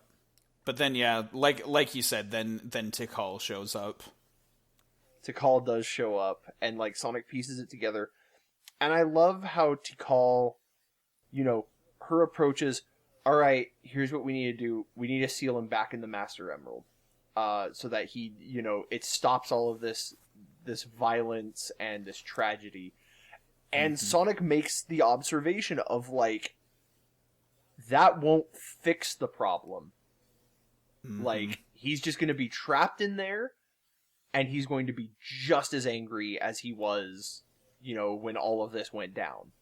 And I like that observation of his, that, like, this is just going to be another problem in another couple thousand years for somebody else to deal with. It's not going to fix the problem. Well, where was that maturity in Sonic when he found he had feelings for Amy, though? I don't know. I think also part of it too is that Sonic... I'm joking. This is part of the character arc, but well, also, but I will say this: Sonic, as much as he is a character, he is also a concept. Yeah, of course, Sonic is the embodiment of freedom, and you can very much tell that like he can sympathize with Chaos because just having that freedom revoked, to just sit there for all eternity and just stew in your anger would, that would be miserable. And Sonic doesn't want to do that. And also because like he saw why Chaos became the way he did, it's justified anger. And so I appreciate that Sonic, like, it's another reason he's one of my heroes. Right. is that, he's like, well, just sealing him away won't fix the problem. Mm-hmm. It'll just delay it coming back. The game just once again, what is this, like the 10th time that it just hits you with this real like emotional maturity, and you're just like, whoa, that's a really good point. Yeah. As we've already gushed about this whole time, the game is chock full of writing like this. It's so genius. We're just expecting like Looney Tunes shenanigans with these guys, and then we get this like really beautiful like life philosophy lesson. Yep. But then with that, we come to our alternative, our better plan. Yep. Which, like, because the Chaos Emeralds get drained by Chaos. And I love, like, one, that all of these characters, they go and they retrieve all the emeralds. Like, this is kind of where everyone comes together to try and, like, pin their hopes on Sonic. And it's specifically what Tails says about, like negative feelings aren't the only things that can power the emeralds. Our positive feelings can, like, give them power too. And it's like not just like all of these friends, but like everyone in the city, all of these NPCs who have had lives that like you can follow are all cheering for Sonic to like, they are dumping every amount of positivity they can into Sonic, into the Emerald, so that Sonic can win. And one of my most favorite details about this scene, so you hear like the sounds of the crowd cheering for Sonic in the background. That audio clip of the crowd cheering was from a like Sonic event. I think it was when they showed their first trailer for Sonic Adventure at like a live event. And there is people like cheering like, Sonic, Sonic. They took that audio clip and used that for that scene. It is quite literally filled with people's positive emotions towards Sonic. It is so cool. And like even cooler, like they did that again later with like Sonic Generations when they had all the people cheer like happy birthday Sonic. Yep. It's freaking like galaxy brain move on Sonic Team's part. Not only that, I love the idea too that like the positive feelings from like the emeralds getting charged by this is what neutralizes the negative energy in Chaos in this fight. Because like it really is like a very real thing of like, hatred and anger just create an endless cycle that never stops.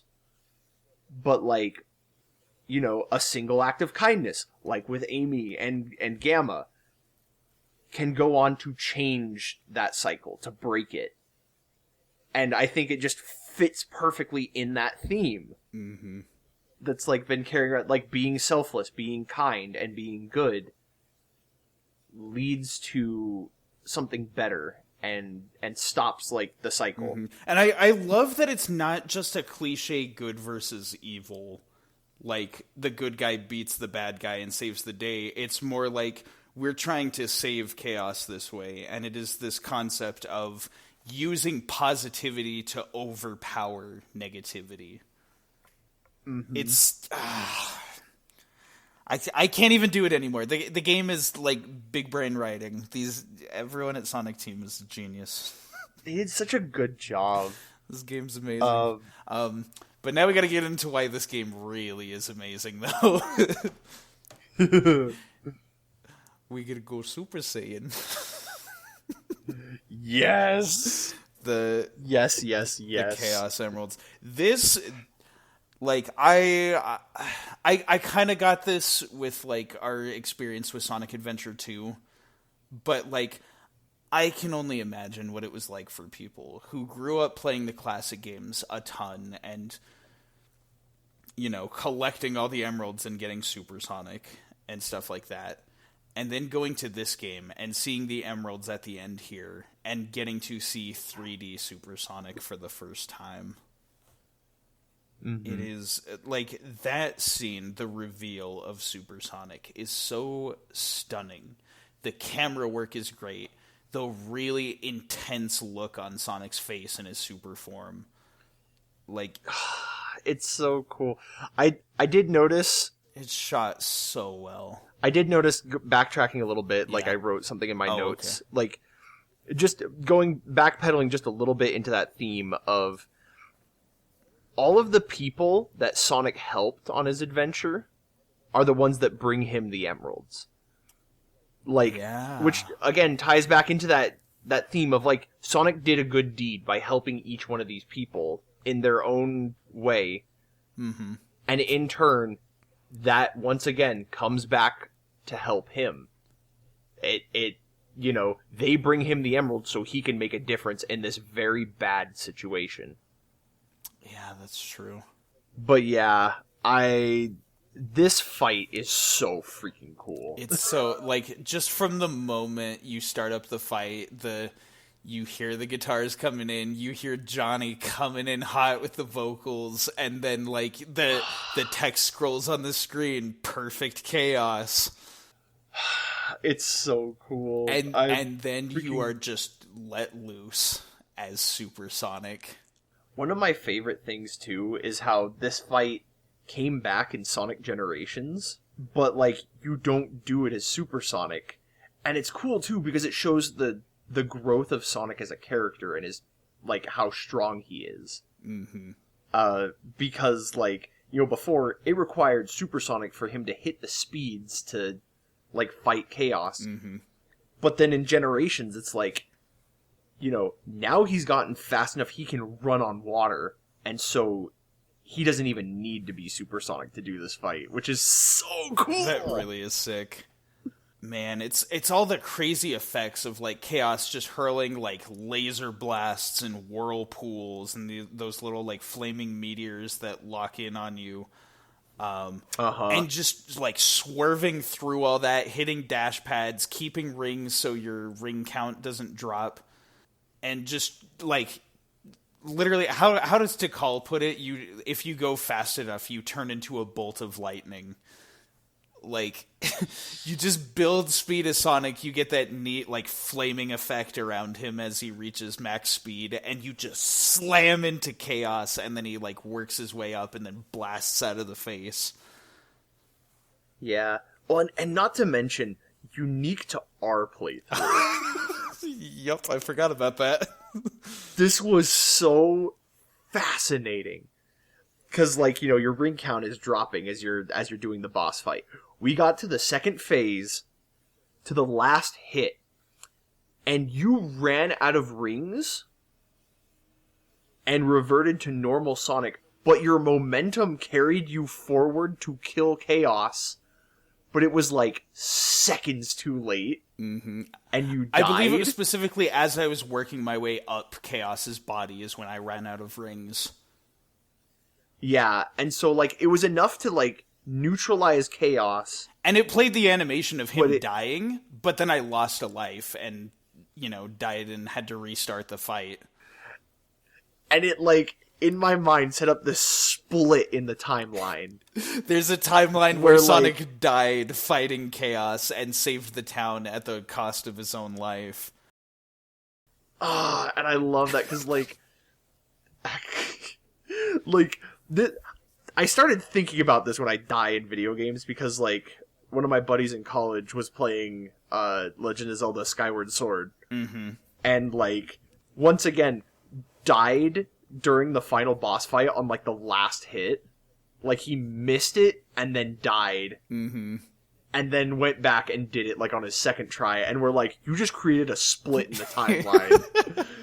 And, like, now whenever that happens, I think that way. And so, imagine that for, like, an alternate bad ending in the game, though. Like, yeah. Because, like, that's the thing, too, is because we know this didn't kill Chaos. Mm-hmm. It neutralized, like, the negative energy and, like, you know, helped him see, like, the positivity.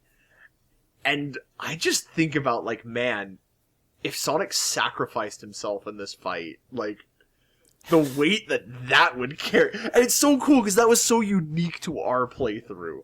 Mm-hmm. I would, you know, I would love it if a Sonic game did that, where there's like a bad non-canon ending. Like, say you don't get all the emeralds or something, and it ends with Sonic dying, and then it like pulls up like it's a super sad ending, and then it pulls up like a try for good ending. Oh man, like that would be a great like. That would be a shock, because I do not see Sega doing that. But oh my word! But yeah, then we went through, did the fight properly. Didn't really see much problem doing it the second time, but got it the second time. But it was fat. That opened a whole fascinating thing for me. I gotta say, the only thing I don't like about the fight is that the Phase 2 music is like scary and not very high energy. Yeah. Because it's, like I said, the music hits instantly at the start of the fight, and you're like, yeah, open your heart! And it gets you so pumped. And then it just kind of, like, dies out as you get to Phase 2, but you still have to keep fighting. Like, I get it. It makes it seem more desperate, and, like, the stakes are really high. I liked what Generations did. Generations did it better, yes. Where, like, the second phase is, like, this whole platforming challenge. Mm-hmm. And with, like, the platforms in the air and stuff. And the remix they did of the Phase 2 music was also a lot more intense. And so, like, even if it's more, like, scary music rather than, you know, epic rock music, it's great for a fight because it's tense, but it's really, like, high energy intense. So I really respect that Generations made the Phase 2 of the fight a lot more exciting. But it's like, it's my one slant on this otherwise really amazing boss fight. Because I think, I mean, again, we'll talk about Adventure 2 when we get to it. I think the way that Adventure 2 does it is kind of better, but it's a topic for another day. And then we get just our happy ending. The ending is really pleasant. Just like, you know, the CHAO come back, and like, that's kind of like the final thing that like helps Chaos recover. Mm-hmm. You mentioned it, and I wish they did that, is that if the CHAO had the designs of the CHAO that you raise. Yeah, like your CHAO appear at the ending. I think that would have made that ending better. That's like the one thing I would change. That would, like, I imagine that would be so difficult for them to program, like, given the limited technology of the time. But if they had found a way to do that, that would have been so cool. That would have been... If they do a remake, like, I want them to do that. That would be so awesome. But I love that ending. And again, there's that shot of, like, you know, everyone's there, the city is, like, ruined, but everyone is saved. Mm-hmm. And then Sonic just, like, looks and sees Eggman leave. And it's just, like, this realization of, like, the fight will never end. Mm-hmm. You know, it almost gives me, like, classic Mega Man. Yeah, it's very like Mega Man 2 and 3. Mm-hmm. Like, just, like, fight for never-ending peace because, like, it's never going to stop. There's in the IDW comics after like the Metal Virus saga, there is a scene where, like, you know, Eggman goes off and like Sonic like says to himself, it's like, go ahead, Eggman, you keep throwing whatever you want at me because I will stop you again and again and again. You know, without any words, like, this moment just conveys that to me. Mm-hmm. I love that ending shot of, like, Sonic, Tails, and Knuckles all standing up on that, like, city wall, looking down over the city. Mm-hmm. And then, yeah, we just get our happy resolution. Chaos is calmed down and goes with TIKAL back inside the Master Emerald. And then, yeah, Sonic just goes on out to his next big adventure. All's well that ends well. All's well that ends well, right? Sonic? Like, I love that, like, weird little bit of comedy right there. That, like, which again, I love that too, that like Sonic, you know, doesn't stick around for like the ego or whatever. Like he just he leaves because he's not doing anything other than he saved the day because it's what he wanted to do. Mm-hmm. And now that it's done, he doesn't need to be here anymore. Yeah. He's got other adventures to get to. The music during that ending scene also just puts a perfect little bow on the whole experience. Yeah. And then also, again, the end card of just TIKAL and Chaos and all of the CHAO. Oh, and what's it, like right at the end of the cutscene, how it bookends. Because we get Sonic, that view of Sonic from behind the back standing on the building, and then he like jumps off to the city below. Yep. And it's so brilliant. The writing in this game is so freaking underrated. It's so good. But I think that about wraps us up for our story discussion. Yep. Would you like to move on to favorites? Let's do it. All right, then. Welcome to the favorite section of Tradin Faves. Please answer in the comments below with your favorites so we can get audience interaction. Like, comment, and subscribe. Like, comment, and subscribe, Froggy. Get out. All right, so first up, favorite gameplay style. Tell me what it is and why it's Sonic. Yes, it is Sonic. I love the way Sonic moves, but I'm going to be honest, Amy is a very close second. I just, like, again, it's Sonic. It's that adventure era. Everything about Sonic feels good in this game. Mm-hmm. It is the gameplay style that went on to be used and iterated upon for the rest of Sonic's history, honestly. Yep. Because even the boost games still take a little bit of the elements that were introduced here. Mm-hmm. What about you? It's Sonic. It's gotta be. Like, it's the most fleshed out. It's the perfect translation of his Genesis gameplay. The set pieces, the thrill, the high speed.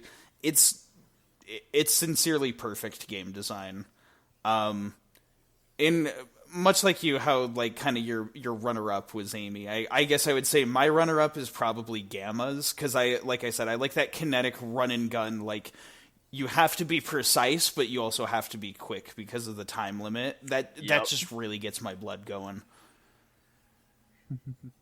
But then, of course, Amy's great too, so it's kind of hard to choose. So that's why I gotta answer Sonic, because it's just Sonic. It's the best. Okay. But now, who of our 6 heroes has your favorite story? So for me, I have Gamma. But another side note, again, silver medal goes to Amy's story because it improves Gamma's story. Yeah, that's a good point. They do kind of go hand in hand. They really do. But like, Gamma's story is so emotional, and I freaking love it. Mm-hmm. What about you? So for me, the very analytical, game designery side of my brain really wants to give this one to Gamma. Like, we talked about it so much. We gushed about how all the scenes, all the dialogue, everything about its design, like from gameplay to story through and through, is just perfect. But I really cannot deny the emotional impact that Tails' story had on me growing up. Ah, yes. Because, like, I'll be real with you. Like, we talked about this a little bit in like the when we talked about like Deltarune and stuff. But you were saying how, like, you as the oldest sibling, like, mom and dad put a really intense amount of pressure on you to like set an example for the rest of us. And for me, growing up as a kid and being kind of unaware of that stuff, like, I didn't see the social pressure. I just saw that you were an example, and I really looked up to you.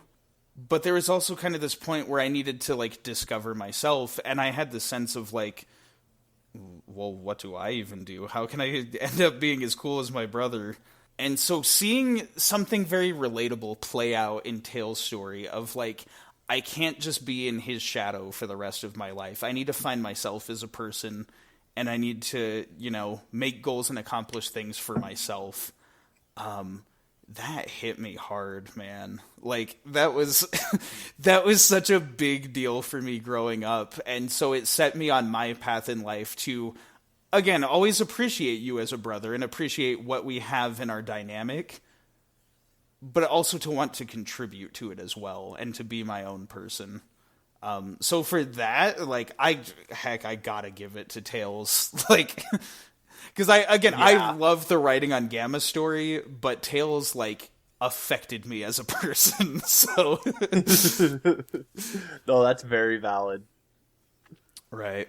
Now we can talk about favorite character theme. The vocal...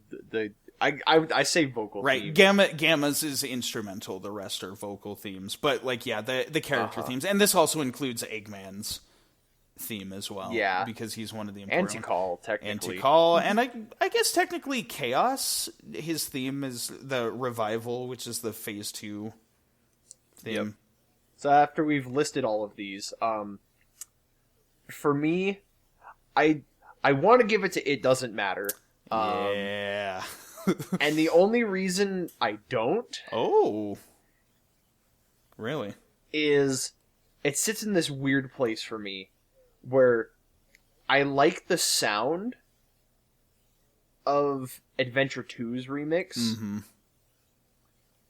just more, but also, like, there's lyrics in this version that aren't in the Adventure 2 version that I like.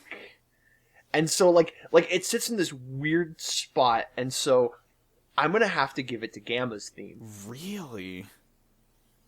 Yeah. Okay, that's interesting. I know. Like I want to give it to Sonic, and It Doesn't Matter, because so much of that speaks to my heart, and I freaking love this song, and I listen to it all the time. But Gamma's theme, it's so different from all the other, like, playable characters. It's the only one without instruments, or sorry, without lyrics. It's only instruments. And I mean, there's little, like, vocoded robot voices that, like, say stuff, but it's not, like, singing. Yeah. And, like, the thing, too, is, like, it so accurately conveys his character. Because, like, it starts out with, like, that kind of, like, warbled sound. And, you know, that's, like, the machine, the metal. And then it goes into this beautiful piano piece that, like, almost represents the bird. The animal inside. But then that piano slowly gets overtaken by this synth. And then they kind of just dance back and forth. And it becomes, like, this beautiful, like, mixture of the two that just, like, really, without words, conveys who this character is. I love it. I love it so much. Yeah, I can see that. So, thanks for filling the slot for me, because I also put down Gamma. That piano is just sexy. It's amazingly smooth. It is such good... the vibe of that song is great. I will also say one that is, like, close is Amy's theme. What's it called? My Sweet Passion? I think it's it. Yeah. I love the sound of that one. It is so jazzy, it is so upbeat, and, like, it's got that great groove to it. The only reason I can't give it to that theme is because those lyrics are messed up.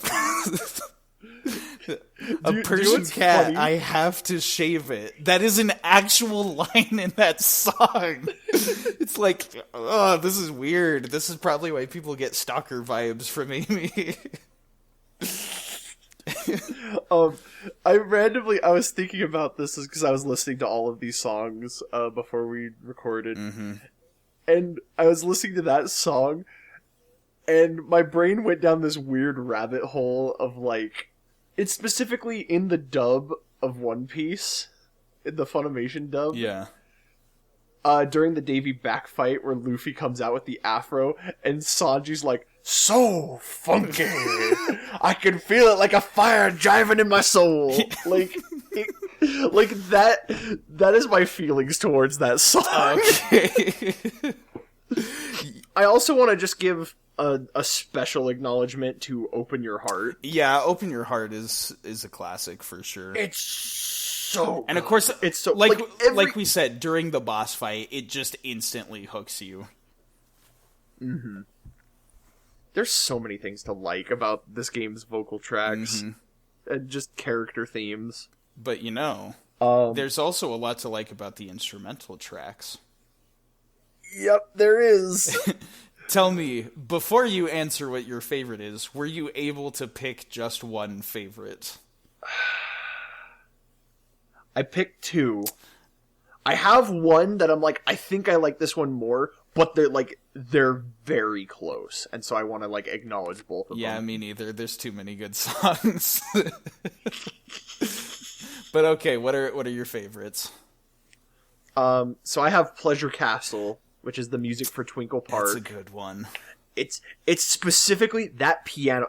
I love piano. Okay, like rock piano is one of my favorite sounds just ever. And it's that moment where you jump out of, like, you hit that spring, you land in the roller coaster, and that piano just kicks in, and then the bells, like, oh, it's so good. It's insanely good. The other one that I have on here that is kind of my special mention is the song "Be Cool, Be Wild, Be Groovy" from Ice Cap. That's one of mine. I love how funky that song is, and it's so great. It's so great. Everything from like the initial hit on the guitars, like the saxophone solo going wild. The saxophone goes nuts on this and then track. the final guitar solo at the end of the loop. Like, it's so good. And it just, like, it lends itself so well to, like, the chaos of, like, you just walk out, the avalanche is going down, and then, like, Eggman sending fighter jets dropping bombs on you. Like, it's so good. And because, again, the track before it is so, like, mellow and, like, almost unsettling, and then it just, like, ups that moment. Yeah, for sure. All right, well, to talk about my favorites that are not that, because that was the first one I put down, there are 3 other tracks that I want to make mention of, because there's too many good ones. One of them is, of course, Unbound, the ending theme for Gamma, because, like I said, that one, that hits me in the feels. I have like a mellow, like Sunday drive music playlist on my Spotify, and that song is on there, and that's one that I like to listen to almost every week when I go on like Sunday drives. Oh man. It's just such a beautiful song, man. But to talk about some ones that we didn't talk about as much, one of the level themes that really stands out to me is Mechanical Resonance from Final Egg, which is the more funky of the 2 Final Egg themes. That one, like, it's... I could not ask for better from, like, a Eggman's Bass theme song. It's just, like, that super groovy bass, all the weird, like, bleeps and bloops of techno sounds. And then that guitar just, like, goes wild with it. The solos are so amazing. And it's not really, like, a fast-paced song. Like, comparatively, it's kind of slower in its vibe. But, like, the guitar solos are just beautiful. They move me every single time. And then, like, the final song that I want to comment on, I already kind of commented on it, but it's and Fish Hits, which is the fishing theme for when a fish and or frog bites down on your line during Big's campaign. It's such an intense theme song for something as menial as fishing. It's seriously, like, the guitar, like, we talked about it on all of these songs pretty much. There's, like, guitars going ham. It goes really ham on this one. And there's just, like, the trumpets and the really weird synth. Yeah, like the synth. Lead instrument that they use. It's just, it's got such an infectious vibe to it that's, like, even if the fishing can be janky at times, whenever something bites down on the line and that song starts playing, I'm as hooked as Froggy is. Like, it's so good. Mm-hmm. All right, but I think that's enough gushing about the music for now. Yeah. I want to say now, what is your favorite action stage? Action stage. So, I have 2 honorable mentions. Okay. But I have one that, like, I think caps out on everything, and I've already said it. Yeah. It's Twinkle Frickin' Park. Twinkle Park. It's so good. The Puppet Panic remix, the, like, you know, we've got the go-kart area that has, like, the dance club version of, It Doesn't Matter. Yeah. You know, again, the roller coaster, the castles, like, the Hall of Mirrors and Amy's story. Everything about this level is so much fun, and, like, Sonic Team has never, like, done anything like it ever since. It's true. And so it just makes the level stand out and feel special. And I love it. I absolutely love it. Mm-hmm. I was gonna say, as far as my honorable mentions, Lost World, I really like that level a lot. Yay. Because, once again, it inspires a lot of those Guatemala vibes that I love so much, that, like, you know, again, it holds a special place in my heart, but, like, I think Twinkle Park wins out just barely, but, like, Lost World is a close second. And then also I just want to acknowledge, like, Skydeck. But yeah, those are kind of my honorable mentions. What about you? I will also throw my hat in the ring and say that Skydeck is an honorable mention. Because that used to be one of my favorites. But as far as, like, the more times I come back to this game and the more that I think about it, I gotta give it to Lost World. There's such an amazing adventurous vibe to that one, and it's like it's purely on Sonic, because I already said with Knuckles I like Red Mountain the best out of, like, Knuckles stages, but just as Sonic, the music is so intense and so adventure-y, and so, like, you just feel like you just walk into the ruins, the level starts, and you instantly feel like you're 2/3 of the way through an Indiana Jones movie, and you're at the climax.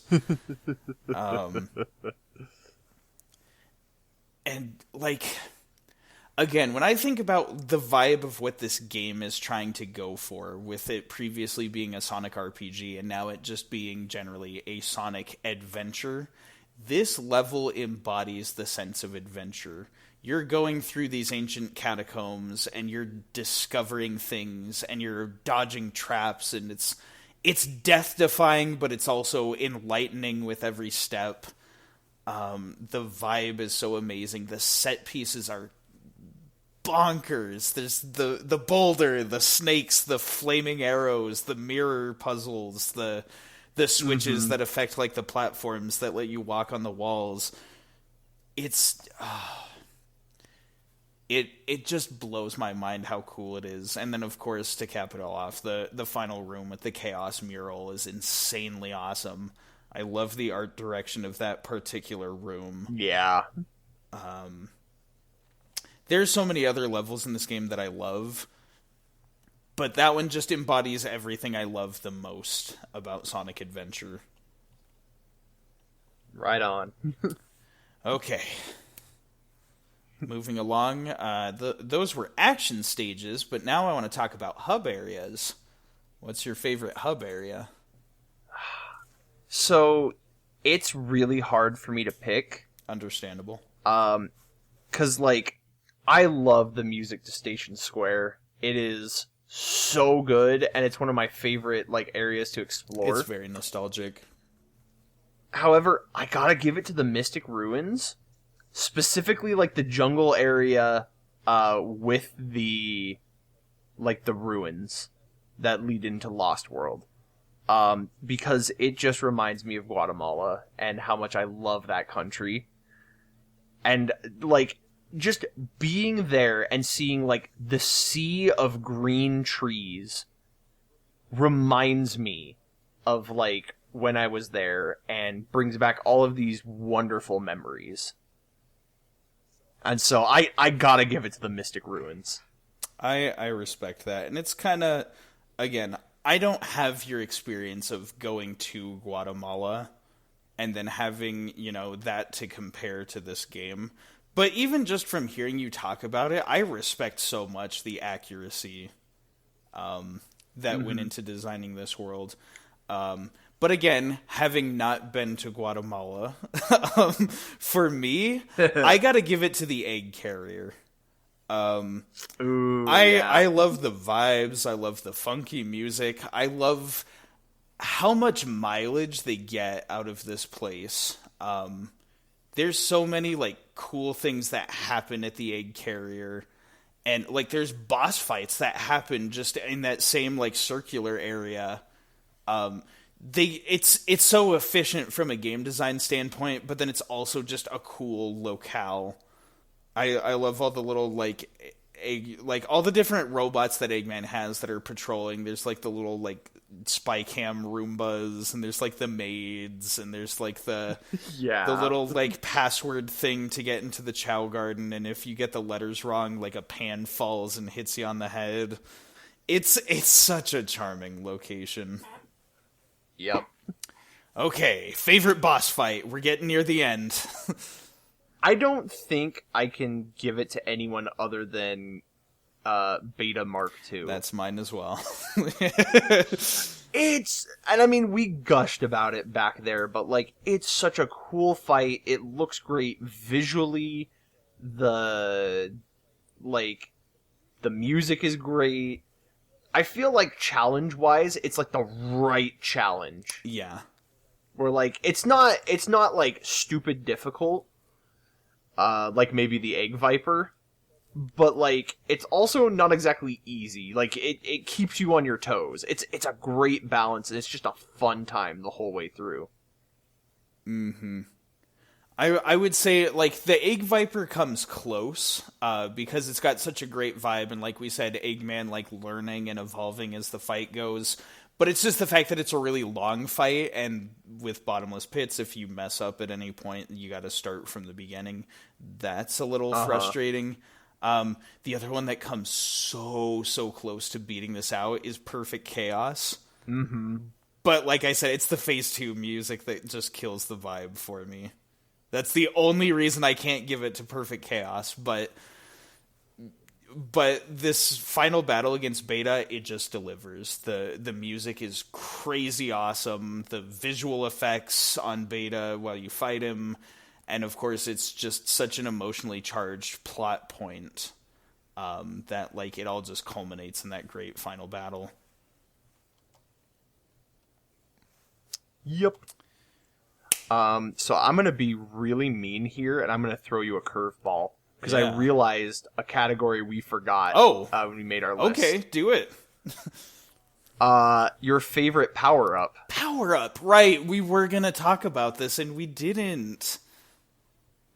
So I can give you mine, since I thought of it first. I'd give you a little more time to think. Yeah, go for it. But mine is the Warrior Feather. It's so funny because it's not the most helpful power-up. Yeah. But, like, it looked like, just on looks alone, looks so cool and does so much for Amy's like design. And like, it's one of the things I look for. Like, it's so weird. I look forward to getting it every time I play Sonic Adventure, just because I love its design, and I'm like, I want to see this like come back in a way. Yeah, I get it. I could totally see that. Mm-hmm. Well, let's see for me. There's a couple that I can think of, because definitely with Sonic, I love the Lightspeed attack. Yeah. Just because functionally, like, it's so cool just being able to, like, dash around and hit a bunch of enemies. Another one that I like both visually and functionally is the jet anklet for Tails. I think I gotta give it to Tails on that one, just because, like, it makes the shoes look cool. It's the fact that, like, you can fly so fast with it. I gotta give it to the jet anklet. It's a good one. All right, do you have any more surprise favorite questions for me? No. Okay. That was the one, like, I thought of it, like, as we were talking, like, about, like, I think big story. Mm-hmm. Okay. Well, now, let me ask you, what is your favorite goofy line of dialogue from the English dub of this game? This is such a hard choice, because there's so many. They're so meme-worthy. The first one that came to my mind was just Sonic's "Woohoo! Woohoo!" Yes! That was like the first one that came to my mind. However, I think I gotta give it to, "Aw, yeah, this is happening." It's such a good one. And it's the opening line, so it's like everybody hears it. Yeah. I also want to give an honorable mention to just Sonic's "Hey, hey, hey!" like, whenever you play Tails' story. Yes! Because, like, it just, every time it plays, it just makes me smile. Oh, that is so true. There's so many good quotes in this game, though. So I do have a definitive favorite, but just to throw out some honorable mentions real quick, I love, I mean, like, I could just say all of Eggman, because all of his lines are quotable and silly. I think one that, like, really, like, always seems to get me is just the "No way! I can't believe this!" That one's pretty good. I love, Big the Cat on Twinkle Circuit, his "Whoa!" That's another one that really just gets me. But easily the best one, my favorite, is Tails. Just his "I wonder what happened to Sonic," where he sounds like he's reading it. Oh, that just kills me. Also in the Eggman category, just, no, it was a dud. Yep. It's not really a voice clip, but the cartoon Splat and Eggman tilting over in the Egg-O-Matic. It's a good one too. That's right. There's so many good ones. Okay, so now let's talk about favorite moment. One from the game itself, and then one from our playthrough specifically. Oh, boy. From the game itself, I think it's so hard to choose. I have so many moments that I love in this game. I can think of like 3 or 4, but I'm thinking of 3 or 4. I'm like, I want to say, like, the ending to Gamma's story. Yeah, that is one that comes to mind for me. Yeah, but I think also, I think it's just, again, Sonic's his line about chaos. Like, if we seal him away, it won't solve anything. Like, like that whole bit. Yeah, that's a good one. What about you? Okay, so from the game, for a lot of the reasons that I talked about when I touched on Tails' story, it's gotta be Tails versus the Egg Walker. Because that was just such an influential moment for me as a kid. That was another one that came really close. So from our playthrough specifically, gosh, there's so many things too. I think it might be finding more level in the hot shelter is big. Yeah, I was gonna say, if you were gonna pick that one, I've got another one as well, but like I definitely put that down, because just discovering things in that game was so mind-blowing. I've never felt that experience. Like, I've only felt it once before, like I said, with Kirby 64, and I'm sitting here thinking, like, I might never experience that ever again. And it's so cool. But another, like, close runner-up for me is the timeline split in the Chaos fight. Yep, that was the other one for me. Okay. I'll let you have that one then, because that was... Yeah, I mean, in general, just us going through the Chaos fight, like, it's such an amazingly designed fight that's so hype. And, like, it felt satisfying. Like, in part, it was kind of like we were kind of trying to rush through the game so we could get to the end and record this episode already. So there was, like, the antsiness of wanting to be done, but also the excitement of it just being an exciting fight that was like, yeah, this is it, we're on our way to the ending. Was, like, really empowering and a lot of fun, and, like, we brought a lot of good energy into it. But then, yeah, just that weird, like, timeline split ending where we, like, beat Chaos and died at the same time. I was like, if I had just gone for, like, 2 rings, even 2 more rings, or, like, maybe 3, like, I would have just beat the fight. And I remember the exact moment where I'd seen them, and I was kind of just headed for the dash pad instead of the rings. Like, I could have gone for a completely different outcome, but because I didn't, we got that weird, like, double death. And just, like, our, like, hypothesizing about a timeline split with Sonic and everything, like, oh, it was crazy. It was so cool. In all my years of playing this game, I've never seen that happen before, and I don't think I ever will again. It's another one that I'm like, that was a once in a million I think I've had that happen to me in another game before, but definitely never in Sonic Adventure. Yeah. All right, then. So I think we've covered our favorites. Yep. Let's go into final thoughts. Time is of the essence because it's really late. Yeah. But I'll try and keep my thoughts. Yeah, brief. even so. Do you want to go first? Or do you want me? Let's see. I'll try and bring it home. I kind of have to scan through my notes and make sure, like, I wrote a lot. Yeah. We gotta hurry. Oh, I wrote a lot. I know.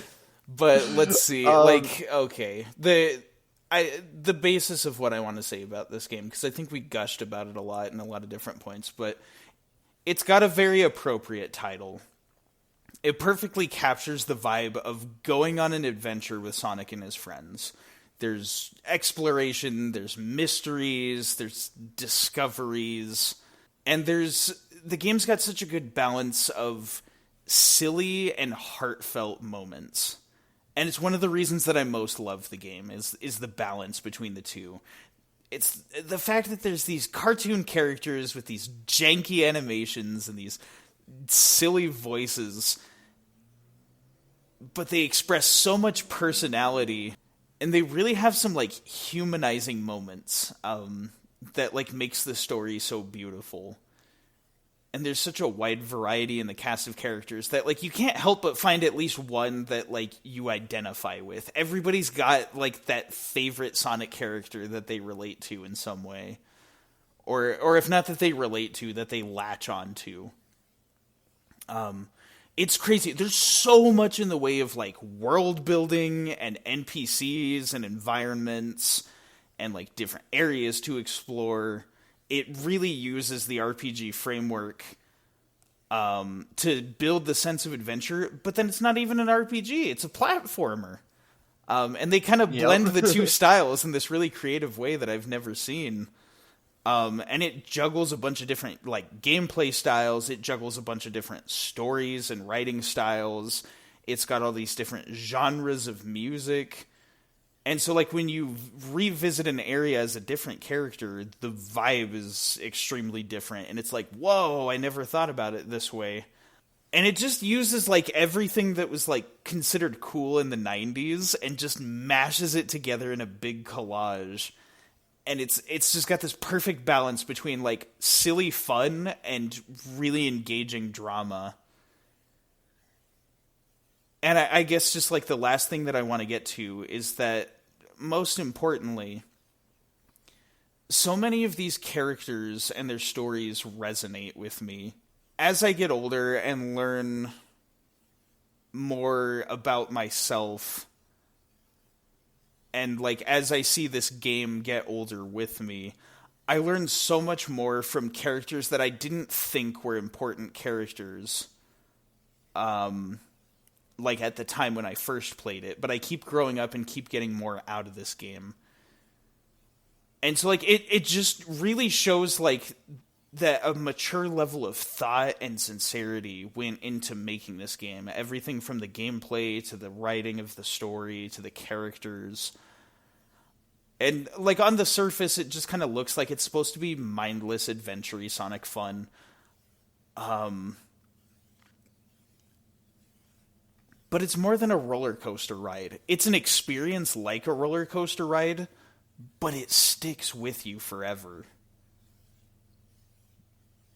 It's a really good roller coaster ride. No, because, like, I don't really like roller coasters, and I like this. Oh, okay. Anyway, yeah, that's what I got. Okay. Well, let's see if I can top that. Well, don't top it, just add to it. No. It's funny. This game is very special to me. Just like this entire franchise is very special to me. And like I said at the beginning of when we started recording this, I was very nervous going into this because I felt like I had to justify my love of Sonic. And this game, it's not perfect, but I don't think it has to be. Because this game made some very bold and impressive choices with this franchise. And, you know, it did so many just, like, interesting things that, you know, most people, if they'd been working on Sonic, probably wouldn't have thought to do with it. And, you know, and in addition, this game reminds me of my time in Guatemala. It reminds me of, I will say it forever, one of the best decisions I've ever made in my life, just because of its aesthetic. And every time I play this game, it just puts a smile on my face. And I can't offer it any higher compliment than that this game makes me smile. And I like to smile. And, you know, if you haven't played it, if you've listened to all of this and you've gotten to this point, like, maybe give it a try, because maybe it'll make you smile. Mm-hmm. If you at least find in yourself that the kind of things that we talked about that we enjoy about this game are things that you like about video games, I think there's a fair chance that you'll at least get some enjoyment out of this game and that it's worth your time. Mm-hmm. Very much so. Yeah. So this is definitely going to be our longest running single episode. I still think the Smash Bros. One went on for longer. If you add up the collective amount of things we like from each episode, but single episode, this is the longest. Oh yeah, easy. Oh my gosh, rendering this in hit film is going to be a nightmare. I'm so sorry. It's all right. I love talking Sonic, man. It's so funny because it's in the DNA of this podcast. Like, yeah, talking about Sonic, and we'd always start with Sonic Adventure, and so it almost feels appropriate that we talked a lot. Yeah, I am so horrified to get to some of these later games that we have scheduled because they're so long. I know, but we'll do it. Oh, all right. Here's our. I got to do our teaser for next time, so we can. That's so we right. can wrap this up and I can get some freaking sleep. Okay. Thanks for sticking around, everybody. Next time on Tradin Faves, a quick pause for reflection, a review, before we dive deeper into the Sonic Apocalypse, as we've been calling it. We want to take a second to review what we've played throughout the year and compile our favorite experiences. We'll be talking about what stood out to us from the different games that we played throughout the year, mostly with a focus on like the new games that came out that year, but we'll also want to cover, like old games that we didn't get to try until that year. And so we'll be making our own sort of best of 2022. Yep, it's gonna be fun. I'm really excited to look back at this whole year because there was a lot. The best I can offer, we'll definitely try to get it out before the end of the year. More likely this episode is going to be our end of year, and we're going to start in January with our best of 2022. But, we'll do the best we can to, like, find time to record and talk about stuff. Yeah, we'll figure it out. But this definitely is a good way to go for the end of the year. Yeah, going out with a bang of a giant however many hour episode I think it's going to be around like 9 to 10 hours. Which is insane. Like, you're going to want to take breaks for this one. Oh, yeah. If you listen to this all in one sitting, you're, like, first of all, thank you, but also you are an insane person. You're a Sonic fan like us, and that's good. Hey, that's good. Oh my gosh, can you imagine? Mom said I can watch one more video before bed.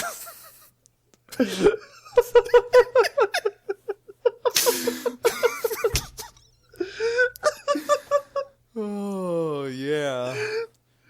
This is happening.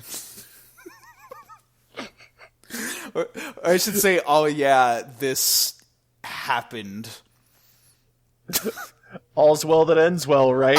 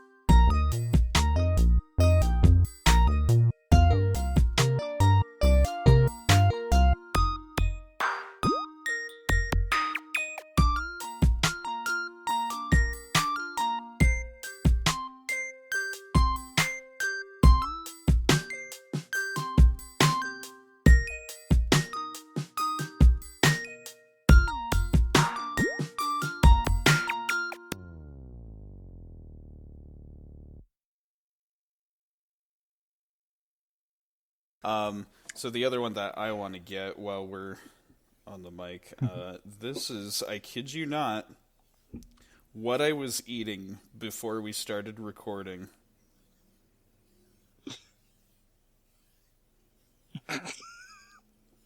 Chili dogs. I was like, it's fate. It's meant to be. I feel like these two images need to be switched now. Whatever you say, cheese man. Whatever you say, cheese man. Yeah, that's pretty good. Here I come, rougher than the rest of them, the best of them, tougher than leather. You can call me Knuckles, like Sonic I don't chuckle. I'd rather flex my muscles. I'm hard as nails, it ain't hard to tell. I break 'em down whether they're solid or frail. Unlike the rest, I'm independent since my first breath, first test, feel it right, then the worst left. You can have fun with that wherever you want to put it in. Unlike Sonic, I don't chuckle. To wrap up. Quick aside. I was curious. I love the Silva Gunner Knuckles where they replace everything with Knuckle. Unlike Sonic, I don't chuckle. I'd rather flex my knuckles. I'm hard as Knuckles. It ain't hard to chuckle. Break 'em down whether they knuckle or chuckle. Knuckles or knuckle. Independence is my first knuckle, first chuckle. I was like, oh, he left. I wonder if I can just slip that in, and then just when you're editing this, just I caught the find tail it. end of that. Yeah. I was too slow. You're too slow. Oh my gosh. Sorry, we need to hold off for a second. Yeah. Because somebody opened the door and the cat is in the room and looking at the tower. Hello. This is a nice computer. We're not doing this again. Yeah. So just hold up a second.